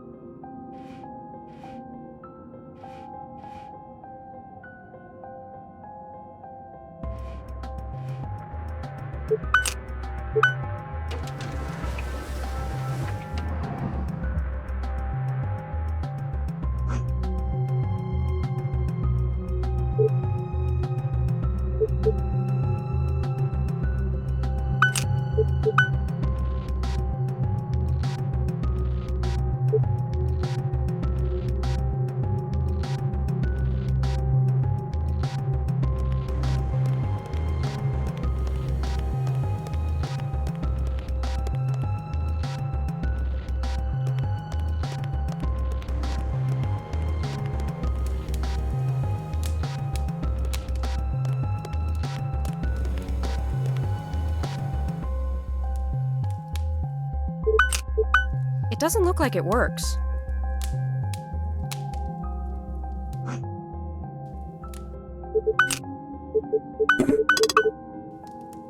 A keyhole. I need a key.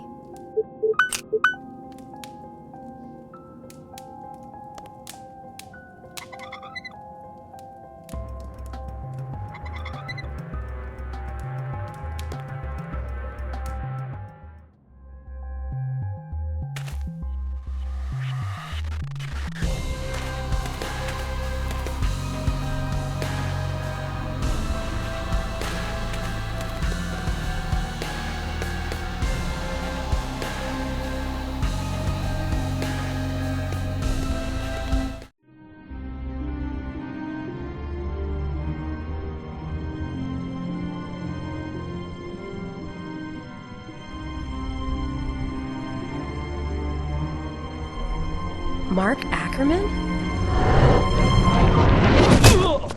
Mark Ackerman! It's Ackerman! So I was to take the fall for this, huh? You little son of a bitch. So you covered his tracks for money, huh? You know how many died for your greed, you bastard? Huh? Do you? I'll make sure you go down. Oh yeah. You have the right to a phone call. You little smartass punk!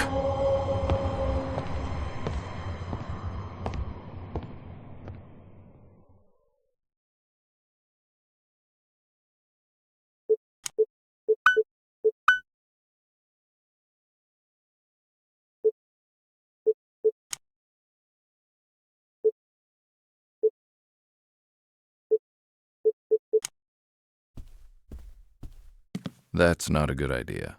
I just beat the crap out of him. It's time to get the hell out of here.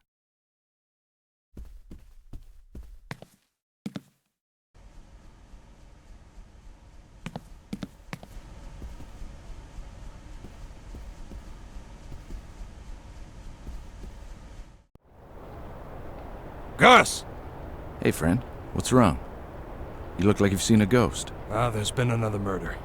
Where's the body? It's at the old lavatory. But you can't get there. The bridge that went there has been out for years. Listen, this is probably going to be the last time I ask you this, but can you do me a favor? Well, I don't have the time right now. Time is the favor. Don't warn Skalnik right away. Just give me a head start. Can you do that for me? Okay, 5 minutes. No more, no less. Great. You take care of yourself. Goodbye, my friend. Goodbye? Oh, yeah. Goodbye. The clock is ticking. Yeah, I'm going.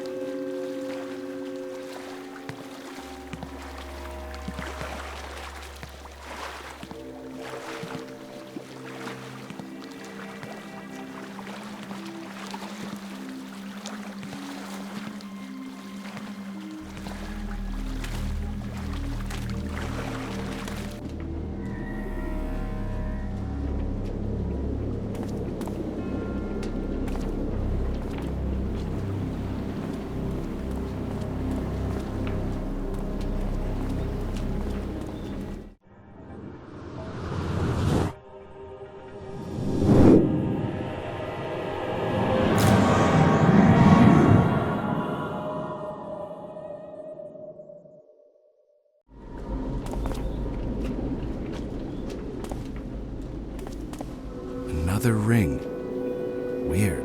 This one looks like it was made just recently.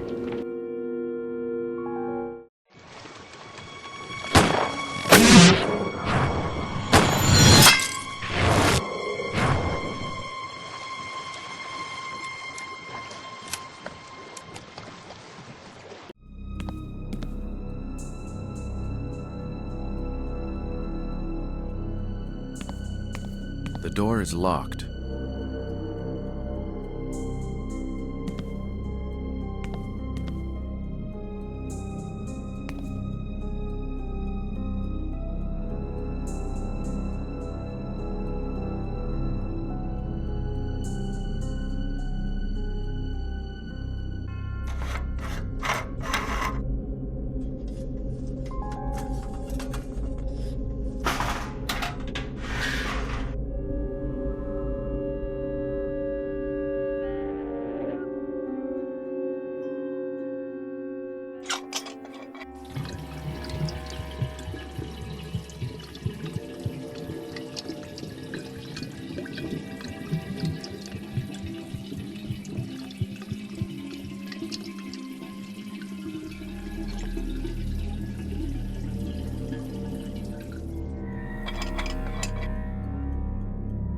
It doesn't look like it'll work.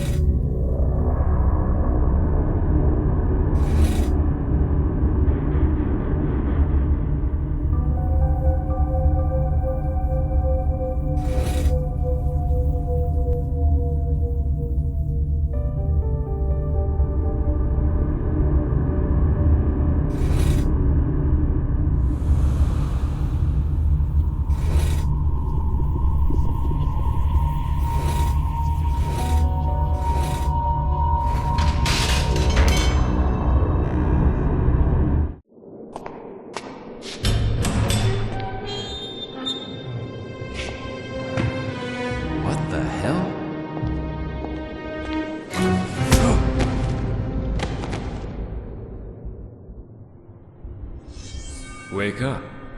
Wake up, Alice. Look, I'm glad you followed the breadcrumbs, Mr. McPherson. I wanted you to witness my latest masterpiece.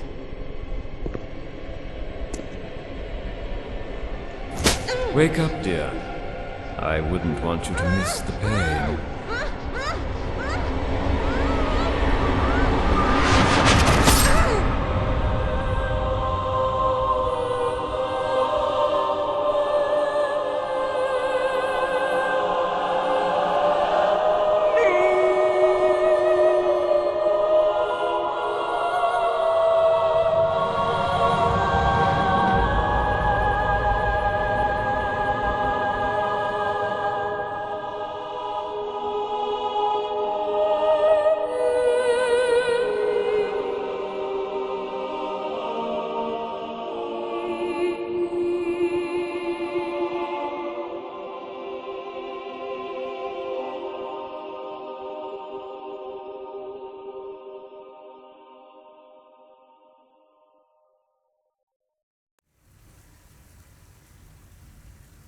This painting is called Death Do Us Part. The woman in this painting appears to utterly disregard the suffering of the man kneeling on the ground beside her. Again, we see the recurrence of a dark tunnel, with an ominous figure lurking in the shadows. It seems as though Ackerman is attempting to recreate a moment in his childhood with undertones of rape and suffering. Note the position of the man in this painting. He is vulnerable, weak, and exposed. Is this how Ackerman himself felt at the time? Cleansing of a soul. For the first time in Ackerman's work, a woman is depicted in a seductive manner. She floats on the canvas, her red cloak rippling in the wind, in contrast to the dead calm of the background. Red, representing passion and seduction, dominates the foreground, but is surrounded by ominous tones of dark purples, grays, and blacks, the colors of death. The woman's eyes are missing, perhaps representing increasing confusion and anger towards the women in his life. Bridge over troubled water. The woman in the foreground seems troubled and stares directly at us, seemingly unaware of the turmoil surrounding her. The vast and tumultuous sky, usually representative of freedom and openness, instead feels oppressive and looms eerily over the landscape. Is this Mark trying to get back at his mother? This painting is called Streets of Prague. Ackerman only lived in Prague for a few years. We can see the recurrence of a dark alleyway. Look at the colors in this painting. It's almost as if the walls are bruised and battered. Clearly, Ackerman had a very negative view of the city. A sinner's pardon. The woman depicted here is clearly in a vulnerable and submissive position. She clutches herself as she struggles to achieve forgiveness. Perhaps one might see this as Ackerman's vision of how his mother should have asked for forgiveness for failing to protect him.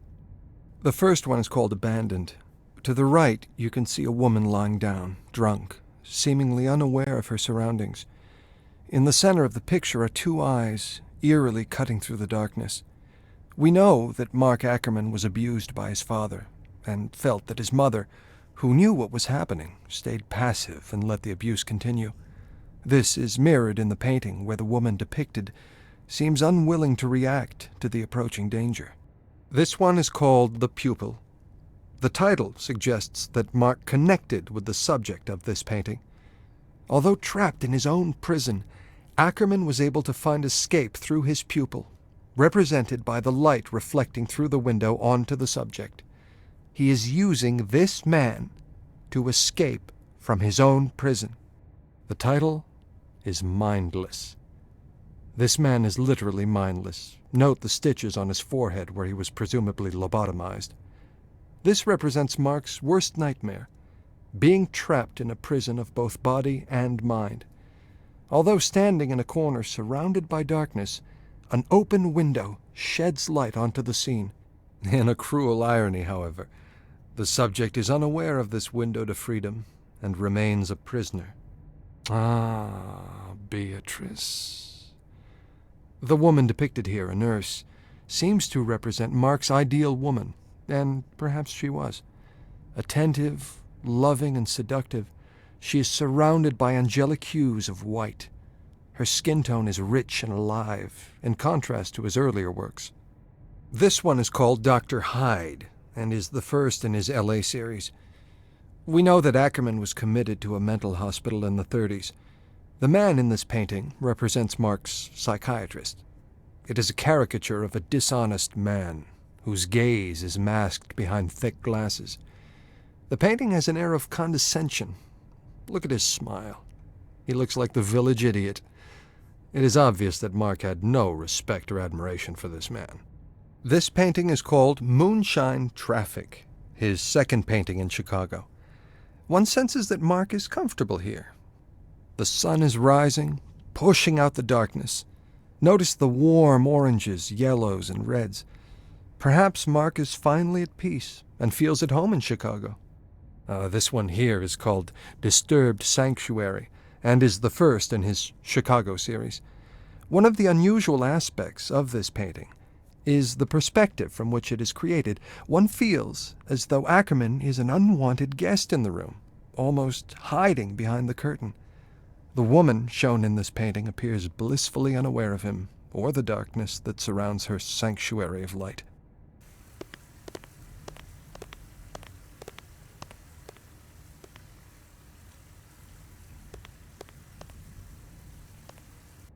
Mia, do you feel up for a few questions? Sure. Can you tell me, is this you in the picture? Yes, it is. Where and when was it taken? I don't remember anyone taking a picture of me at that party. It was a rave in an abandoned warehouse somewhere. It was a few weeks ago. Who were you with? I was with... Sorry, Mia. Stephanie was with you. Yes. How did you meet Stephanie? I met her at work. So you, Cynthia, and Stephanie worked at the club? Yes. Who's the fourth girl? I don't know her real name. She was known as Queen of Secrets. The rule was never to give our real names to the clients or to the staff. But me, Steph, and Cynthia didn't respect the rule. We often partied. We got pretty close. But she respected the rule and never mixed with us. You were Lady Temptation. Yes, and Steph was Baroness of Blood and Cynthia Mistress of Pain. What went on at the club? Well, Queen of Secrets would host the clients in the room with 4 statues. The clients would change their clothes. Change their clothes? Yes. They would put on Victorian-style cloaks with top hats, and they would wear masks. Masks? Yes, it was a rule never to know their true identity. These men were probably rich and powerful. It was to prevent us girls from blackmailing the clients. Plus, it heightened their experience with all the role-playing possibilities. It put them at ease to know that we didn't know them. The money was absolutely insane. Thanks, Mia. I want you to stay with Richard for a while, because I might have more questions for you. Is that all right with you? It's no problem.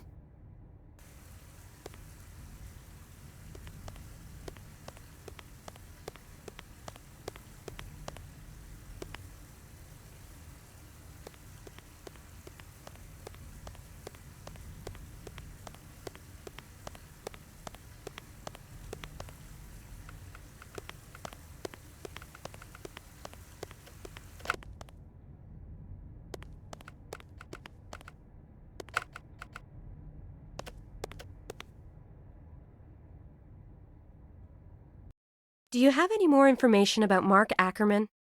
All I have is a book that the Department of Fine Arts printed. May I have a copy? Sure, honey. It's on the presentation stand in the center of the exhibition. Why the sudden interest? It has something to do with my case. What? In what way? The killer left 2 messages at 2 of the crime scenes. Disturbed Sanctuary and a sinner's pardon were written on the walls. I didn't know what they meant until now. You mean the killer knows about Mark Ackerman? Yes. That seems unlikely. Ackerman's pretty much unknown. This is the first time he's going to be exposed to the public. That's why you have to give me a list of all the people who sold you the paintings and a list of the people from the Fine Arts Department who are involved in this project. Can you do that for me? Sure, but it'll take time. Thanks. See you later. Okay, I'll go work on that list.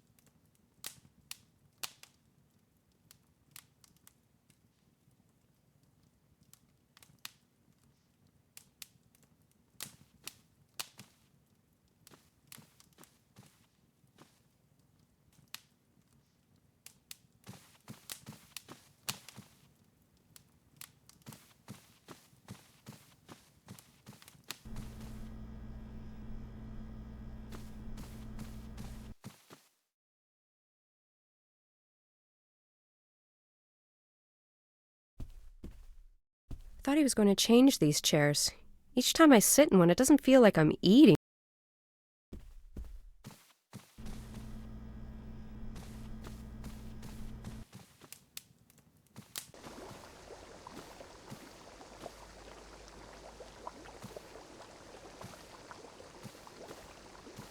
Okay, a great combo. A shot of ice-cold vodka, a glass of good red wine while dipping in the tub. I'll get to that later.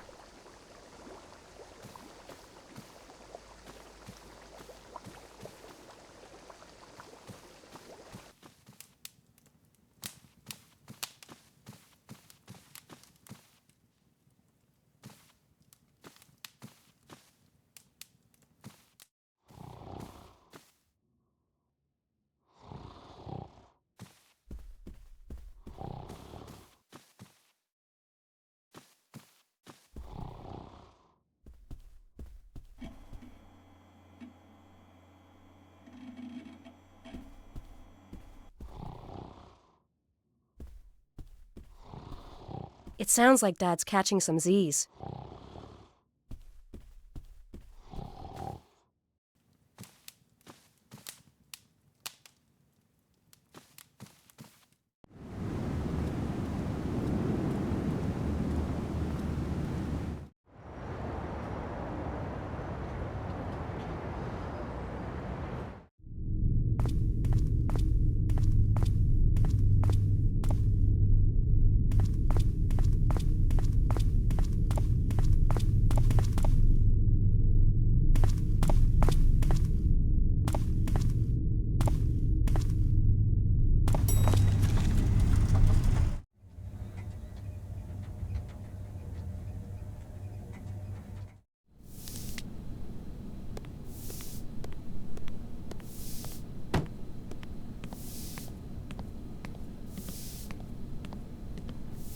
Claire.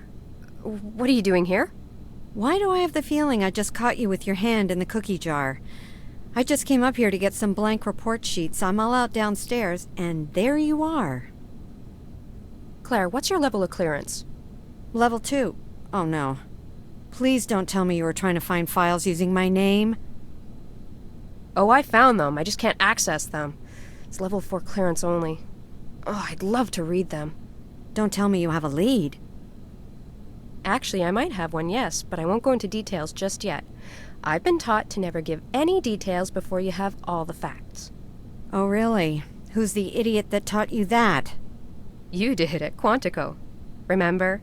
Yes, I remember. Anyways, I really need to get my hands on those files. Clearance 4, huh? I know one person who has that level of clearance, Todd. We never had this conversation, and I certainly never said that you could try the computer in his office instead of trying to get me in trouble. Victoria? Uh-oh. You never call me Victoria unless it's serious. You usually cut corners, I know, but why do something that might actually cost you your job?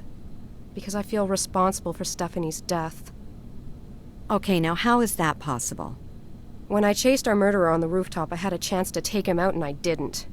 Why? Did you freeze? I know that happens sometimes, even to the best. I'm sorry, but that sounded like a male impotent speech. Victoria, I'm being serious. I froze, sort of. I was hanging over the ledge. Victoria, I can't believe we're having this conversation. That's not a shot, and you know it. How is your falling to your death any good for the case? Thanks for the tip. Oh, and we never had this conversation. We better not have had this conversation. Never mind. Well, good luck, sweetie. And when you get the final facts, make sure you think of me and share. Of course I will. Thanks for being you.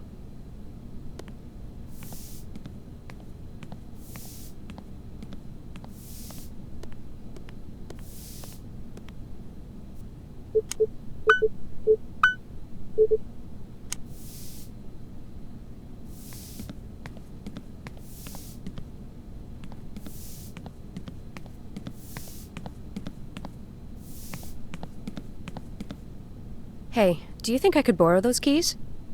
Over my dead body, señorita.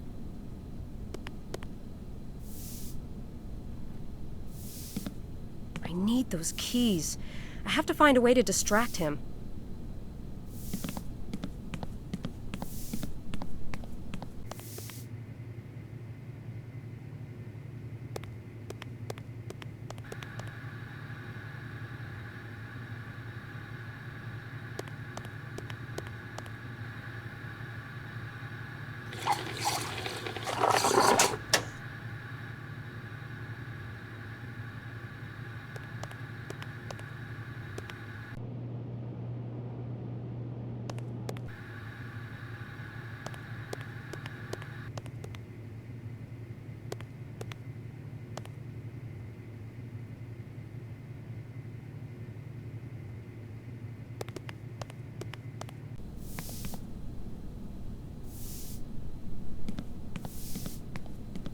The boss's office. It's locked, of course.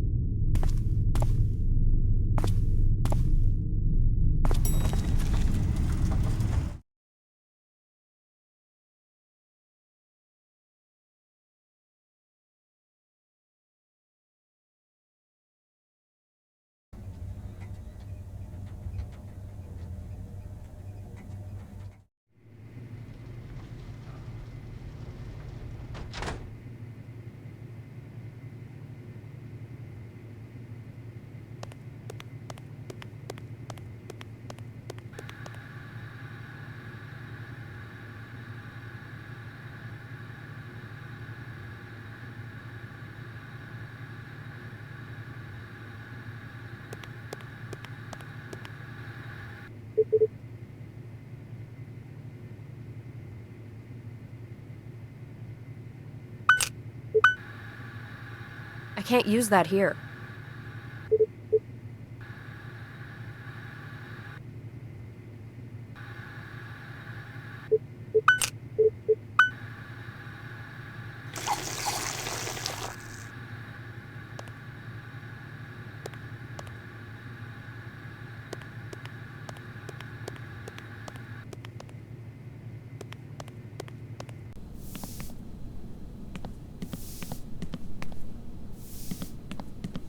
I'm sorry, but I made a terrible mess at the coffee machine. Oh, that machine is so stupid.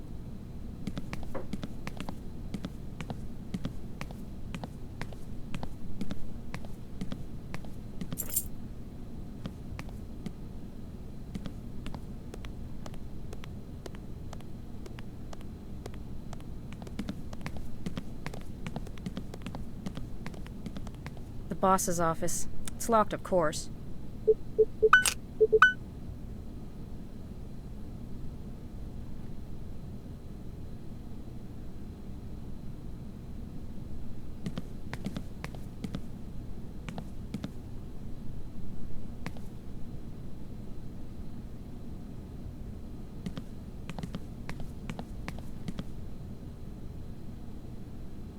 It's a print scanner. I need one of Todd's prints. It's locked.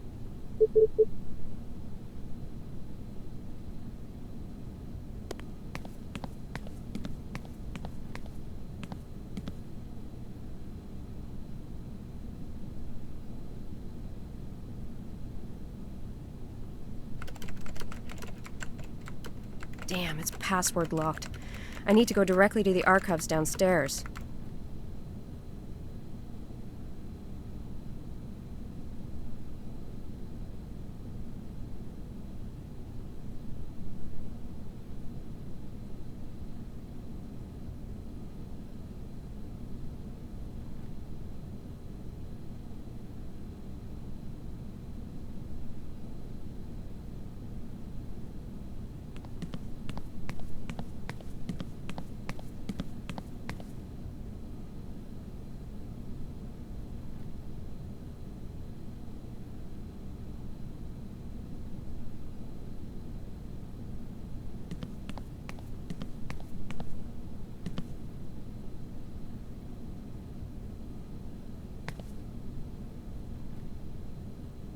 That won't work. That won't work.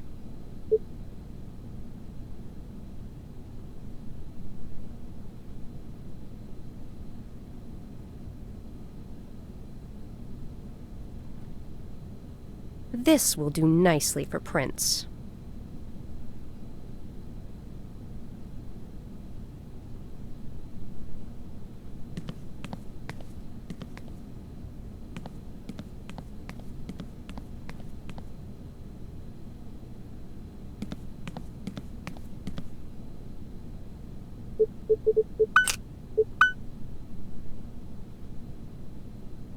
It's already activated.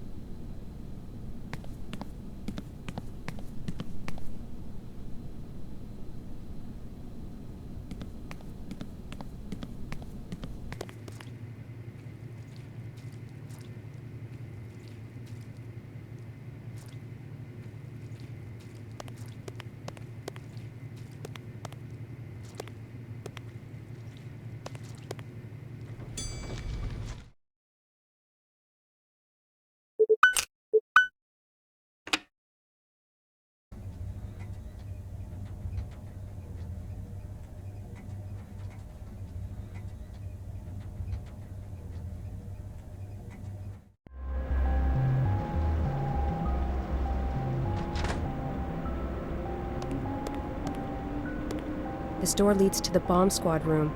It's electronically locked. Maybe if I jolt the circuits, it will open. Door's locked. It leads to the archives room security corridor. The security panel for this door must be on the other side.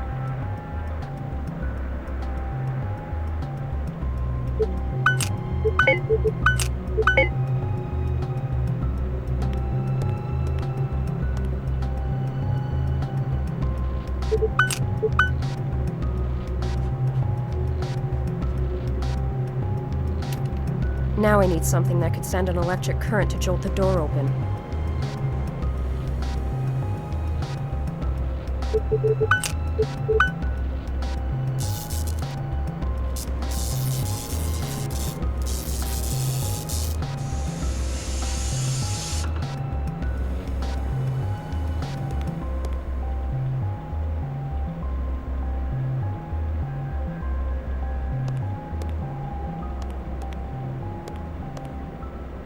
M16A1 assault rifle with forward assist and a birdcage flash suppressor holds a 20-round mag. The boys in SWAT have all the fun.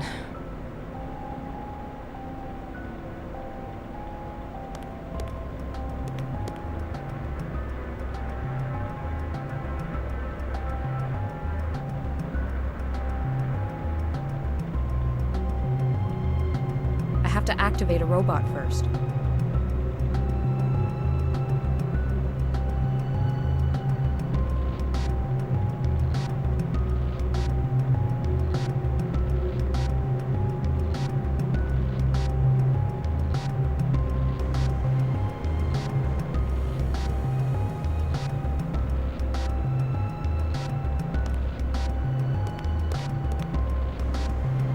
I'm not taking these off with my nails. They're press-ons.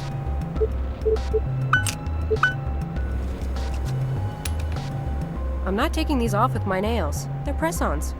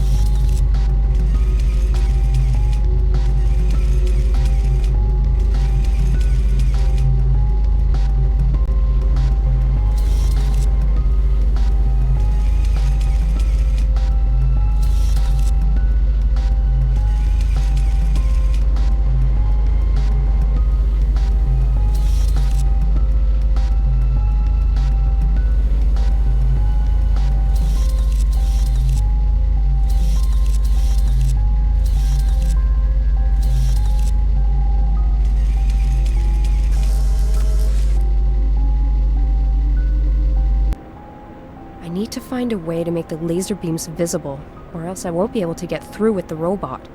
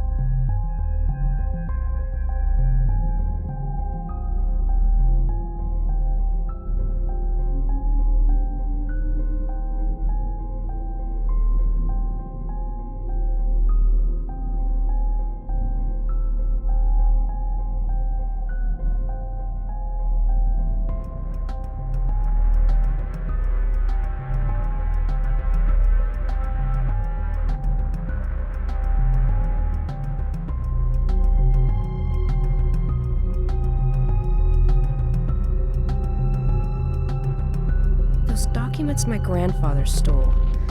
I wonder if we have them somewhere. McPherson! McPherson, you have a lot of explaining to do. So what now, Browning? Don't bullshit me, McPherson. You know you're not allowed down here.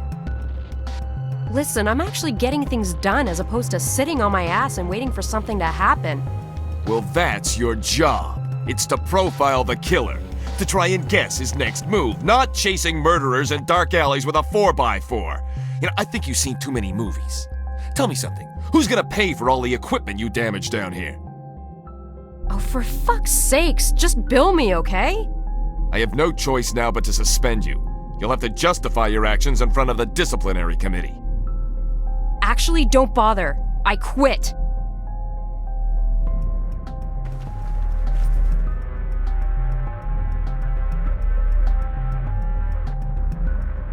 Oh, that's just what I expected from you. A quitter. You're nothing but a little rich girl who, when she doesn't get things her way, just quits. Fuck you, Browning. You don't know me. Maybe, but I know you're not getting away with this. I think I am, or a certain list of names of senators and high officials will go public. A list of names belonging to a certain S&M club. Hey, wasn't your name on that list too? How dare you! Just stay clear of me, Browning, or the press will have a field day. Hey, are you married? You little bitch! That's little rich bitch to you, Browning.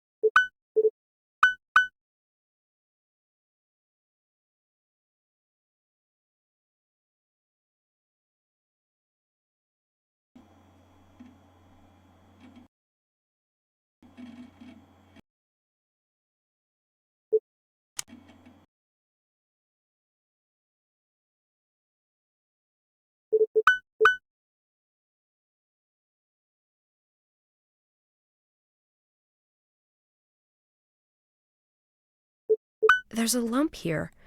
I need something sharp to cut through, but I don't want to damage the painting.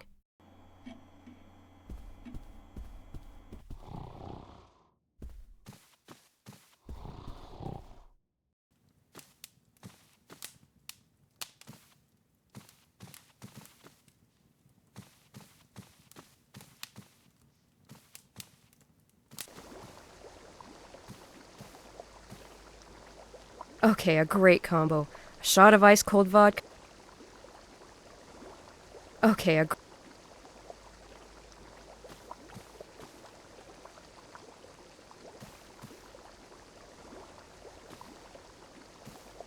a great combo.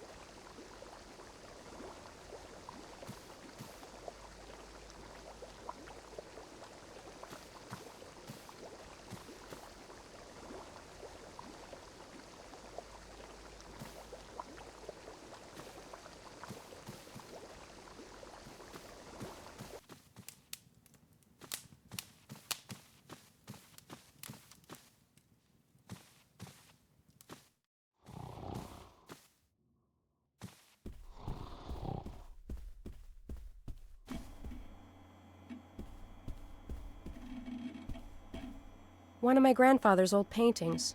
It's from when he was in Paris, I think.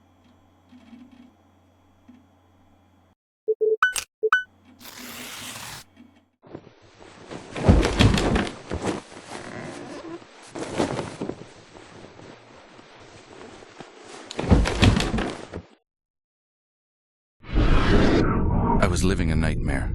Edith's suffering had just ended, and mine was only beginning. I took to the streets, blinded by sorrow. Why couldn't I protect her? What if I hadn't taken the case? But Milena's sweet voice brought me back to reason. She suggested we hide somewhere since the police were sure to be looking for me. Vladana's place was the safest spot, but we couldn't stay for long. We all had our reasons for leaving Prague. As for me, I wanted to get back at the bastard. We got out of the city on a small boat, and a couple of Roman's friends set us up with a ride to another town. From there, we took a train to Le Havre, France. We bought 4 tickets for New York City. America wasn't the country I had left behind. Poverty was at an all-time high, and the economy at an all-time low. We managed to get in through some of my connections. Then I got this in the mail. One article was about a series of murders in Chicago that were the same as the ones in Prague. I contacted Chicago authorities, but they wanted more proof. Even so, it was enough for them to confront Herbert Ackerman. He countered with an offer they couldn't refuse. Money, lots of it. Ackerman's name was safe, but they forced him to commit Mark to an institution. Fearing blame for the murders, I crept into the offices and stole any documents that might protect me. I found a full confession signed by Ackerman telling the story of his son. That bastard is in the loony bin where he deserves to be. I heard that they moved out west. Some years after, a cop from LA contacted me about a case. Strange murders of prostitutes, badly mutilated. I sent him what I could, but I told him I wasn't going near it. I wasn't going to sacrifice the one I loved again. Milena and I got married and settled down in Chicago. I went back to the ordinary missing persons and cheating husband cases. And gladly, too.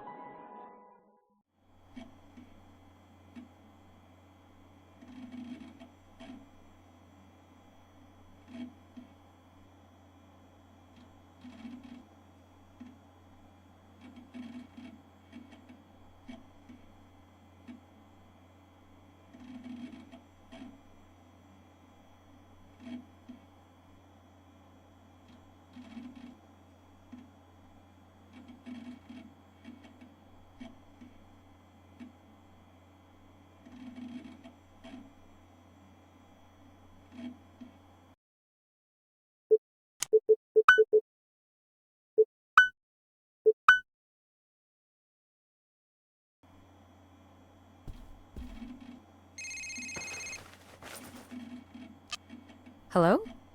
Hi, sweetie, it's me. Hey, what's up? I answered the phone at your desk because the damn thing kept ringing. Anyways, this guy named Vaclav something was a little hysterical. He said that he heard a scream and some noises coming from his neighbor's apartment. I figured it might be important, or you might know what he was talking about. Yes, I do, thanks. I'll check it out. Oh, did you find anything in the files you were looking to access? Yes, but not as breathtakingly revealing as I'd anticipated. But it's given me a new lead. I think I'm going to LA. LA? Why LA? It'd be too long to explain, but I'll fill you in as soon as I get the chance. Before you leave, I hope. I'll try. Anyways, I gotta see what's wrong over at the campus. Okay, sweetie. You be careful. I always am. Bye. Bye.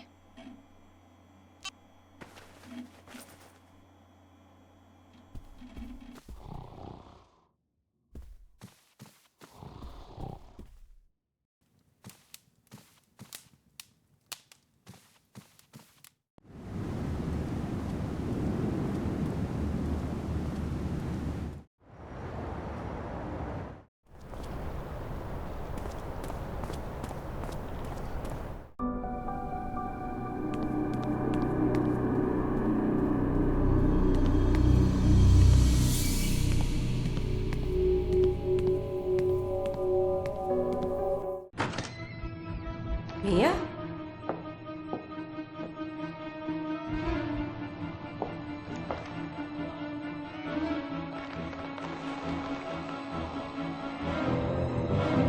Oh, shit. Mia!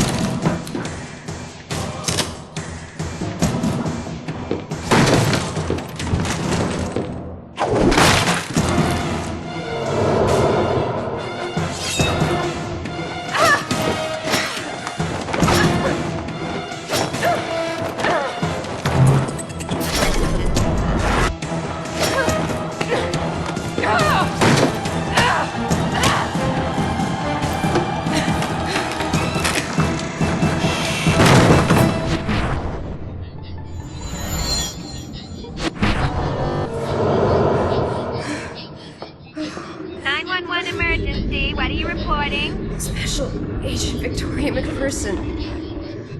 I need assistance. Yes, ma'am. Please give me the address and location. I'm at the university. I'm...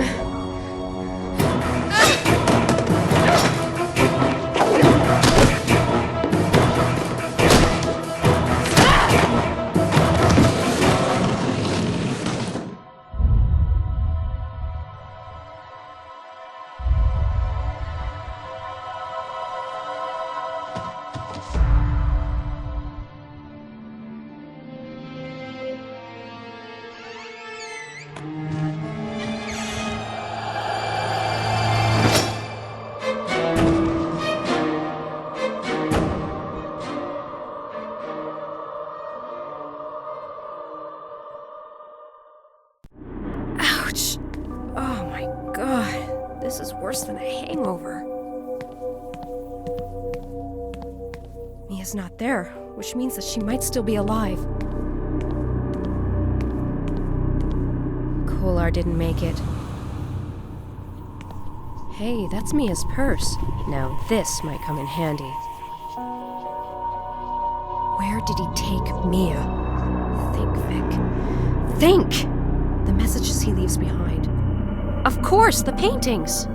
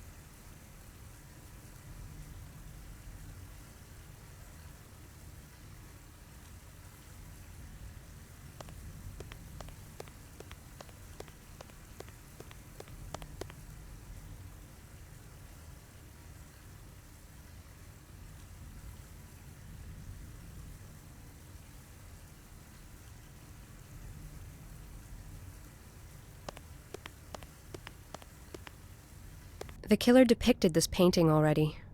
Poor Stephanie.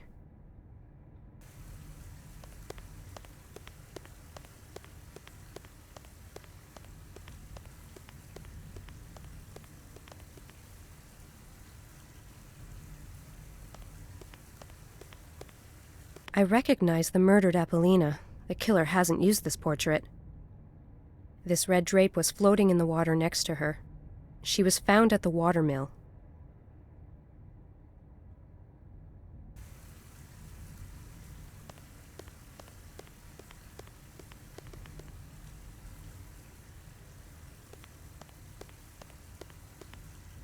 I don't think our killer took a plane ride to Prague.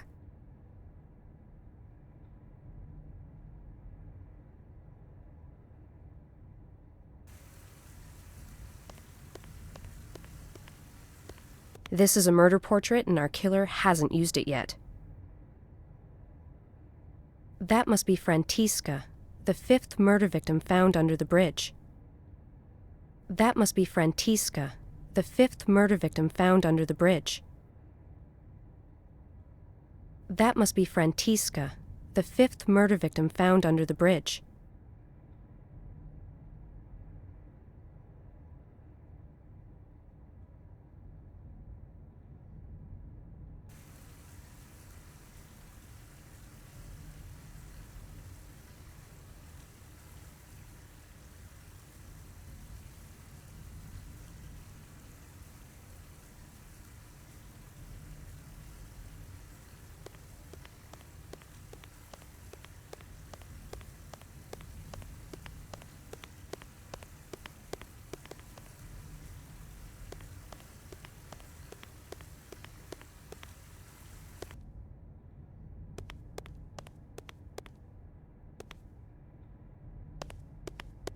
I can use Richard's computer to help me find the possible location.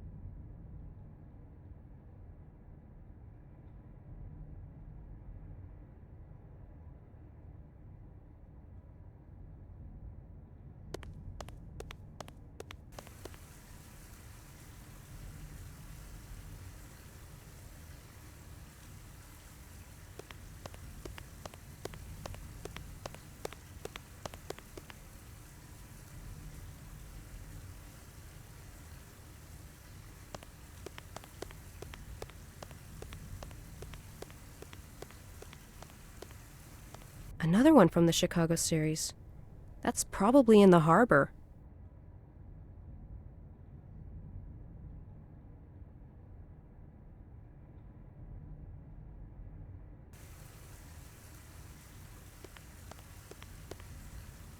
One of Ackerman's LA series. Probably like Richard said, that was Mark's doctor.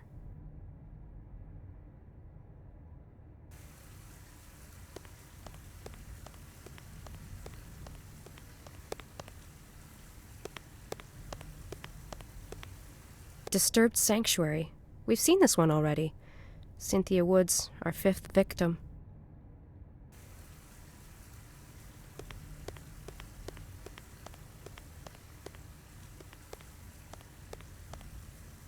That's Ackerman's masterpiece, as he once said to my granddad. I don't think our killer has gone as far in his sick, twisted game yet.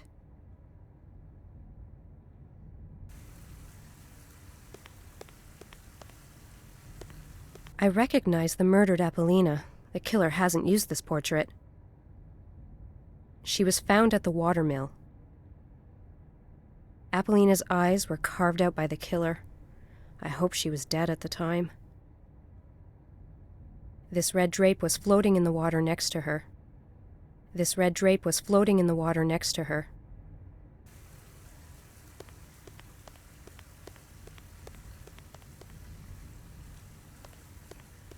This is a murder portrait, and our killer hasn't used it yet.